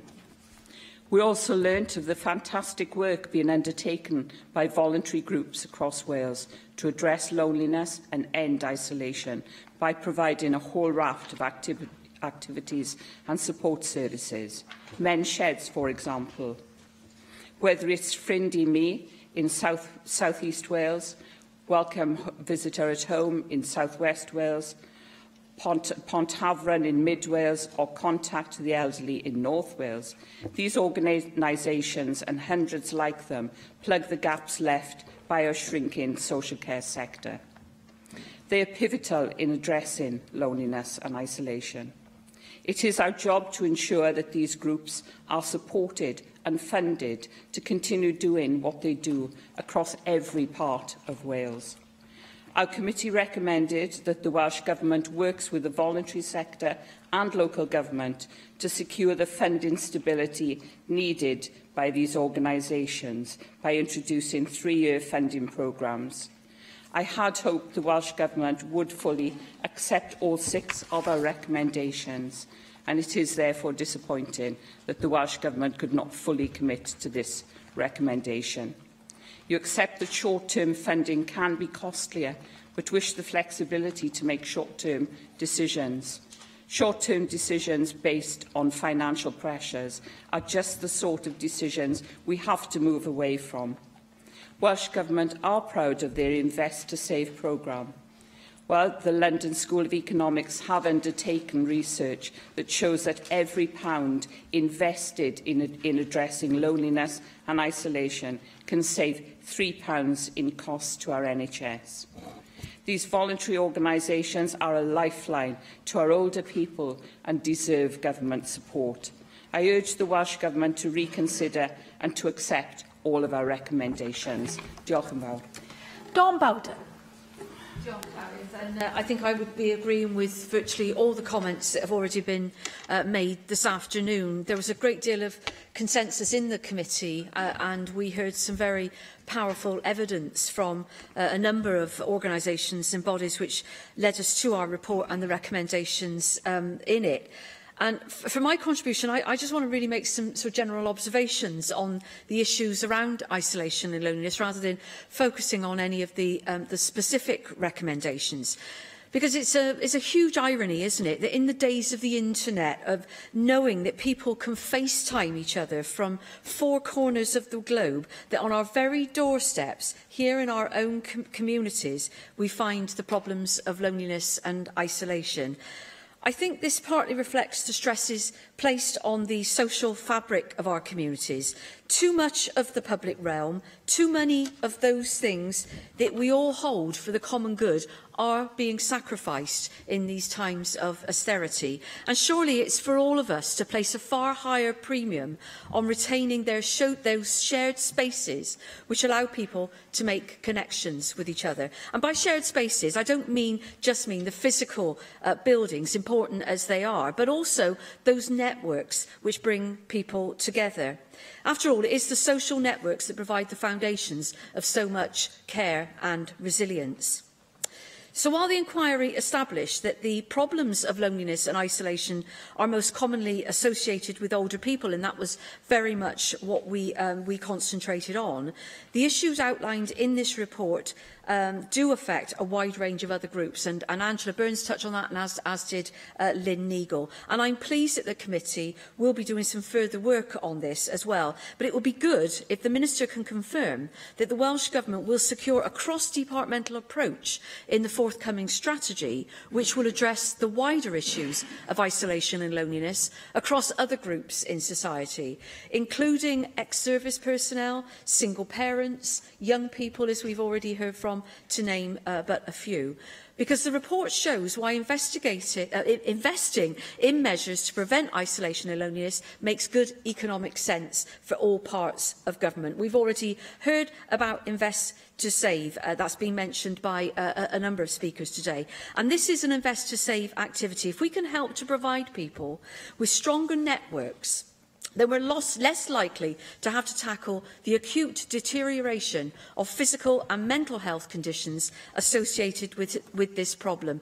Conditions that in the most extreme circumstances, as Lynn Neagle has already said, can lead to the tragedy of suicide and other forms of self-harm. Now, as Di Lloyd mentioned in his opening remarks, one of the most enlightening areas of our inquiry for me was the importance that was evidenced of intergenerational contact as a simple, cost-effective, and I'll use the word therapy for want of a better word. And that allows me, I think, to briefly mention a project that I had some personal involvement with, which showed the value of that intergenerational activity. Shortly before Christmas, Merthyr and Tredegar Only Boys Allowed Choir visited care homes in the area to sing Christmas songs and carols with residents as part of their Home for Christmas initiative, linking young and older people together through music and song. And I had the great pleasure of joining those young boys to sing a song or two at the Greenhill Manor Care Home in Merthyr Tydfil. And the main point of that was to give me the chance to witness the mutual pleasure of older and younger people joined together in the simple joy of music and song. And what I saw there was joy and healing in progress. And for a few short hours, people enjoying social connections, irrespective of their age. It was an absolute pleasure to witness it, and it was a pleasure to be part of it. In 2016, Llywydd, I was very proud to campaign on a manifesto that committed to addressing the issues of isolation and loneliness. So I am pleased that the government has responded positively to our report as they bring forward their strategy. And in closing, Llywydd, I also believe that in bringing forward a clear plan of action for Wales, we will pay our rightful respects to the former MP Jo Cox and the invaluable work of the foundation established in her name, which is continuing the work of the Loneliness Commission that Jo established to bring about a step change in the public policy response to the UK's loneliness crisis, a crisis that all of us, and not just government, have a duty to address. Jane Bryant. I'm grateful to speak today on this crucial issue following our committee report launch at Horton's Coffee Shop in Newport. Loneliness and social isolation is one of the defining issues of our time, an epidemic affecting all ages in all parts of our communities. The impact of social isolation is alarming. 75,000 people in Wales report always or often feeling lonely. Loneliness can be as damaging to your health as smoking 15 cigarettes a day, and it can be as risky as obesity, and it can affect anyone at any time in our lives. While these worrying statistics go a long way to show how significant the problem of loneliness is, I think it's the human stories that have really driven home the need for something to be done. Throughout our inquiry, we certainly heard those voices loud and clear. One particular story comes to my mind that a GP shared with me. She had been treating an elderly patient who was recovering coming out of hospital. She had been visiting the patient once a week, and after a few weeks of regular visits, she told the woman that she had made a full recovery and no longer needed to regularly see the doctor. The woman was visibly upset to find this out. She didn't want the visits to end because the GP and the district nurses were the only people that she saw from week to week. And we heard other similar examples of the serious impact of social isolation and loneliness. We know that any of us can become isolated or lonely as we grow older for many reasons, often beyond our control. Loneliness and isolation are both a cause and a consequence of problems with mental health, and one that often fails to be addressed due to the stigma surrounding it. In fact, as Lynn Neagle mentioned, the report launched by Samaritans yesterday highlighted loneliness and isolation as a risk factor for suicide. Recommendation 6 states how vital it is that we end the stigma surrounding loneliness. Raising awareness should be the first step to tackling the issue itself. Many people don't want to be tagged with the word lonely, and factors can mask a root cause. We can see from our engagement throughout our inquiry that there is a significant will and essential need to tackle this problem. Our inquiry found that much good work is already being done across Wales. We heard from many organisations throughout the consultation, and I hosted a roundtable discussion with Age UK in my constituency last summer to share examples of projects that are tackling loneliness and to see how best practice can be spread. In Recommendation 4, we made clear the need for Welsh Government to work with the voluntary sector to provide stability for these services, which so many depend on. So much of this work is done by volunteers. One excellent example is Ffrindiau Mi. It's a service in an Aneurin Bevan Health Board led by divisional nurse Tanya Strange, who really is a force of nature. It aims to tackle loneliness and isolation by matching volunteers to people based on their hobbies and interests. The idea is to say, let me introduce you to a friend of mine. Ada is a prime example. Ada is 93 and became lonely and isolated after her husband died. She'd been a carer for her husband who had dementia for over 10 years. And like so many others, the commitment to caring meant that she lost touch with her close friends. When her husband died, she found herself feeling isolated and alone. Ada was referred to Ffrindiau Mi, and it helped her so much that Ada is now a volunteer helping others who feel so isolated and lonely. She meets another woman every week for a coffee and a chat in Newport City Centre, and both reap the benefits of their new friendship. The issue does not only affect our elderly, as other members have said. Our report is wide-reaching, but doesn't even scratch the surface when it comes to loneliness amongst young people, ex-veterans, new mothers, BME groups and the LGBT community, amongst others. I was shocked when I attended the Ffrindiau Mi launch to recognise a face in the video. Rob Wiltshire was 2 years younger than me at school and had gone on to join the army. Now an ex-veteran in his 30s, he had felt so far removed from his support network on his return to the UK that he battled with feelings of isolation and loneliness. He found Ffrindiau Mi and has gone from strength to strength.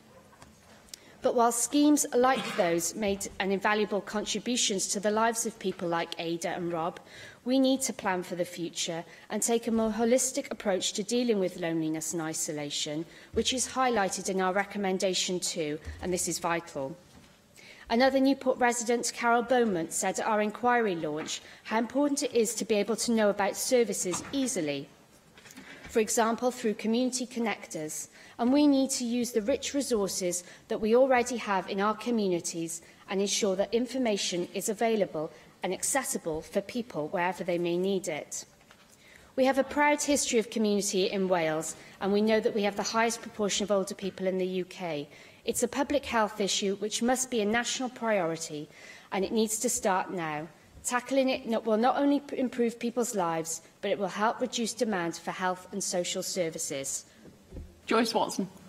Thank you for calling me in a long line of speakers, and I aim to be brief. I very much welcome the report, and I also welcome the commitment from the Welsh Government's Minister and his resolve to tackle the causes. And the causes are manyfold, and I'm not going to repeat all those ones that people have today.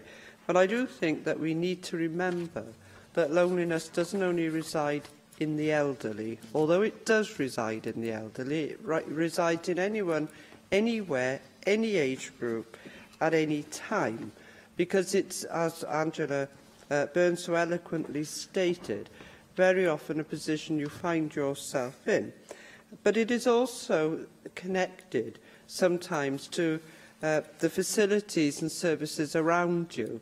And I have spoken here about bus regulation to try and ease the passage, and I do use those words wisely, of transport for people in rural areas. Because if we can use those powers so that we don't end up in a situation where there's a stop-start position on bus travel in Mid and West Wales with companies going bust, people can keep and maintain the companionship that they gain on public transport. The same is said for other services like free swimming.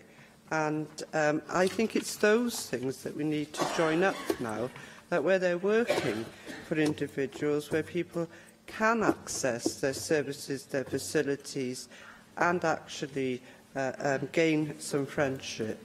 We need to join them up together, and I hope that that will form part of what you do. Thank you very much. Janet Saunders. Thank you. And can I thank the committee for actually working on this report as the older people's champion for our party. This is a key issue, and it's something that I've worked with Sarah Akira on. The sheer numbers of people reported as experiencing loneliness and isolation, 18% of the UK population, equating to almost 458,000 people in Wales. And again, amongst older people, 25% report being lonely, 27% socially isolated, 75% of women and 66% of men over 65 years old are now living alone.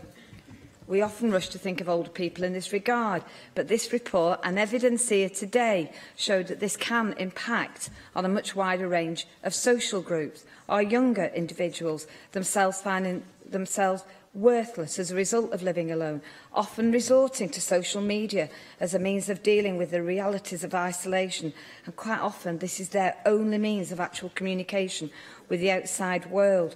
LGBT and BME communities are really affected in bringing further isolation.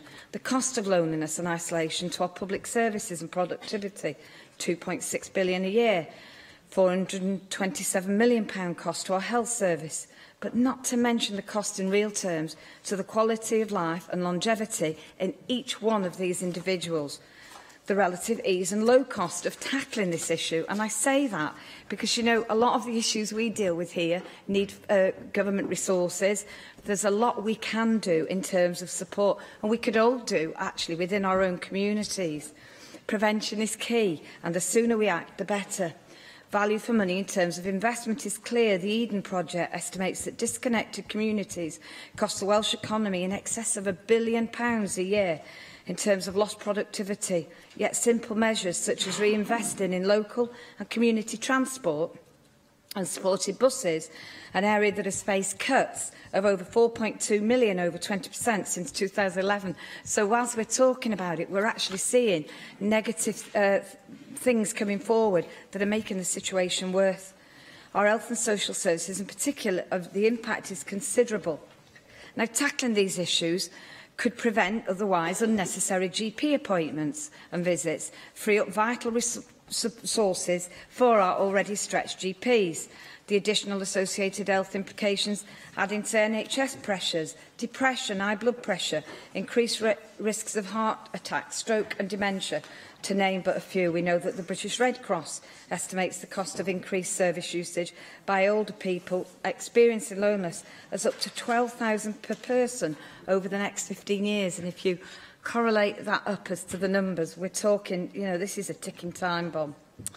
The Eden Project has found that social cohesion currently saves £245 million annually in reduced demand on health services in Wales, and could save £681 million if action was undertaken nationwide. Befriending, for example, and I know I've raised it here before, is it Silver Line? There's a phone line you can phone. Esther Ranson started it up, and that's an extremely good project. I know people in my own constituency have used it.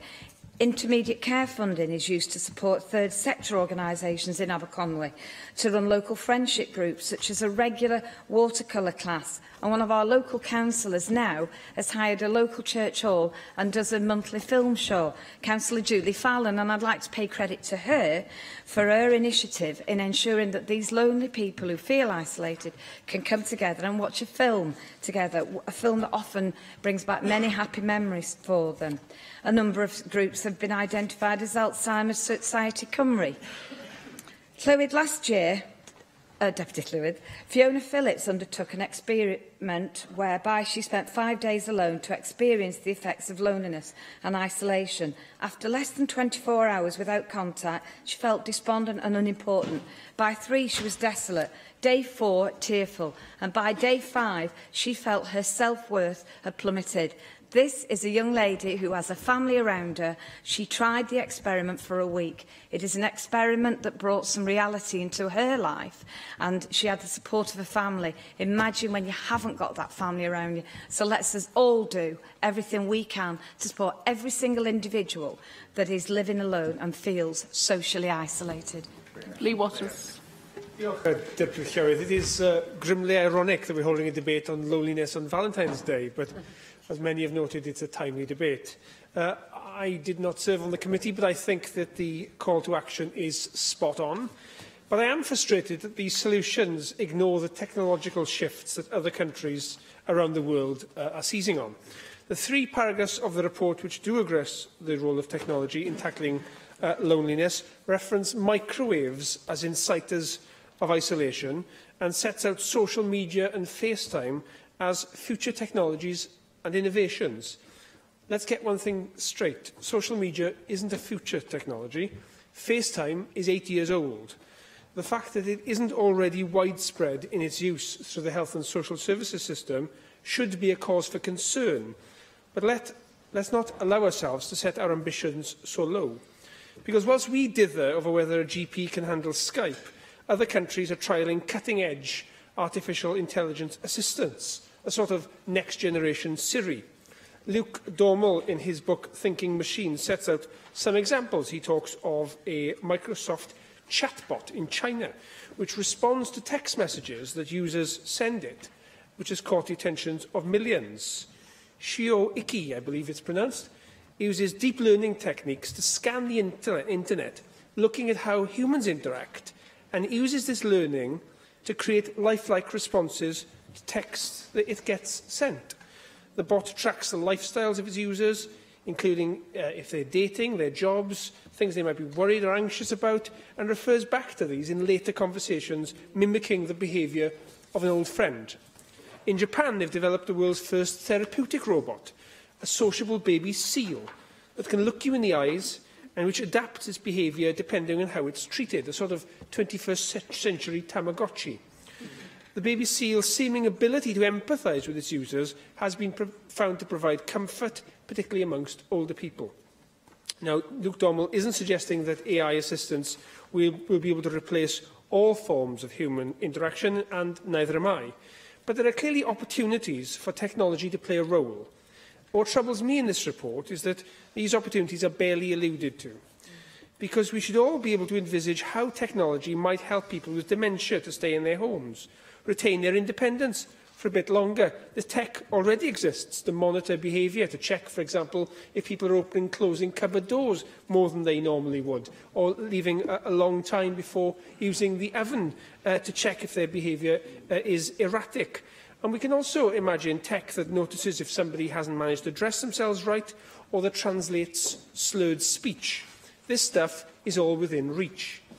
So we should set our attentions to explore how tech might help us to end and ameliorate loneliness.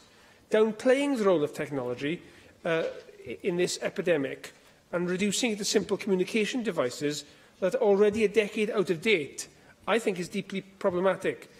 As part of a package of measures, technology offers us cost-effective and sustainable means of tackling isolation and loneliness. And I would implore the Minister to look into this as a matter of urgency. Diolch. Morgan.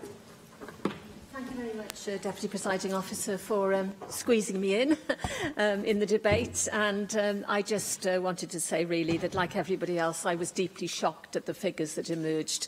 The thought that a quarter of older people in our country here in Wales feel that they are lonely, I think is a very sobering thought. And I think all the members of the committee felt very sobered by the extent of these figures and the fact that for the over 80s it was so much worse.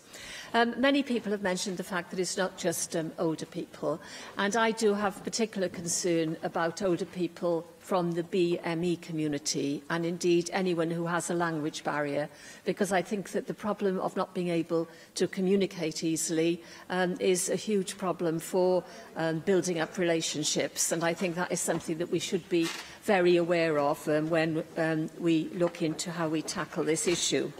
Other people have also mentioned about the fact that Stonewall Cymru has highlighted the fact that lesbian, gay, bi and trans people are much more vulnerable to isolation and loneliness, and I know there have been some recommendations in the past about how those issues can be tackled.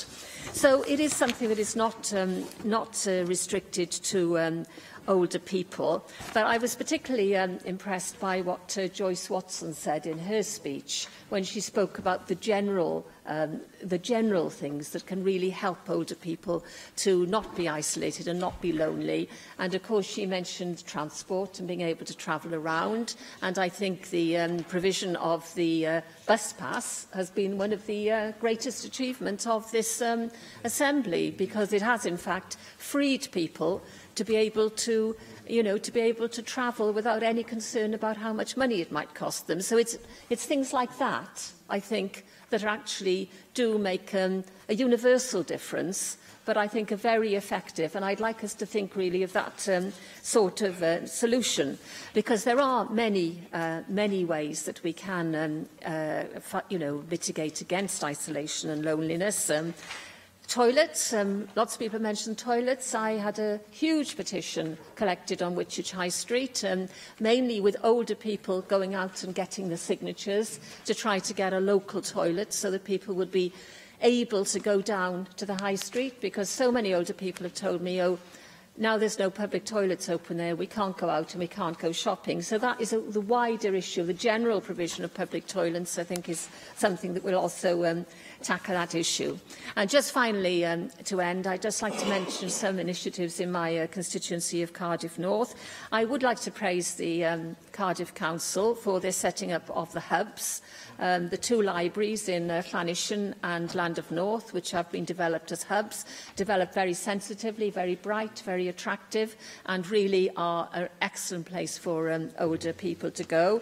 And then I was very pleased to visit with the Minister the Independent Living Centre, where we saw some of the technology that Lee Waters said in his speech, where in fact technology is being used and in this centre, where you can monitor if somebody gets up or if somebody opens the window. And this is happening here in Cardiff very effectively. And that was a very quite an inspiring visit, I thought, and I'm sure the Minister would agree.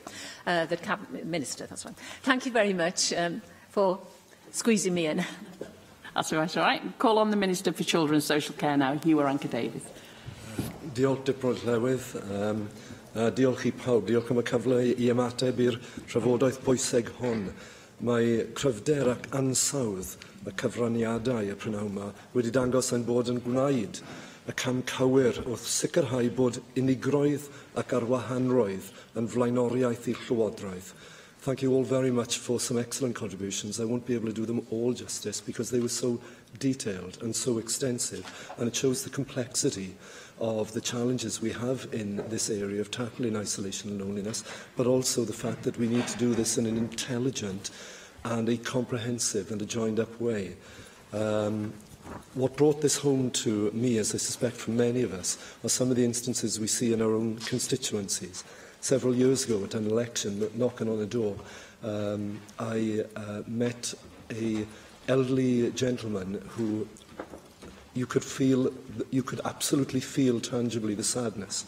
And this was somebody that I'd known from some years ago, who, when his wife had passed away, had effectively locked the door was feeding himself, was looking after himself, but had no connection with any agencies, no support systems, was looking after himself, but was deeply, deeply sad and lonely. And it's haunted me ever since. But the flip side of that is many of the examples we've heard of today, of neighbourliness, of communities coming together, of things like the Men's Shed movement, of simple things that we can all do ourselves, I have to say as well. My mum and dad used to regularly go across the road on a Sunday and take Sunday dinner to an elderly neighbour. Not because they felt in any way pity or whatever, but it's because the sort of things you do in good communities that thrive. And perhaps we all need, I'll turn to some of the government strategies and some of the things we can do from here, but it's also to do with ourselves as well and what we do individually. I would like to thank the committee and under the chairmanship of Di Lloyd for this important report into the inquiry into loneliness and isolation. I think it's helpful because it adds further evidence to what has already been building up, our pool of knowledge about the clearly debilitating effects of loneliness and isolation. And the point has been made by several contributors today that loneliness and isolation can affect anyone at any age for a wide variety of reasons. Understandably, this inquiry focused its initial efforts mainly on the challenges faced by older people, but it can affect all ages. And we've heard loneliness and isolation described as a public health emergency. Evidence shows, and this evidence, by the way, goes back to studies that were done in the 1920s and 30s, that good relationships, those networks, that connectivity, whatever word we want to throw at it, keeps us happier and healthier. And those who feel lonely are more likely to see their physical health decline earlier and to die younger. And we can all appreciate how important it is to feel a sense of belonging in our communities, amongst our friends, amongst our neighbours, and to feel a sense of worth, that our lives mean things to other people. So my written response to the committee's excellent report sets out my detailed reply to the 6 recommendations. I know that everybody's had a chance to read them because they've been touched on so much today. We've accepted each recommendation either fully or in 2 cases partially. Let me just turn to those 2 cases of where we've accepted the recommendations but with some provisos. One of them is the timescale, as has been mentioned. We partially accepted this. The reason for this is quite clear. If we can, we will keep this under review, and if we can bring it forward earlier than the spring of 2019, we will.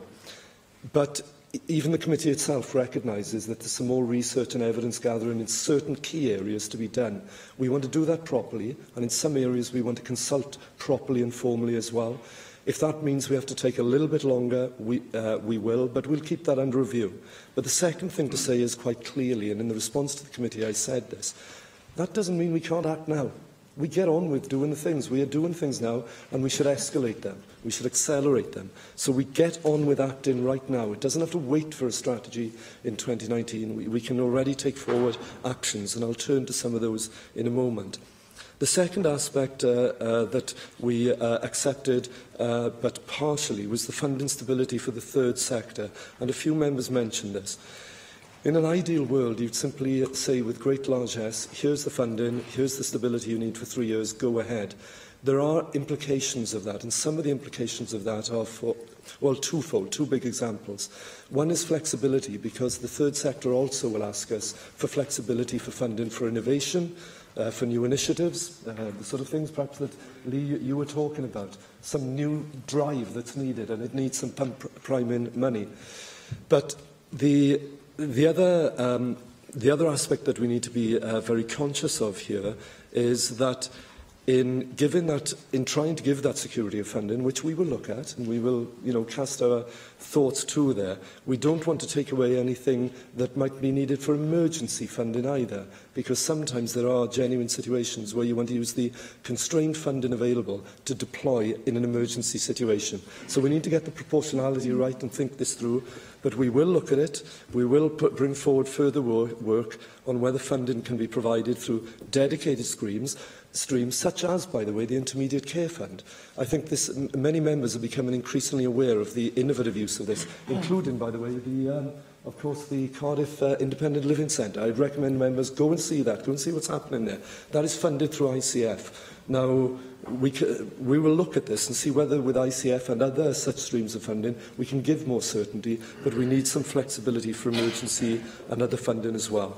But we were pleased to accept all of the recommendations here within the report. Let me say a little bit then more about those investments that have been made in programmes, the initiatives being taken forward that we can already do without waiting for 2019.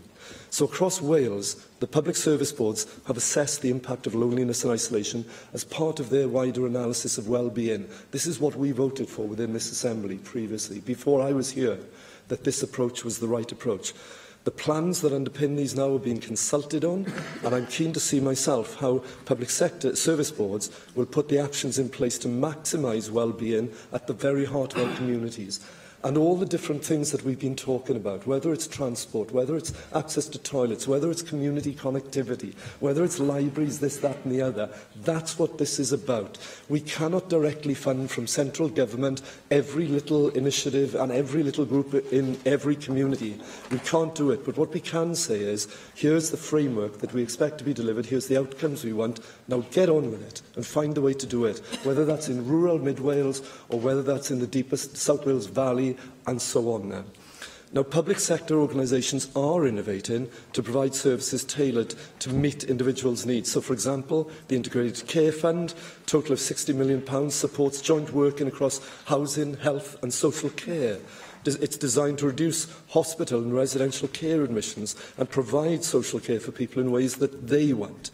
And projects include new build accommodation, to equipment and adaptations that promote independence, that reduce isolation and that improve quality of life. And on the subject of housing, the support... I'm conscious, I said I would never get to all my points.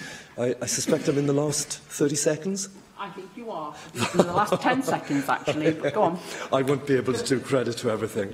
Supporting People programme, designed to help people remain independent in their own home. And again, that aspect of tackling isolation. I suspect it would be better, Deputy Presiding Officer, to refer people to the work that we do in our response to the committee, the work the committee has been done. We regard this as with the seriousness that I have set out today, that we've set out in statements. We're committed to bringing forward that strategy in as rapid a timescale as we can, but we're not going to wait for that, I say to the Chairman, committee members and everybody else who has contributed today. We need to get on with this and do it now. And we know that it's not all to do with funding. It's to do with the way that we work on the ground and the way that we connect in our own communities. Thank you very much.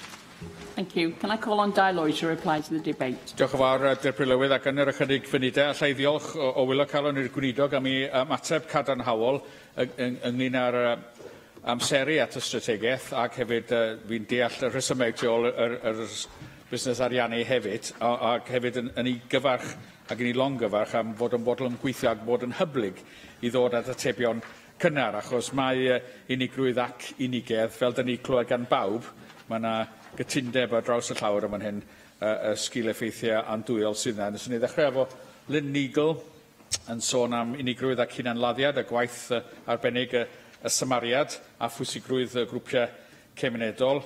Yn hefyd, Lynn yn cyfeirio at effeithiau andwyol posib cyfryngau cymdeithasol, i'w gyferbynnu felly efo beth ddedodd Lee Waters ynglyn â ochr gadarnhaol pwerus y datblygiadau yn myd cyfryngau cymdeithasol, dylen fod yn gwneud fwy o ddefnydd ohonyn nhw. Mae o'n digwydd mewn rhai llefydd fel nes ni glwyd gen y gweinidog a hefyd gen Julie Morgan. Mae yna dechnoleg newydd sydd yn cael ei defnyddio i gysylltu pobl yn well.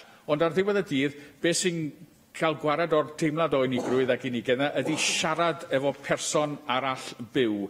Na i byth anghofio, rhai blynyddoedd yn ôl rwan, nes i jyst cyfarch rhywun ar y stryd yn Abertawe, jyst dweud helo, a ddoth i'n gweld i yn y feddygfa wedyn ni yr wythnos ganlynol, a'r helo yna oedd yr unig air oedd wedi siarad efo person arall ers yr amser yna. Trwy'r wythnos, oedd i ddim wedi cael ddim gair arall fel rhan person arall.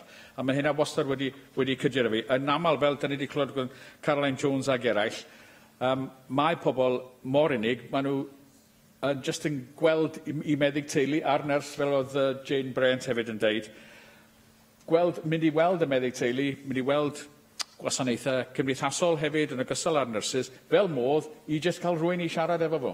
A dyna pwysigrwydd gweld a chyfathrebu efo person arall byw. Diolch I Angela Burns a Rhyn am I cyfeiniadau ac hefyd Janet Flynn-Saunders a Joyce Watson. Mae'n hyfryd cael pobl sydd ddim yn aelodau o'r pwyllgor yn wneud cyfeiniadau ac hefyd chyfraniad pwerus iawn gan Dawn Bowden hefyd. Felly, llongrwchiadau I bawb, a dwi hefyd yn benodol yn llongrwch yr gweinidog. Da ni wedi cael safon o drafodaeth arbennig iawn y prawn yma, a dwi hefyd yn hyderus iawn yn gwni weithredu yn y maes yma wedi clywed ateb cadarnhaol gan y gweinidog. Diolch yn fawr iawn I chi. Thank you very much. The proposal is to note the committee's report. Does any member object? No, therefore, in accordance with Standing Order 12.36, the motion is therefore agreed. Now move on to item 7, which is the Welsh Conservative debate on mental health, and I call on Angela Burns to move the motion. Thank you very much, Deputy Presiding Officer, and I'm delighted to move the motion tabled today by the Welsh Conservatives on the subject of mental health. This issue is one that will affect many of us during our lifetime, either directly or through close family and friends, and I'd like to start my contribution by saying thank you to those members who've raised their personal experiences surrounding mental health in this chamber on previous occasions. It's been open and courageous of you. By sharing those experiences, I believe it has helped others to understand that there is no shame in being unwell. We have tabled this debate today because we want to draw attention to mental health. We want to draw attention to the fact that, if run in a more proactive and holistic manner, mental health services in Wales could be world-leading. We want to send out the message to all those people currently living with mental health issues that there is a light at the end of the tunnel and that people do understand. Mental health is very much a catch-all term for a range of conditions. People suffering from mental health problems can have conditions ranging from mild anxiety, depression, eating disorders, through to bipolar disorder or schizophrenia. And whilst healthcare professionals are much more aware and adept at treating the more common mental health conditions, it is far harder to access or speak to experts quickly who deal with the more severe and complex conditions. This lack of adequate support for the more complex conditions can have dire consequences on a patient's health and may lead them to seeking other forms of support by turning to drugs or alcohol. Good mental health can have a positive impact not only on the individual but also on the whole community. It allows us to be more resilient and cope with what life has to throw at us. It is estimated that 1 in 4 of us, that's 25%, that's a quarter of everybody in this chamber, will suffer from a common mental disorder at some point in our lifetime. And this is a concerning statistic and made all the more difficult by the fact that an unfounded stigma still surrounds mental illness, stopping many people, especially men, from facing their feelings or seeking advice because they can no longer cope. According to Samaritans Wales, somewhere between 300 and 350 people die by suicide each year, almost 1 per day, 30 a month. About 3/4 of these are men. A further 150,000 people have suicidal thoughts, according to the 2017 Welsh Confederation report into mental health. This is around 5% of the whole population, which is a truly sobering statistic. And it's not just the male-female split that's become apparent in recent years, but Samaritan Wales also reports a growing difference between those living in poverty and those from more affluent areas. The charity's research found that as deprivation increases, so does suicidal behaviour.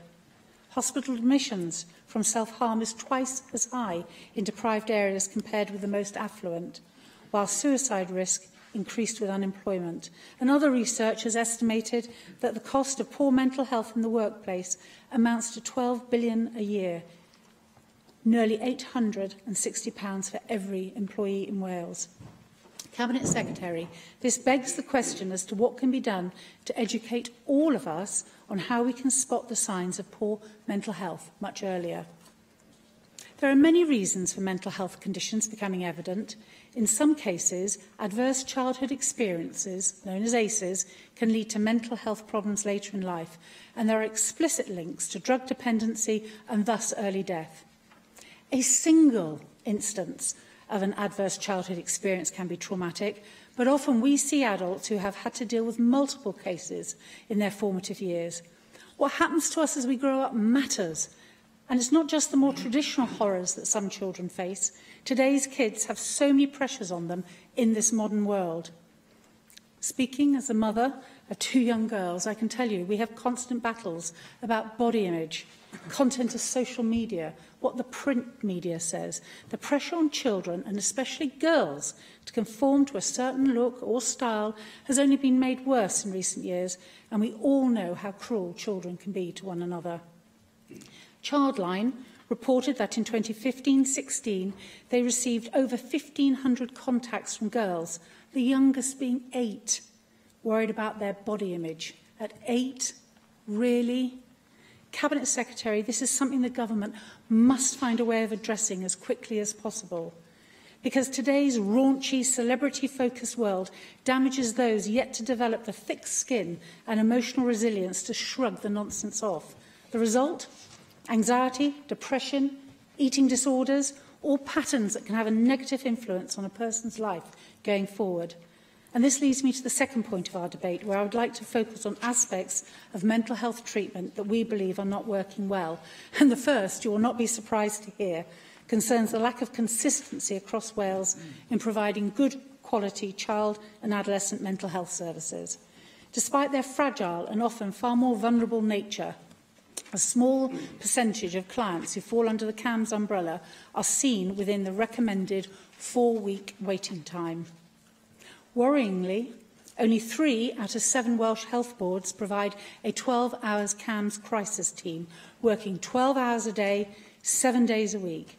And the one in Powys only operates until 5 p.m, Monday to Friday, and not at all at weekends. And what does that say about where our importance is on mental health? I know many other Assembly members, and I would like to single out Lynn Neagle on this, remain concerned that the CAMHS services do not work effectively. Lynn has been an enormous champion on this area. The criteria that they follow is often too narrow. Clients are treated according to their mental health condition, as opposed to being treated as an individual. Children threatening suicide are not provided with help because they haven't been diagnosed with a medicalised problem. Children suffering from the effects of abuse or neglect or with attachment issues are refused access, as a Children and Young People's Committee report into post-adoption support highlighted very, very clearly. So where do they go? I fear they go nowhere. I would like to draw attention to the Mind Cymru study, which surveyed 400 people in February 2016 who'd either requested or accessed psychological therapies in the previous 3 years. This found that 57% of people faced a wait of more than 3 months just to get an assessment with the service, and 21% faced a wait of more than a year to be assessed. And we've just had a debate on loneliness and isolation, and that's a depressive thing. And I cannot imagine, there you are, you're in that awful state, you desperately need help, your mind is struggling, all sorts of thoughts are in your head, but you've got to wait 12 months to be seen. The Together for Mental Health draft delivery plan for 2016-19 requires health boards to report on a 26-week referral to treatment target in specialist secondary mental health services for all patients, including those in inpatient services. Now, in the Welsh Conservative 2017 manifesto, we said that people should have parity of access, regardless of whether they are in primary or secondary care, a policy that's backed by Mind Cymru. And I call on the Welsh Government to introduce a target for all people to be able to access psychological therapies within 28 days. And Cabinet Secretary, I ask if you would just look to see if you can make this possible. And in doing so, will you also review the way that training on mental health issues is structured, Cabinet Secretary? For example, GPs currently only undertake 1 training module out of 21 dedicated to mental health. Numbers of trainee GPs undertaking a rotation in psychiatry is steadily falling, and many GPs only see the most severe cases of mental health illness in primary care facilities during their training, and therefore less familiar, and therefore find it harder to identify more moderate cases of anxiety or depression which may benefit from early intervention when those people cross the door into their surgeries. Another issue that I've raised again and again is the way in which the ring fence on mental health spending has been applied by health boards. Despite being protected by a ring fence since 2008, mental health is an area of our health service that has been chronically underfunded. In 2015-16, just 5.1% of NHS expenditure was spent on adult mental health, and just 0.7% spent on children and adolescent mental health services. Although the ring fence highlights how important it is to protect spending on mental health, we know that it is not a true reflection of where mental health funding needs to be, because almost all of the health boards say they spend far more than that on mental health. But we also know that the mental health ring fence, or the use of the ring fence, is open to interpretation, with many of the health boards playing the system and stating that the ring fence can be used to incorporate all costs in relation to a patient. We heard evidence in the Health and Social Care Committee recently that, and I'm going to quote, for example, if a patient with a mental health primary diagnosis presents with a fractured hip, the cost of treating the hip will be captured within the mental health ring fence. Cabinet Secretary, would you pledge to review this ring fence of spending to ensure that the funding is being used to bring about much needed developments in this service? Because if it's used on things like hips, when you've identified it for mental health, then how can we transform how we deliver mental health? As I bring my remarks to a close, I would like to highlight a couple of examples where innovative projects are changing lives. In my own patch, Hywel Dda, in conjunction with Dyfed-Powys Police, are setting up 3 crisis cafes across the region with the intention of allowing people to drop in and chat to relevant support bodies over a coffee. This is a vast change to the current use of police as first responders to so many people exhibiting signs of poor mental health. This simply adds to the fear and the stigma and ultimately criminalises those with mental health issues. And I make it clear I do not hold the police forces to account for this. They are often the only ones available. Another example of best practice comes from England, where 6 NH trusts have trained teams in an open dialogue approach. This approach means that people are seen within 24 hours of becoming unwell. Meetings with psychiatric teams are held at home or wherever the patients feel comfortable. And it also ensures that the nothing about you, nothing without you mantra is adopted and allows the patient to have full access to their notes. And it's an innovative idea, well worth the Welsh NHS looking at. There are clear calls now in Wales, not just from the National Assembly, but also from those working across our public services and the third sector and individuals to radically reform the way mental health services are delivered. We need to fully recognise the individual, social and economic benefits of preventing mental health from deteriorating. We need to give mental health the same parity of service provision as physical health, and we need to ensure that our secondary and crisis services are able to support people safely and effectively when they are needed. Ultimately, it's about people. We are flesh and blood, but we are also mind and soul. We can only be well when all of us is treated as one. Thank you. I have selected the amendment to the motion and I call on Rhys ap Iorwerth to move Amendment 1 tabled in his name. Diolch yn fawr iawn, Dir Prwy Lywyd yn cynnig y gwelliant gafodd ei gyflwyno yn enw i sydd o'r nod o ychwanegu at a chryfhau. Dwi'n gobeithio y cynnig gwreiddiol allwn ni ddim gorbwysleisio'r angen i gael darpariaeth iechyd meddwl da i bobl ifanc. Allwn ni ddim gorbwysleisio'r angen i ddelio efo'r problemau iechyd pobl ifanc yn fuan, oherwydd mi ydym ni'n gwybod yn yr achosion mwyaf eithafol bod methiant i ddelio efo'r problemau yn gallu bod yn drychinebus yn y pen draw, a hunanladdiad ydy'r ail achos mwyaf cyffredin o farwolaeth ymysg pobl yn ei harddegau. Mae'n cyfraddau hunanladdiad ni'n Nghymru'n uwch nag yn Lloegr a'r Alban, a mae ffigurau diweddar yn dangos bod llawer o'r bobl ifanc sydd wedi cymryd eu bywydau hunain wedi bod yn anhysbys i CAMS, neu mond wedi cael cyswllt byr iawn efo'r gwasanaethau hynny, sy'n awgrymu fod y ddarpariaeth bresennol yn brin iawn o'r hyn da ni angen i ateb y galw. Da ni'n diweddar wedi clywed llawer o sôn, achos di yna'n cael ei holi o'r Llywodraeth yn y siambr yma, am ofal iechyd meddwl i bobl ifanc. Mae rhestra aros ac amser aros yn un mesur pwysig o berfformiad. I'ch atgoffa chi rhwng 2013 ac 2015, mi welwyd cynnydd anferth mewn amseroedd aros, yn enwedig ar gyfer y rheini oedd yn aros dros 16 wythnos neu 4 mis. Oedden ni mewn sefyllfa lle oedd bron i hanner y bobl sy'n aros yn gorfod aros yn fwy na 4 mis. Mi fu na beth gwelliant wedyn, ond erbyn Chwefror 2017, y mis ola o ddata sydd ganddo ni i allu cymharu, doedd amseroedd aros yn dal ddim wedi mynd yn ôl i lefel AH 2013, felly mae'r deriwiad yn glir iawn. Ond ymateb y Llywodraeth yn anffodus dro ar ôl tro oedd gwadu y broblem. Mae'r sawl achlysur mi nath y prif weinidog honni mae'r broblem mewn difri oedd fod yna ormod o bobl ar y rhestr oedd ddim angen bod ar y rhestr. Ac ym mis Mawrth y llynedd, be welson ni, oedd yr ystadegau yn newid dros nos.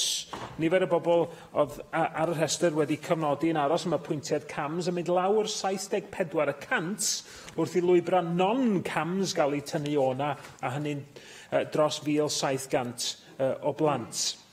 Mae'n gwelliant ni heddiw'n adlewyrchu bod ni ddim yn gwybod be ddigwyddodd i'r plant hynny. Data cams ydy'r unig ddata perfformiad sydd ar gael. Yn anochel, mi nath newid yr mesur o amseroedd aros. Arwain at y Llywodraeth yn deud wrthon ni fod amseroedd aros yn gwella, gan fod y data yn dangos gwelliant mawr. 86.7 o achosion rwan yn cael ei gweld o fewn 4 wythnos naid sylweddol o'r 35.2% yn ystod ymlys blaenorol. Ond wrth gwrs, beth sydd wedi digwydd yma ydy newid yn sut mae pethau'n cael ei mesur. Felly allwn ni ddim cymharu go iawn, a da ni ddim yn gwybod be ddigwyddodd i'r 74% arall o blant yr oedden ni'n arfer i cyfnodi i siwrna nhw. Mi nath y prif weinidog sgwennu at Leanne Wood pan wnaethon ni godi hwn ym mis Tachwedd, cadarnhau bod yn ffigurau ni yn gywir, 74% o achosion eraill un blant a fydda rwan yn cael ei gweld gan y gwasanaeth arbenigol ar gyfer plant gyda chyflyrau niwro-ddatblygiadol. Gafodd ei ddatblygu yn 2016-17, neu bod nhw'n achosion llai oedd wedi cael ei gweld gan wasanaethau iechyd meddwl gofal sylfaenol lleol, oedd yn cael ei cynnwys ar gam yn ffigurau cams. Ond wrth gwrs, does gyda ni ddim data ar gyfer plant sydd angen y gwasanaethau yna. Da ni'n derbyn bod na rai o bobl, y plant o bosib wedi bod angen y triniaeth ar gyfer cyflyrau niwro-ddatblygiad yn hytrach na y cams. Da ni hefyd yn gwybod bod y trothwy ar gyfer cams wedi bod yn llawer rhy uchel. Ni gafodd hynny nodi yn y pwyllgor gan ymchwiliad y pwyllgor plant a phobl ifanc yn 2014. Mi nododd y swyddfa archwilio hefyd bod problem o driniaeth i bobl ifanc yn cael ei stopio os oedd apwyntiad yn cael ei golli, bod hynny'n broblem oedd yn effeithio ar ffigurau, yn dylanwadu ar ffigurau. Ond dwi'n mhell iawn o fod wedi cael yn argyhoeddi, mae'r unig broblem efo cams oedd bod yna ormod o blant yno oedd ddim angen bod yna.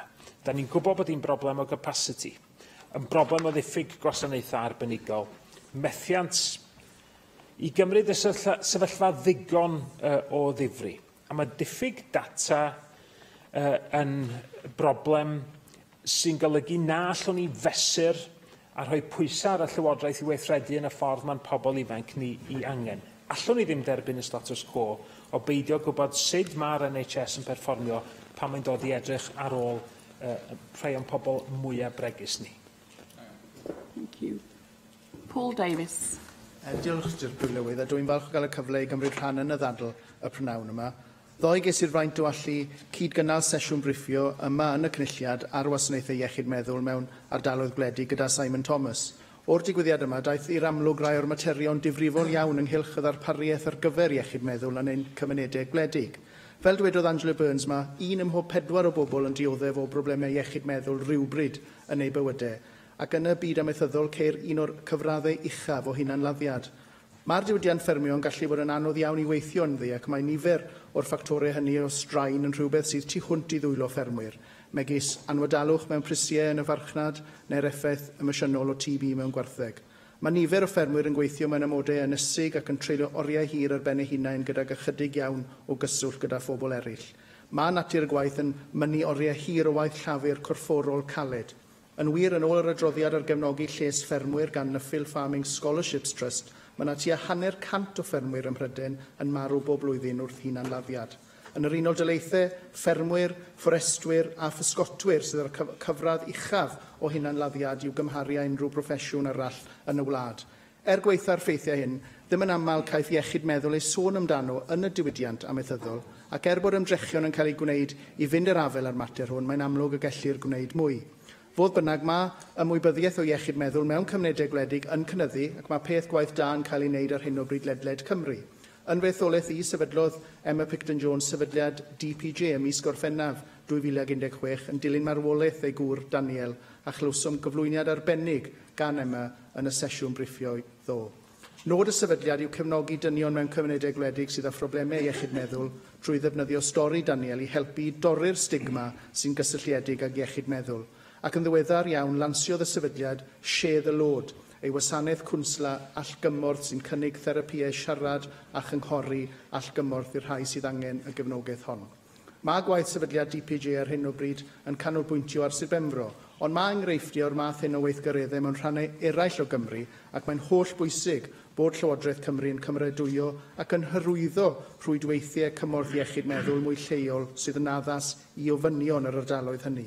Efallai wrth ymateb i'r ddadl hon, bydd ysgrifennydd y Cabinet yn dweud wrthon ni siwt mae Llywodraeth Cymru yn gweithio gyda rhwydweithiau cymunedol llai yn enwedig yng nghefn Gwlad Cymru fynd ar afel a mater iechyd meddwl yn y cymunedau hynny. Wrth gwrs, mae codi ymwybyddiaeth yn un peth, ond mae hefyd yn bwysig bod darpariaeth o wasanaethau ar gael i bobl a phroblemau iechyd meddwl ac mae pryderon fod na ddim mynediad at wasanaethau mewn ardaloedd gwledig ar gael. Mae natur yng nghysbell y nifer o gymunedau ffermio yn golygu ei bod yn aml yn ddaearyddol bell oddi wrth wasanaethau iechyd craidd. Enghraifft llynedd, ymgynghorodd Bwrdd Iechyd Prifysgol Hywel Dda am ei gynlluniau i newid y ffordd y mae'n darparu gwasanaethau iechyd meddwl ar draws Gorllewin Cymru trwy sefydlu uned asesu arbenigol ganolog yn Ysbyty Glangwili gydag uned drin canolog yn Ysbyty Tywysog Philip yn Llanelli. Felly, ar gyfer cymunedau gwledig yn Sir Benfro, unwaith eto bydd rhaid i gleifion i deithio ymhellach i ffwrdd ar gyfer triniaeth arbenigol. Yn anffodus, bydd cynigion y Bwrdd Iechyd yn ychwanegu at amseroedd teithio yn naturiol ac yn sicr bydd yn anodd i bobl sy'n dibynnu ar drafnidiaeth cyhoeddus oherwydd bod seilwaith trafnidiaeth Sir Benfro yn gyfyngedig. Felly, mae'n hanfodol bwysig bod Llywodraeth Cymru yn cydnabod bod ddim un dull sy'n addas i bawb yn gweithio a rhaid sicrhau bod byrdde iechyd yn deall hynny wrth gynllunio gwasanaethau. Gallwn hefyd ddysgu gwersi o bob cwr o'r byd ynghylch siwt maent yn ymdrin ag iechyd meddwl mewn cymunedau gwledig. Mae adroddiad ymddiriedolaeth ysgoloriaethau ffermio Nuffield yn gwneud i'n glir bod Awstralia a Seland Newydd yn eithaf datblygedig wrth fynd i'r afel ag iechyd meddwl ffermwyr ac efallai y gallwn manteisio a rai o'i syniadau. Enghraifft, mae gan Seland Newydd system o health pit stops lle mae gan ffermwyr y cyfle i gael archwiliad iechyd corfforol a meddyliol cyffredinol ac mae'r pit stops hyn yn cael eu cynnal mewn digwyddiadau diwydiant mawr megis sioeau amaethyddol. Mae Awstralia hefyd wedi datblygu sefydliadau megis y ganolfan iechyd meddwl gwledig ac amrywiol a'r ganolfan genedlaethol ar gyfer iechyd ffermwyr sy'n canolbwyntio ar ddatblygu strategaethau ymyrraeth ar gyfer iechyd a lles meddwl gwledig. Felly mae lle i Gymru edrych ar y cynlluniau hyn a gweld sut y gallwn ni ddysgu am rhai o'r llwyddiannau yma a gobeithiaf y bydd Llywodraeth Cymru yn sicrhau bod ein byrddau iechyd yn dysgu o gynlluniau llwyddiannus ledled y byd. Wrth gloi dirprwylywydd, a llaf unwaith eto ailadrodd pwysigrwydd buddsoddi mewn rhwydweithiau cymorth iechyd meddwl ar gyfer cymunedau gwledig. Mae ffermwyr yn rhai o weithwyr pwysicaf Cymru, ond weithiau maent hefyd yn rhai o'n bobl mwyaf bregus. Fel rhan o unrhyw strategaeth neu bolisi'r Llywodraeth a ddatblygir ar iechyd meddwl, hoffwn weld mwy o ddealltwriaeth a sylw ein cymunedau gwledig a'r rheini sy'n gweithio ynddynt. Felly dwi'n annog bobl i gefnogi'r cynnig hwn. Diolch yn fawr iawn. Thank you. Lynn Neagle. Thank you, Deputy Presiding Officer. I am speaking this afternoon in my capacity as Chair of the Assembly's Children, Young People and Education Committee. We've recently undertaken a comprehensive inquiry into the emotional and mental health of children and young people in Wales. Tomorrow we will hold our final oral evidence session, hearing from the Cabinet Secretary for Health and the Cabinet Secretary for Education. We are aiming to report before Easter this year, so I will avoid preempting our conclusions and recommendations in my contribution today. However, I wanted to draw members' attention to the valuable evidence we have taken on this subject in recent months and the particular emphasis that has been placed on the importance of effective preventative work by expert stakeholders, frontline staff and children and young people themselves. We began our inquiry last summer, and the first thing we did was to visit settings that are providing support to children and young people at opposite ends of the spectrum of need. While some of us visited Wales 2 inpatient units, which provide support for those suffering the most acute mental ill health and requiring the most specialist of support, others visited Ysgol Pen y Bryn in Colwyn Bay, a primary school that has embedded mindfulness across its primary and junior school teaching. While visiting Ysgol Pen y Bryn, members saw firsthand what can be achieved in terms of children's resilience if a whole-school approach is adopted that promotes well-being and good mental health for all pupils from an early age. Children as young as 6 told us that mindfulness helped them when they were worried, nervous or anxious. In contrast, the young people with whom we spoke in Tŷ Llydiad, the unit for children and young people in South Wales who require inpatient care, told us that more needed to be done to raise awareness about mental health and to empower young people to talk about their concerns. They told us that they'd been suffering with mental health problems for a long time before they had access to any form of support, specialist or otherwise. During the course of our evidence gathering, it has become clear that school settings are key to promoting emotional well-being and good mental health. There is a strong consensus that by addressing issues as early as possible, before matters become serious enough to merit specialist intervention, significant deterioration in mental well-being can be avoided. We heard that if support is to be truly preventative in nature, we need to make sure children and young people can speak openly about their emotional well-being and know where to turn if they have concerns about themselves or others. The opportunities afforded by the reform of the curriculum in Wales has been raised by almost every witness. Nevertheless, it is also clear that a step change is needed to realise this ambition. The evidence we've heard demonstrates that, despite an overarching desire to see education, health and social care working more closely to align their support, in practice this has yet to be implemented to the degree necessary. Despite the efforts of organisations such as the Samaritans to roll out support such as the DEAL project, developing emotional awareness and listening, too many children find themselves without the tools they need to enable them to respond with resilience to the pressures that life throws at them from an increasingly early age. And as Dr. Liz Gregory, a consultant clinical psychologist, told us, too often, when we have concerns about the mental health of our children, we turn to an adult model of care. This fails to recognise the inherent vulnerability and lack of control children have over their own lives at such a relatively early stage in their life journey. In closing, I want to note that as a committee, we have shone a light on this topic over the last 6 months with the aim of reforming a system which has for too long relied on children and young people reaching a point where treatment and medical intervention is needed before support is provided. When we report later this term, we will focus on the steps we need to take to reverse this, to encourage good mental health and well-being, so that our children and young people are enabled to discuss their emotions without fear of stigma and to ensure they have the tools they need to face pressures and challenges with resilience and confidence. Thank you. Thank you, Deputy Presiding Officer. Part in this debate, and I welcome the contribution that's just been made about the work of the CYPE committee. I want to focus, if I may, my comments on the plight of veterans' mental health services.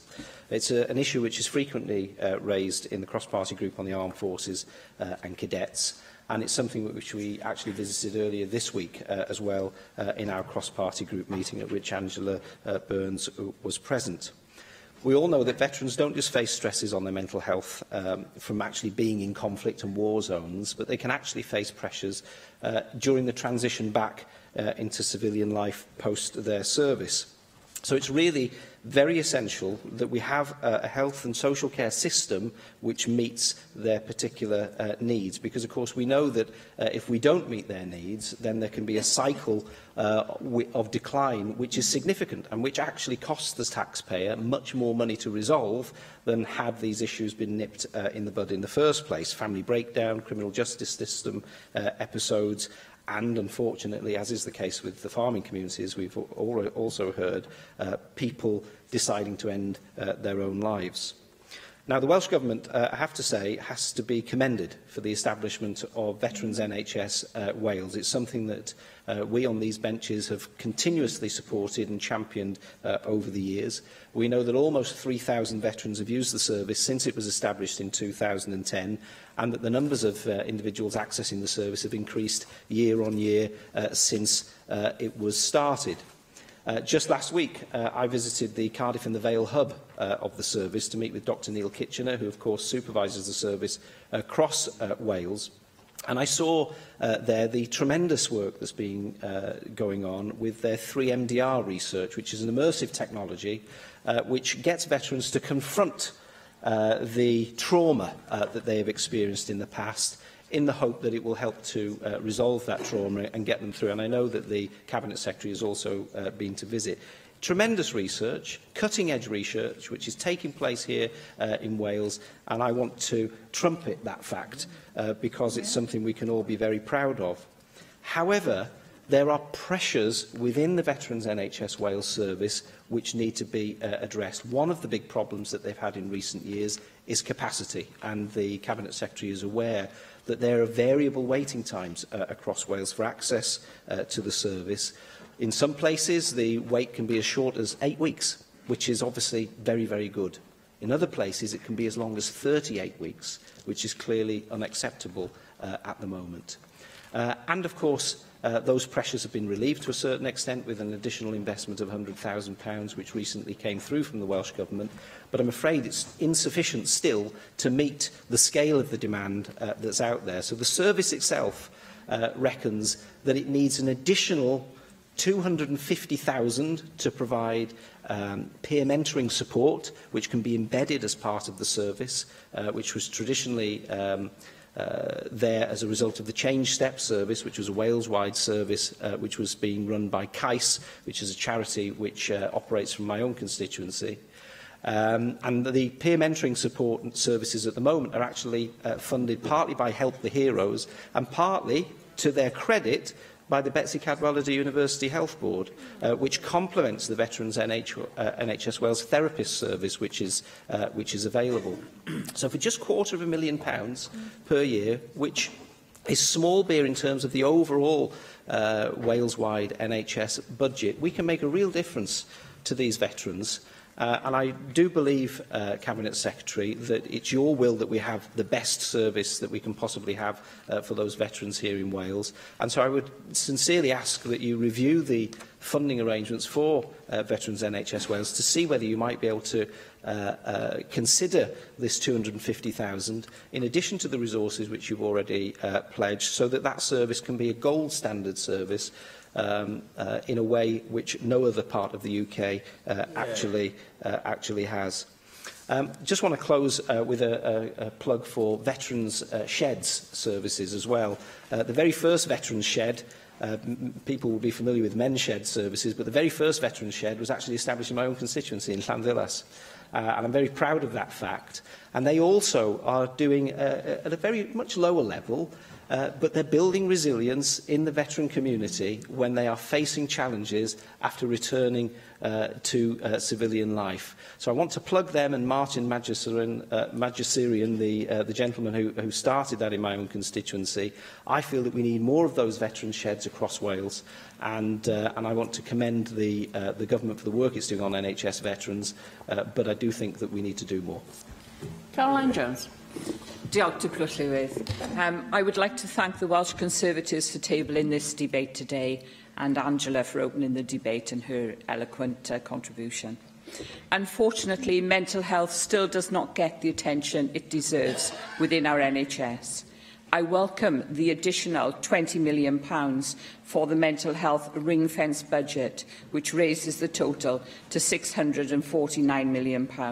However, this is still simply not enough. Having worked with people who have varying degrees of mental health issues, it is harrowing to say the least, and meeting their families, it was very disturbing. Having also worked closely with the Samaritans, I feel humbled at the work they do and the around-the-clock service they provide, and also the lives that they save. I accept that the ring-fence budget is the minimum spend and that the actual spend can be much higher than that, but it's usually not much higher. The actual spend for the last year, for which we have figures, 2015-16, Wales spent £683 million. When you consider that the health budget stands at around £7.5 billion and mental health issues affect more than a quarter of our population, then why are we spending around 10 or 11% on mental health services? PricewaterhouseCoopers, in their review of the financial ring-fencing arrangements for mental health services in Wales, state that the ring-fence allocation is not based on a robust assessment of healthcare needs. The Welsh Government needs to change the ring-fencing arrangements as a matter of urgency. I won't repeat the veterans' cause because Darren has already said it, but my sentiment is there also. Waiting times for mental health services are still far too long, particularly CAMS services. Despite a 28-day target, more than half the children referred to CAMS wait more than 4 weeks, and some children and young people are waiting more than half a year. One constituent of mine called me as she had been waiting 7 months for an assessment, and upon speaking to a member of the CAMS team, they told me that the backlog, which was 6 months ago, was vast, and some people had been waiting almost a year. So the picture for adult mental health services isn't much better. 12.5% of patients wait up to 56 days, and over 9% of patients wait much longer than that. We don't leave injured patients in pain, so why do we tolerate leaving those suffering from mental health in mental anguish for months on end? Not only do we have insufficient funding for mental health services, we also have a huge shortage of clinical staff. We have just 6 consultant psychiatrists per 100,000 patients. There are 10 per 100,000 in Scotland and 8 in England. We have huge shortages in general psychiatry, geriatric psychiatry and clinical psychology. No wonder waiting times are so high. For CBT and other talking therapies, most patients wait between 3 to 4 months to a year, and 15% of patients wait much longer than a year. As a result, there has been an over-reliance on prescription medication. According to the latest Scoville snapshots, 80% of patients are offered psychiatric medication, up from around 60% in 2012. Psychiatric medication, while beneficial to many, should not be seen as a cure-all. There can be horrendous side effects from antidepressants and antipsychotics, ranging from decreased alertness to suicidal feelings. Unfortunately, a combination of overworked GPs and long waiting lists for psychological therapies is leaving people with no alternatives but to take drugs, which could leave them feeling much worse. This was not what was envisaged by the mental health measure and is possibly contributing to our suicidal rates, which result in 3 times as many deaths as road traffic accidents. We are letting down our constituents, of whom 1 in 4 suffer from mental health issues. I urge all members to support the motion, together with the Plaid Cymru amendment, and urge the Welsh Government to take urgent action to improve mental health provision for all in Wales. Thank you. David Melding. Thank you, Deputy Presiding Officer. It's a pleasure to take part in this debate. It's one of a series we've had this afternoon, one there is cross-party support for. better services in a particular area. Last week, I sponsored for the Time to Change Wales campaign an event here in the Senedd. And as you will know, the goal of that campaign is to end mental health stigma and discrimination in Wales. And only a week before, I'm sure many other colleagues did the same as I did, and that took part in the Time to Talk Day, a day which promotes the message that any day, any minute, any time is a good time to talk about mental health. And I actually tweeted, with the aid, I must say, of my very able researcher, but anyway, I went... you know, you can't transform yourself completely, can you? Not overnight, anyway. But anyway, we're halfway down Lloyd George Avenue by the public art there of two faces, talking or kissing, maybe, I don't know, it depends on your interpretation. And I stood in front and I talked about my own experiences and how important it is just to speak about mental health and well-being and recovery. I do think that we could have even more world-class mental health services than we have at the moment, and we do have some. I mean, you know, let's acknowledge that. There is some great best practice in Wales. But I think with a suite of really far-seeing legislation, such as the Wellbeing of Future Generations Act, the Social Services and Wellbeing Act, the Public Health Act, and most recently the Parliamentary Review, all highlighting a level of consensus across the Assembly that we need more anticipation, more person-centred approaches, more intergenerational planning for what we should be delivering, and really ending barriers between physical and mental health in terms of what we're trying to achieve. So we need to build, I think, on the better practice that, when it emerges. I learned recently of Mind Cymru, and they work with GPs and local health boards to roll out early prevention services. Now, this does seem to me key, and they have active monitoring, and I'm glad to see that the scheme of active monitoring has been supported by Welsh Government funding. And so far, active monitoring has exceeded all initial expectations, with 38 GP surgeries across Wales offering patients services under active monitoring, and some 433 patients at the moment having help. Of those patients, 71 of people experiencing clinical levels of anxiety and panic attacks fully recovered, with 54% of people experiencing clinical levels of depression fully recovering. Can I say, I suspect I'm not the only Assembly member, but I'm certainly one, that has had a number of episodes of panic attack, and it is horribly debilitating. It has a huge effect on your confidence in what you think you're going to be able to do. And when you get through that, when you have had the treatment, the support, whatever it is, the fulfilment you feel and the well-being you feel and the stability you feel is something beyond measure. And I think any services that get people to that better condition are to be hugely valued. And they're not often very intensive. We're not talking about people in serious illness. You know, let's remember that. You know, anxiety and depression, panic attacks, these are, I mean, they may accompany more serious illness, but people who are not seriously ill in terms of their mental health can still be prone to these things. So mild to moderate ill health can be very, very debilitating. There's huge effects on the economy as well, and family life and all sorts of things. Mention that point.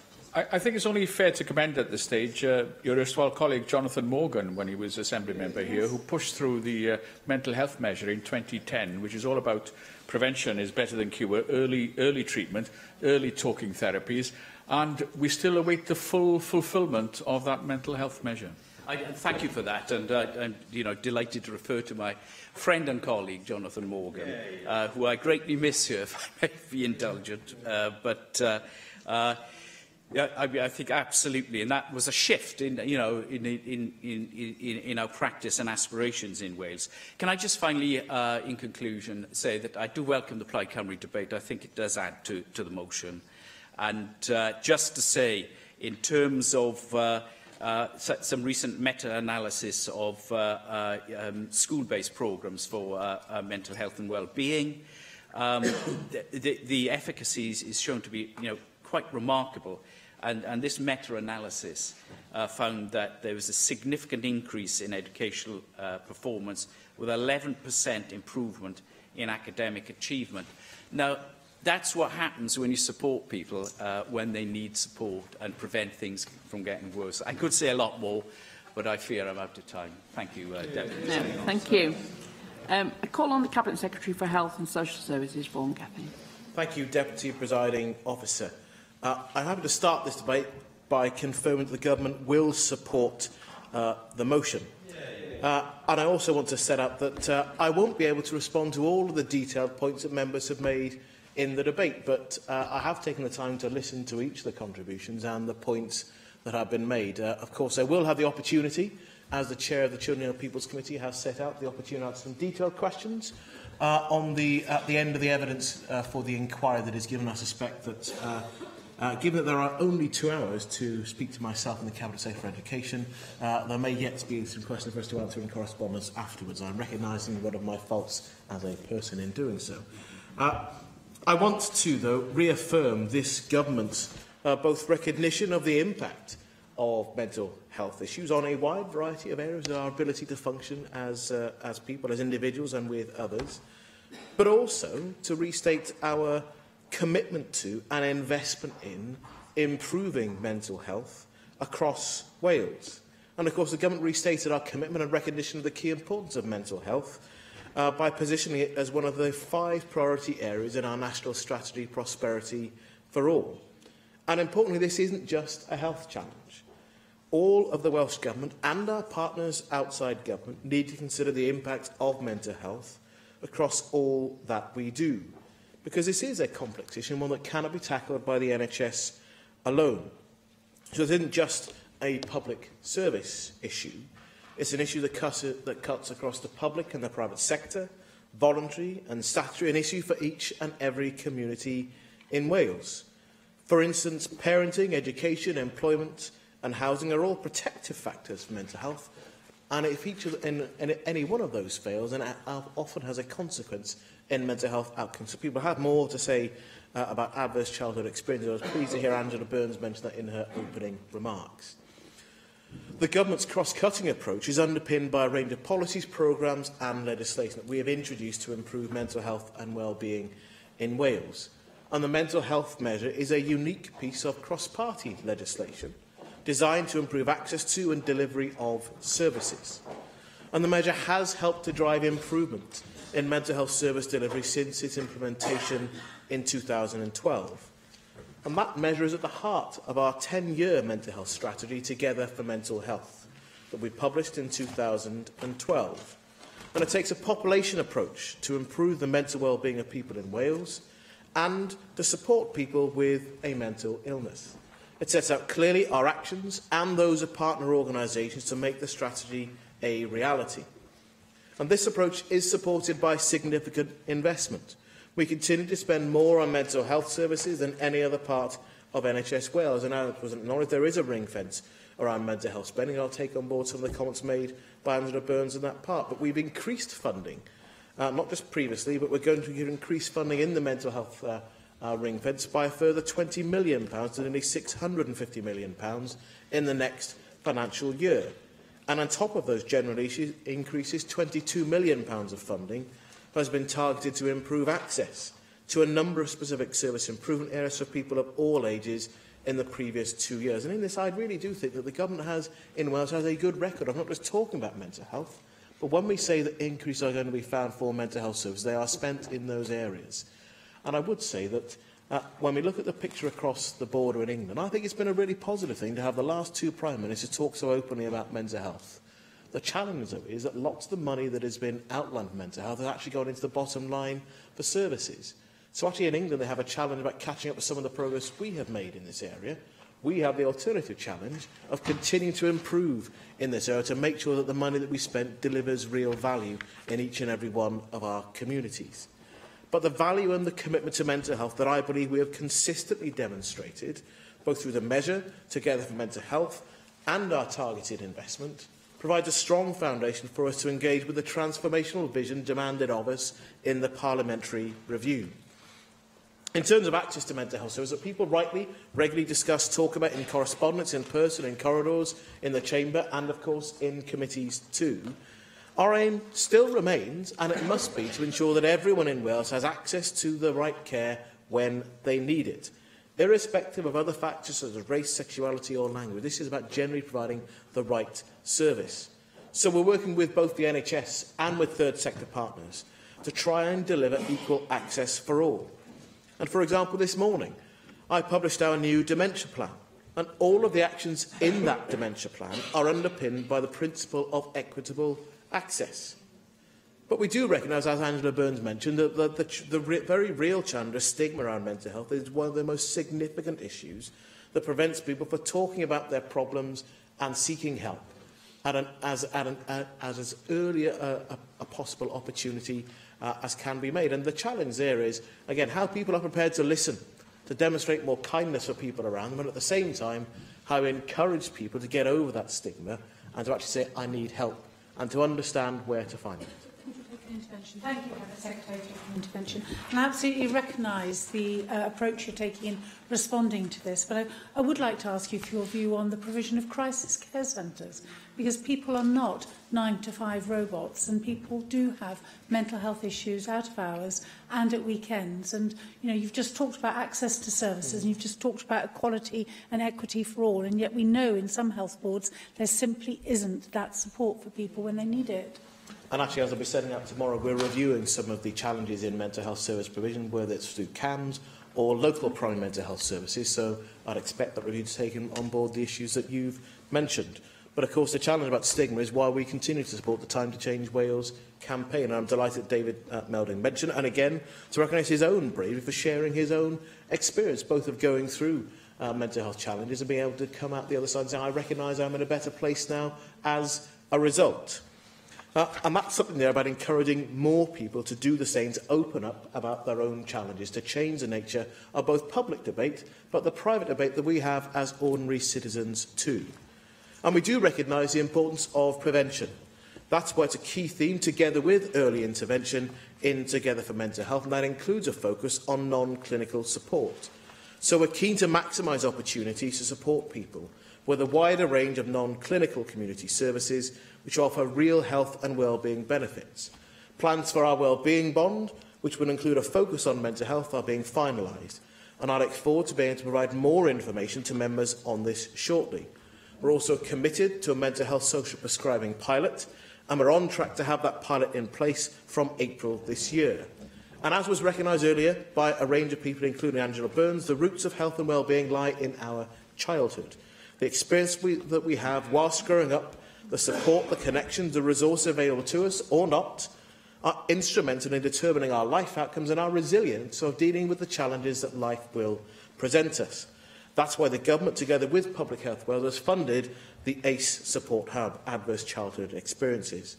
That centre of expertise is to increase understanding of ACEs, to increase resilience, to support and inspire individuals, communities and organisations to learn about ACEs, to become more aware and to change thinking and behaviour. And we continue to invest in our ambitious programme to improve access to specialist CAMS services in response to the significant increase in recent years. Members will know we've invested significantly in this. Members will also know we set a new waiting time standard, and the challenge now is that I expect to see a further and sustained improvement in performance from March onwards. We'll continue to publish a range of performance data in relation to that access, available by month and individual health board. I look forward to working with people within and outside this Assembly chamber to continue to improve mental health in every community across Wales. Thank you. Call on Nick Ramsey to reply to the debate.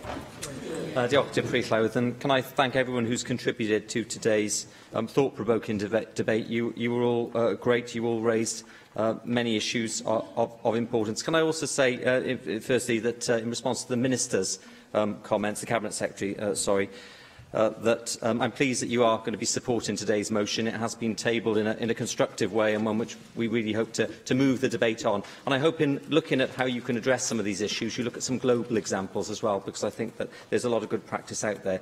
I can't mention everyone's comments today, but I will touch on a few of the speakers. And first of all, in opening, Angela Burns spoke of the importance of removing the stigma surrounding mental health. That's such an important point. And you're right to say that AMs here who have spoken about their experience have been key to getting rid of that stigma and moving this debate on in the past, and that deserves to be commended.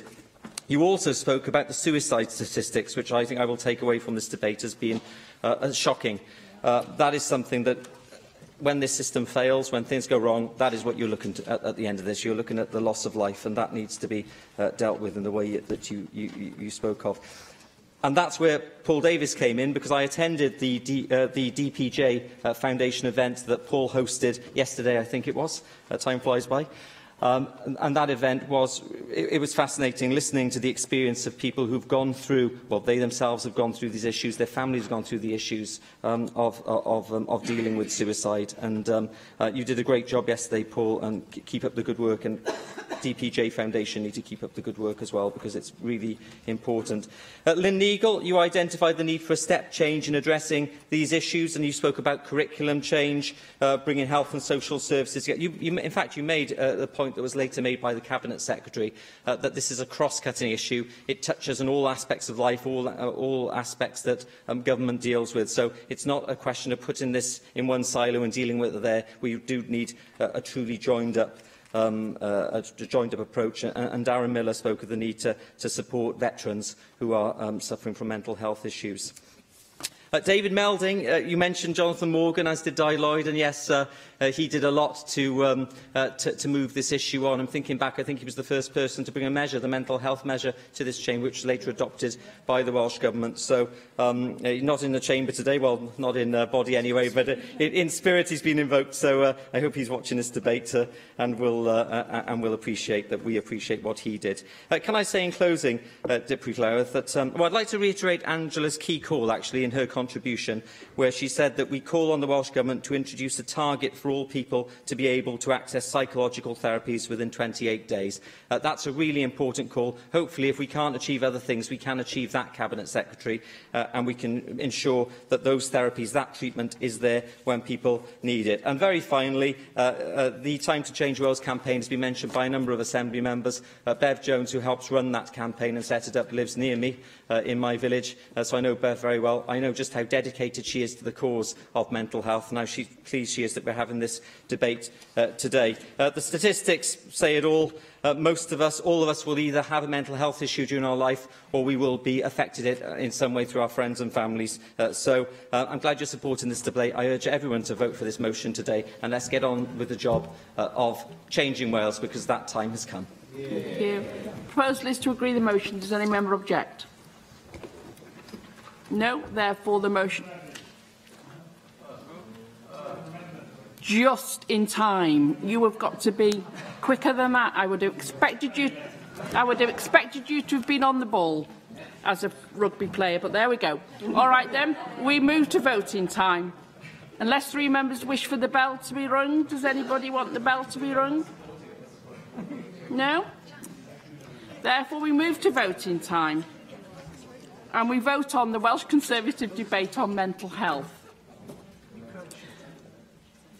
If the motion is not agreed, we will vote on the amendment tabled to the motion.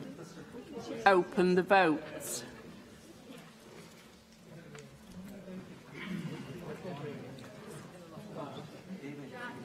I haven't got a screen.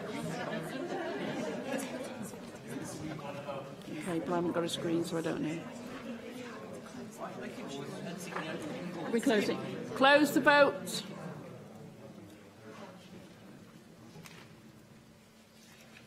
For the motion 41. No abstentions, 6 against. Therefore, the motion is agreed. We now move to the short debate.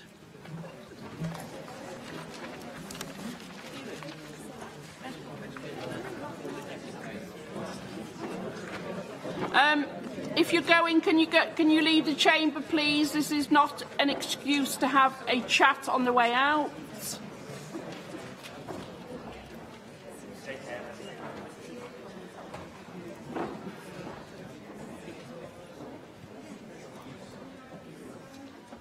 Right, we are going to move to the short debate, and I call on Mark Isherwood to speak on the topic he has chosen. Mark. Can I start by saying I'll give a minute to David Melding, who will be speaking after I conclude with your indulgence. Well, a household in Wales is in fuel poverty if they spend 10% or more of their income on energy costs.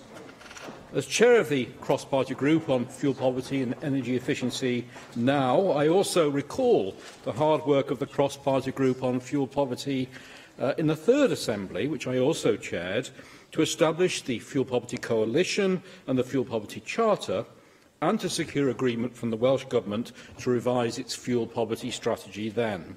Well, in 2010, the Welsh Government set out its strategy to eradicate fuel poverty in Wales in all households by 2018.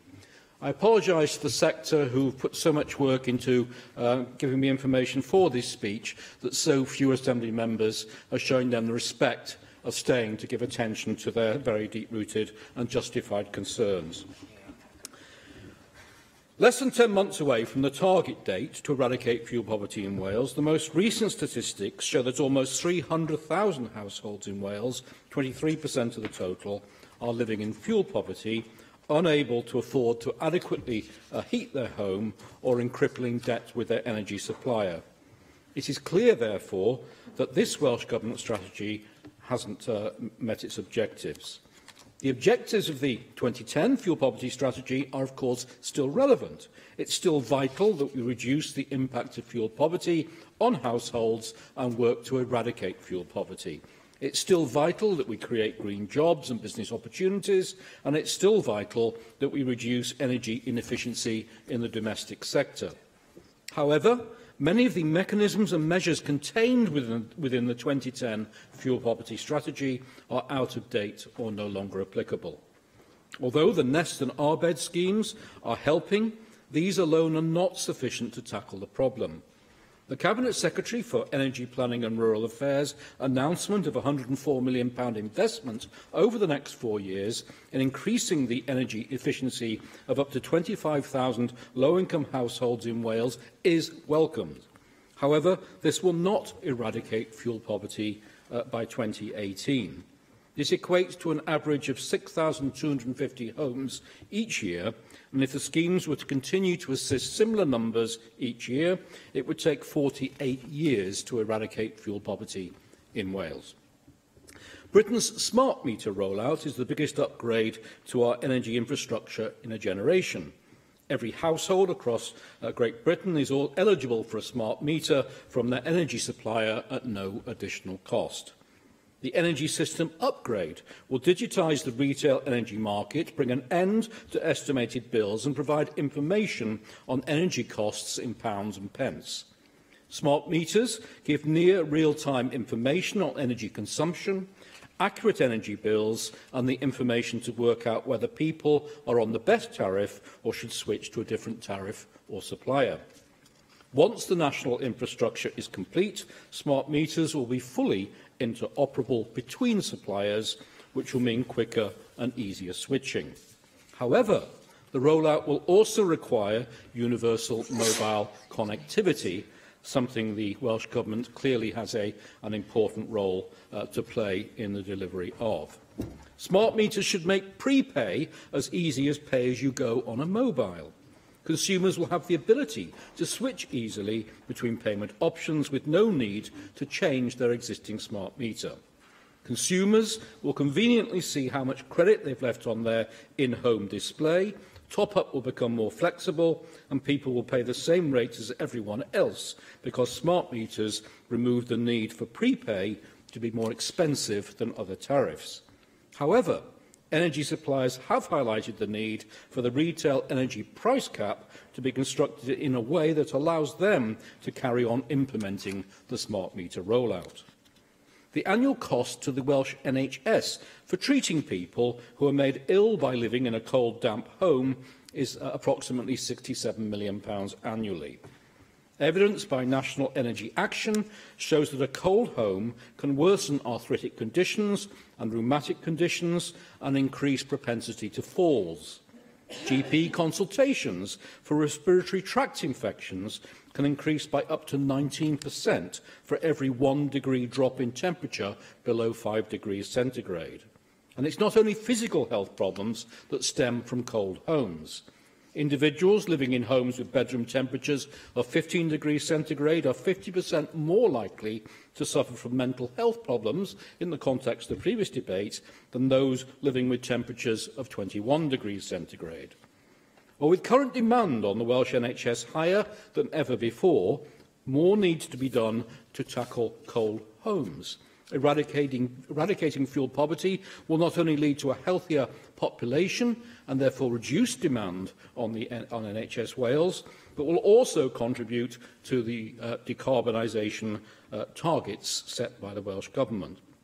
We know that the energy used in homes accounts for more than a quarter of energy use in Wales.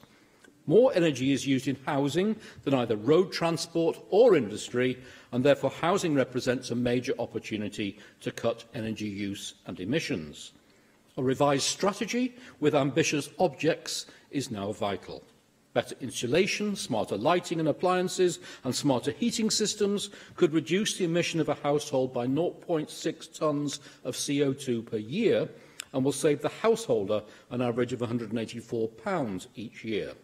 Improving the housing stock will therefore both cut emissions and help tackle fuel poverty. NEA Cymru have called for new targets to improve homes to a minimum energy efficiency standard of EPCC, which I raised with the Cabinet Secretary last month. Canagas has stated that they also fully support increasing the energy efficiency of homes and providing people with information to help them do this.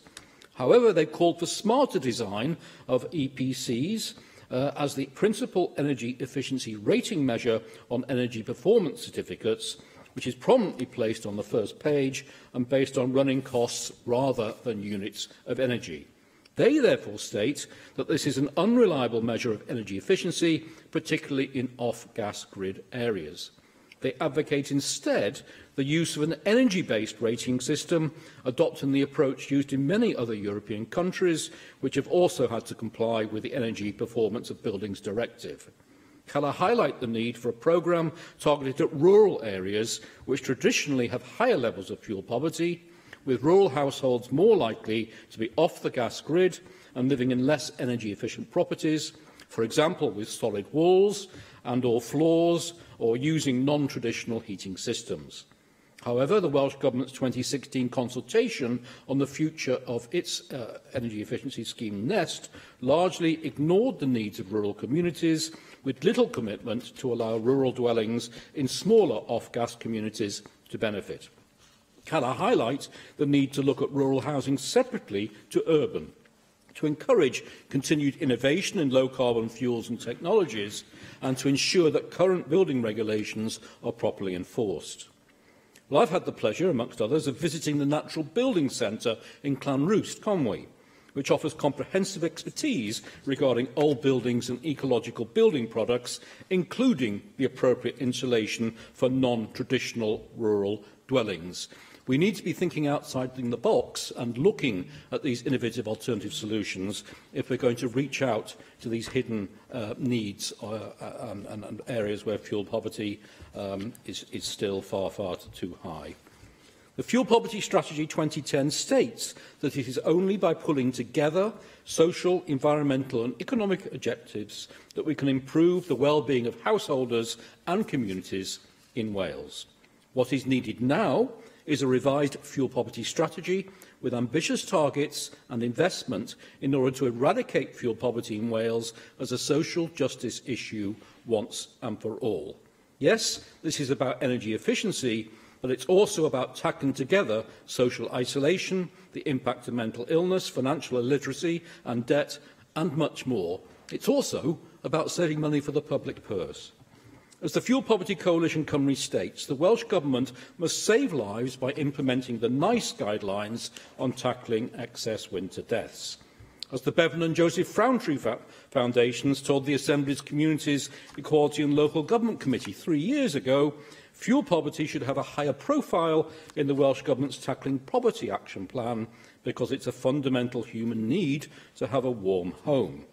And as Age Cymru have said, many of the mechanisms and measures contained within the 2010 fuel poverty strategy are out of date or no longer applicable, adding the time is right for the Welsh Government to refresh its fuel poverty strategy with a clear programme and timescales, credible evidence base, ambitious new fuel poverty target rooted in delivery rather than being a hostage to energy price movements.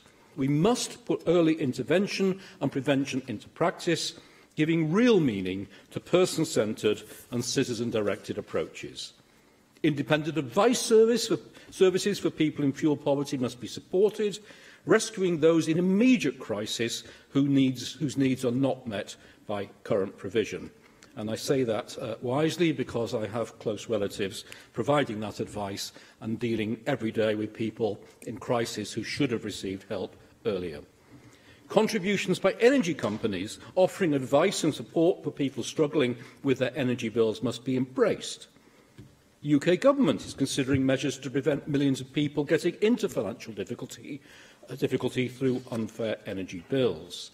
The new proposals from them will help vulnerable people benefit from cheaper energy by allowing energy suppliers to automatically move vulnerable people onto a special safeguard tariff set by Ofgem that will protect them from unfair price rises, and launching a consultation only yesterday to seek the views on changing the law to allow information to be shared under control conditions between public authorities and energy suppliers.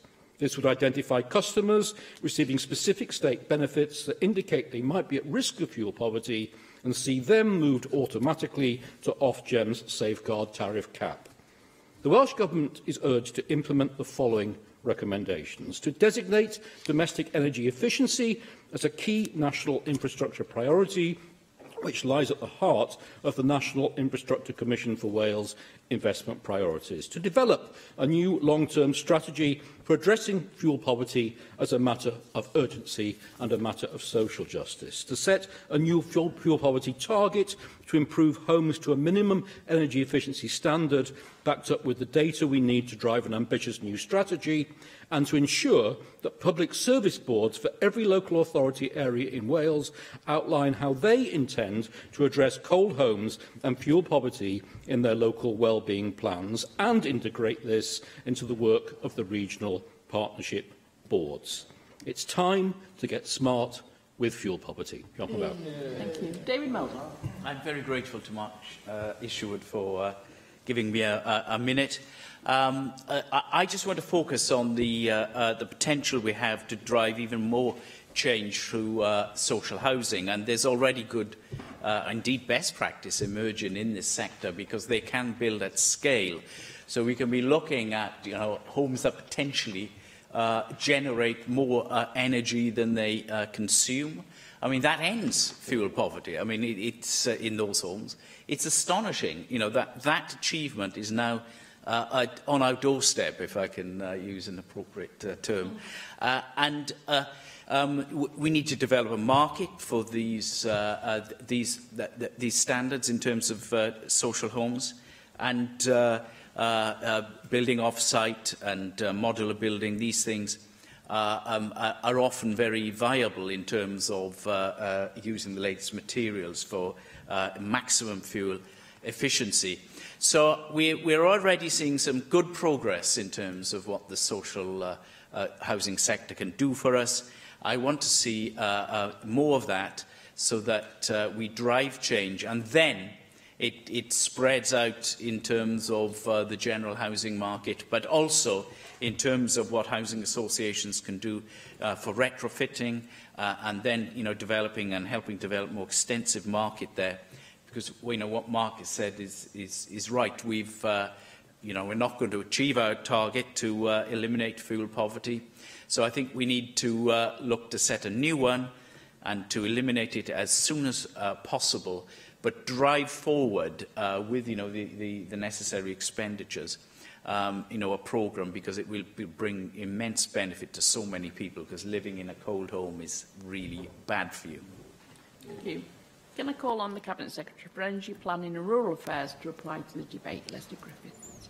Thank you, Deputy Presiding Officer, and thank you to Mark Isherwood for bringing forward this very important debate where he raised some very important points, and it gives me an opportunity to describe what we're doing as a government, and it also reminds us of the need to maintain action to tackle fuel poverty. Living in a cold home can have a significant impact on health, educational attainment and overall social and economic well-being. The Welsh Government has been absolutely clear in our commitment to do everything we can to tackle fuel poverty. Wales has some of the oldest and least thermally efficient building stock in Europe, so it takes more energy to keep homes warm, driving up energy consumers' costs. Improving the energy efficiency of our housing stock is therefore key to reducing demand, reducing energy bills and tackling fuel poverty. This debate has focused upon the subject of getting smarter with fuel poverty, and there are many ways we can demonstrate a smarter approach. Smart meters are a non-devolved matter. However, we continue to work with Smart Energy GB, Ofgem and energy suppliers to ensure the needs of Welsh consumers are considered in the rollout of smart meters. Smart Meters GP's research shows 86% of households with smart meters make changes to their behaviour to save energy, and this will be important if we are to achieve our ambitions for eradicating fuel poverty and also, of course, for achieving our ambitious decarbonisation targets. Smart meters are significant, but there are, of course, other initiatives we must adopt in Wales if we're to eradicate fuel poverty. For example, Wales will be participating in the Energy Systems Catapults Fair Futures programme. The programme aims to understand how to design and deliver services to consumers facing difficulties with low household incomes and high cost of adequate energy in their homes. The initial focus will be on the Smart Systems and Heat programme area of Bridgend County Borough Council, but will spread to other areas as the Fair Futures programme develops. The most effective way we can tackle fuel poverty is to improve the energy efficiency of homes on those on low incomes or living in the most deprived areas of Wales.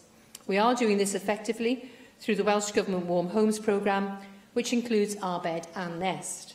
Warm Homes Nest is our demand-led fuel poverty scheme where households can access free impartial advice and support to help them reduce their energy bills. Advice is provided in areas such as saving energy and water and energy tariffs. Nest also provides advice and referrals on broader issues, including benefit entitlement checks, debt advice, including money management. Ofgem has reported an increase in the number of customers in Wales switching energy supplier. Latest figures show the number of people who switched their energy provider in 2016 was higher in Wales than the rest of GB. This is why the advice service through Warm Homes is so important, and we will build on this through the new Warmed Home programme to ensure more homes are getting the best deal with potential savings of over £200 a year. I would also like to see energy suppliers doing more to ensure customers are on the most appropriate tariffs, rather than continually overpaying on standard variable tariffs. For those most in need and living in the least energy efficient properties, Nest also offers a tailored package of free home energy improvement measures such as boiler and heater upgrades and insulation. Alongside Nest, we have our area-based fuel poverty scheme, Warm Homes Arbed.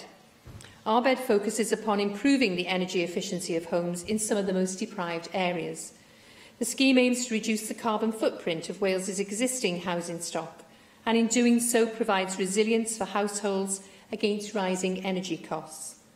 I've maintained Welsh Government's commitment to action on fuel poverty with a new Warm Homes programme commencing in the spring, which will run for the long term. As Mark Isherwood welcomed, we will invest a total of £104 million in Welsh Government Warm Homes, enabling us to improve up to 25,000 homes of those on low incomes or living in the most deprived areas of Wales. Our investment will also lever in up to £24 million of EU funding in addition to funding from the UK Energy Company obligation. Since 2011, we've invested over £240 million to improve the energy efficiency of over 45,000 homes, of those on low incomes or living in the most deprived areas. There are some concerns fuel poverty and vulnerable households could be left behind with the smart revolution taking place in energy. Once again, this is why the advice offered to householders within our Warm Homes programme is so important. Nest provides impartial advice and support to over 98,000 households since 2011. And whilst I am proud of this government's ongoing commitment to tackling fuel poverty, there is, of course, more to be done. In November last year, I issued a written statement where I set out my ambition to increase the scale and rate of residential energy efficiency retrofit in Wales. The Environment Act sets out our ambition to reduce emissions in Wales by 80% by 2050. The evidence tells us to achieve our aim, emissions from buildings will need to be close to zero. Currently, homes contribute approximately 15% of Wales's total emissions. Achieving reduced emissions of this scale will require new homes and buildings to be much more energy efficient. It will also require energy efficient appliances and changes to the way we heat our buildings. Crucially, it will also require dramatic upscaling of energy efficiency retrofit works on existing homes. Around 70% of homes will exist in the 2015s will have been built before 2000. My officials are therefore developing options for new interventions, examining how services could be established, operated and funded to deliver not only benefits to those in fuel poverty, but also wider economic, social and environmental benefits for Wales, including decarbonisation. Thank you. Thank you. And that brings today's proceedings to a close. Thank you.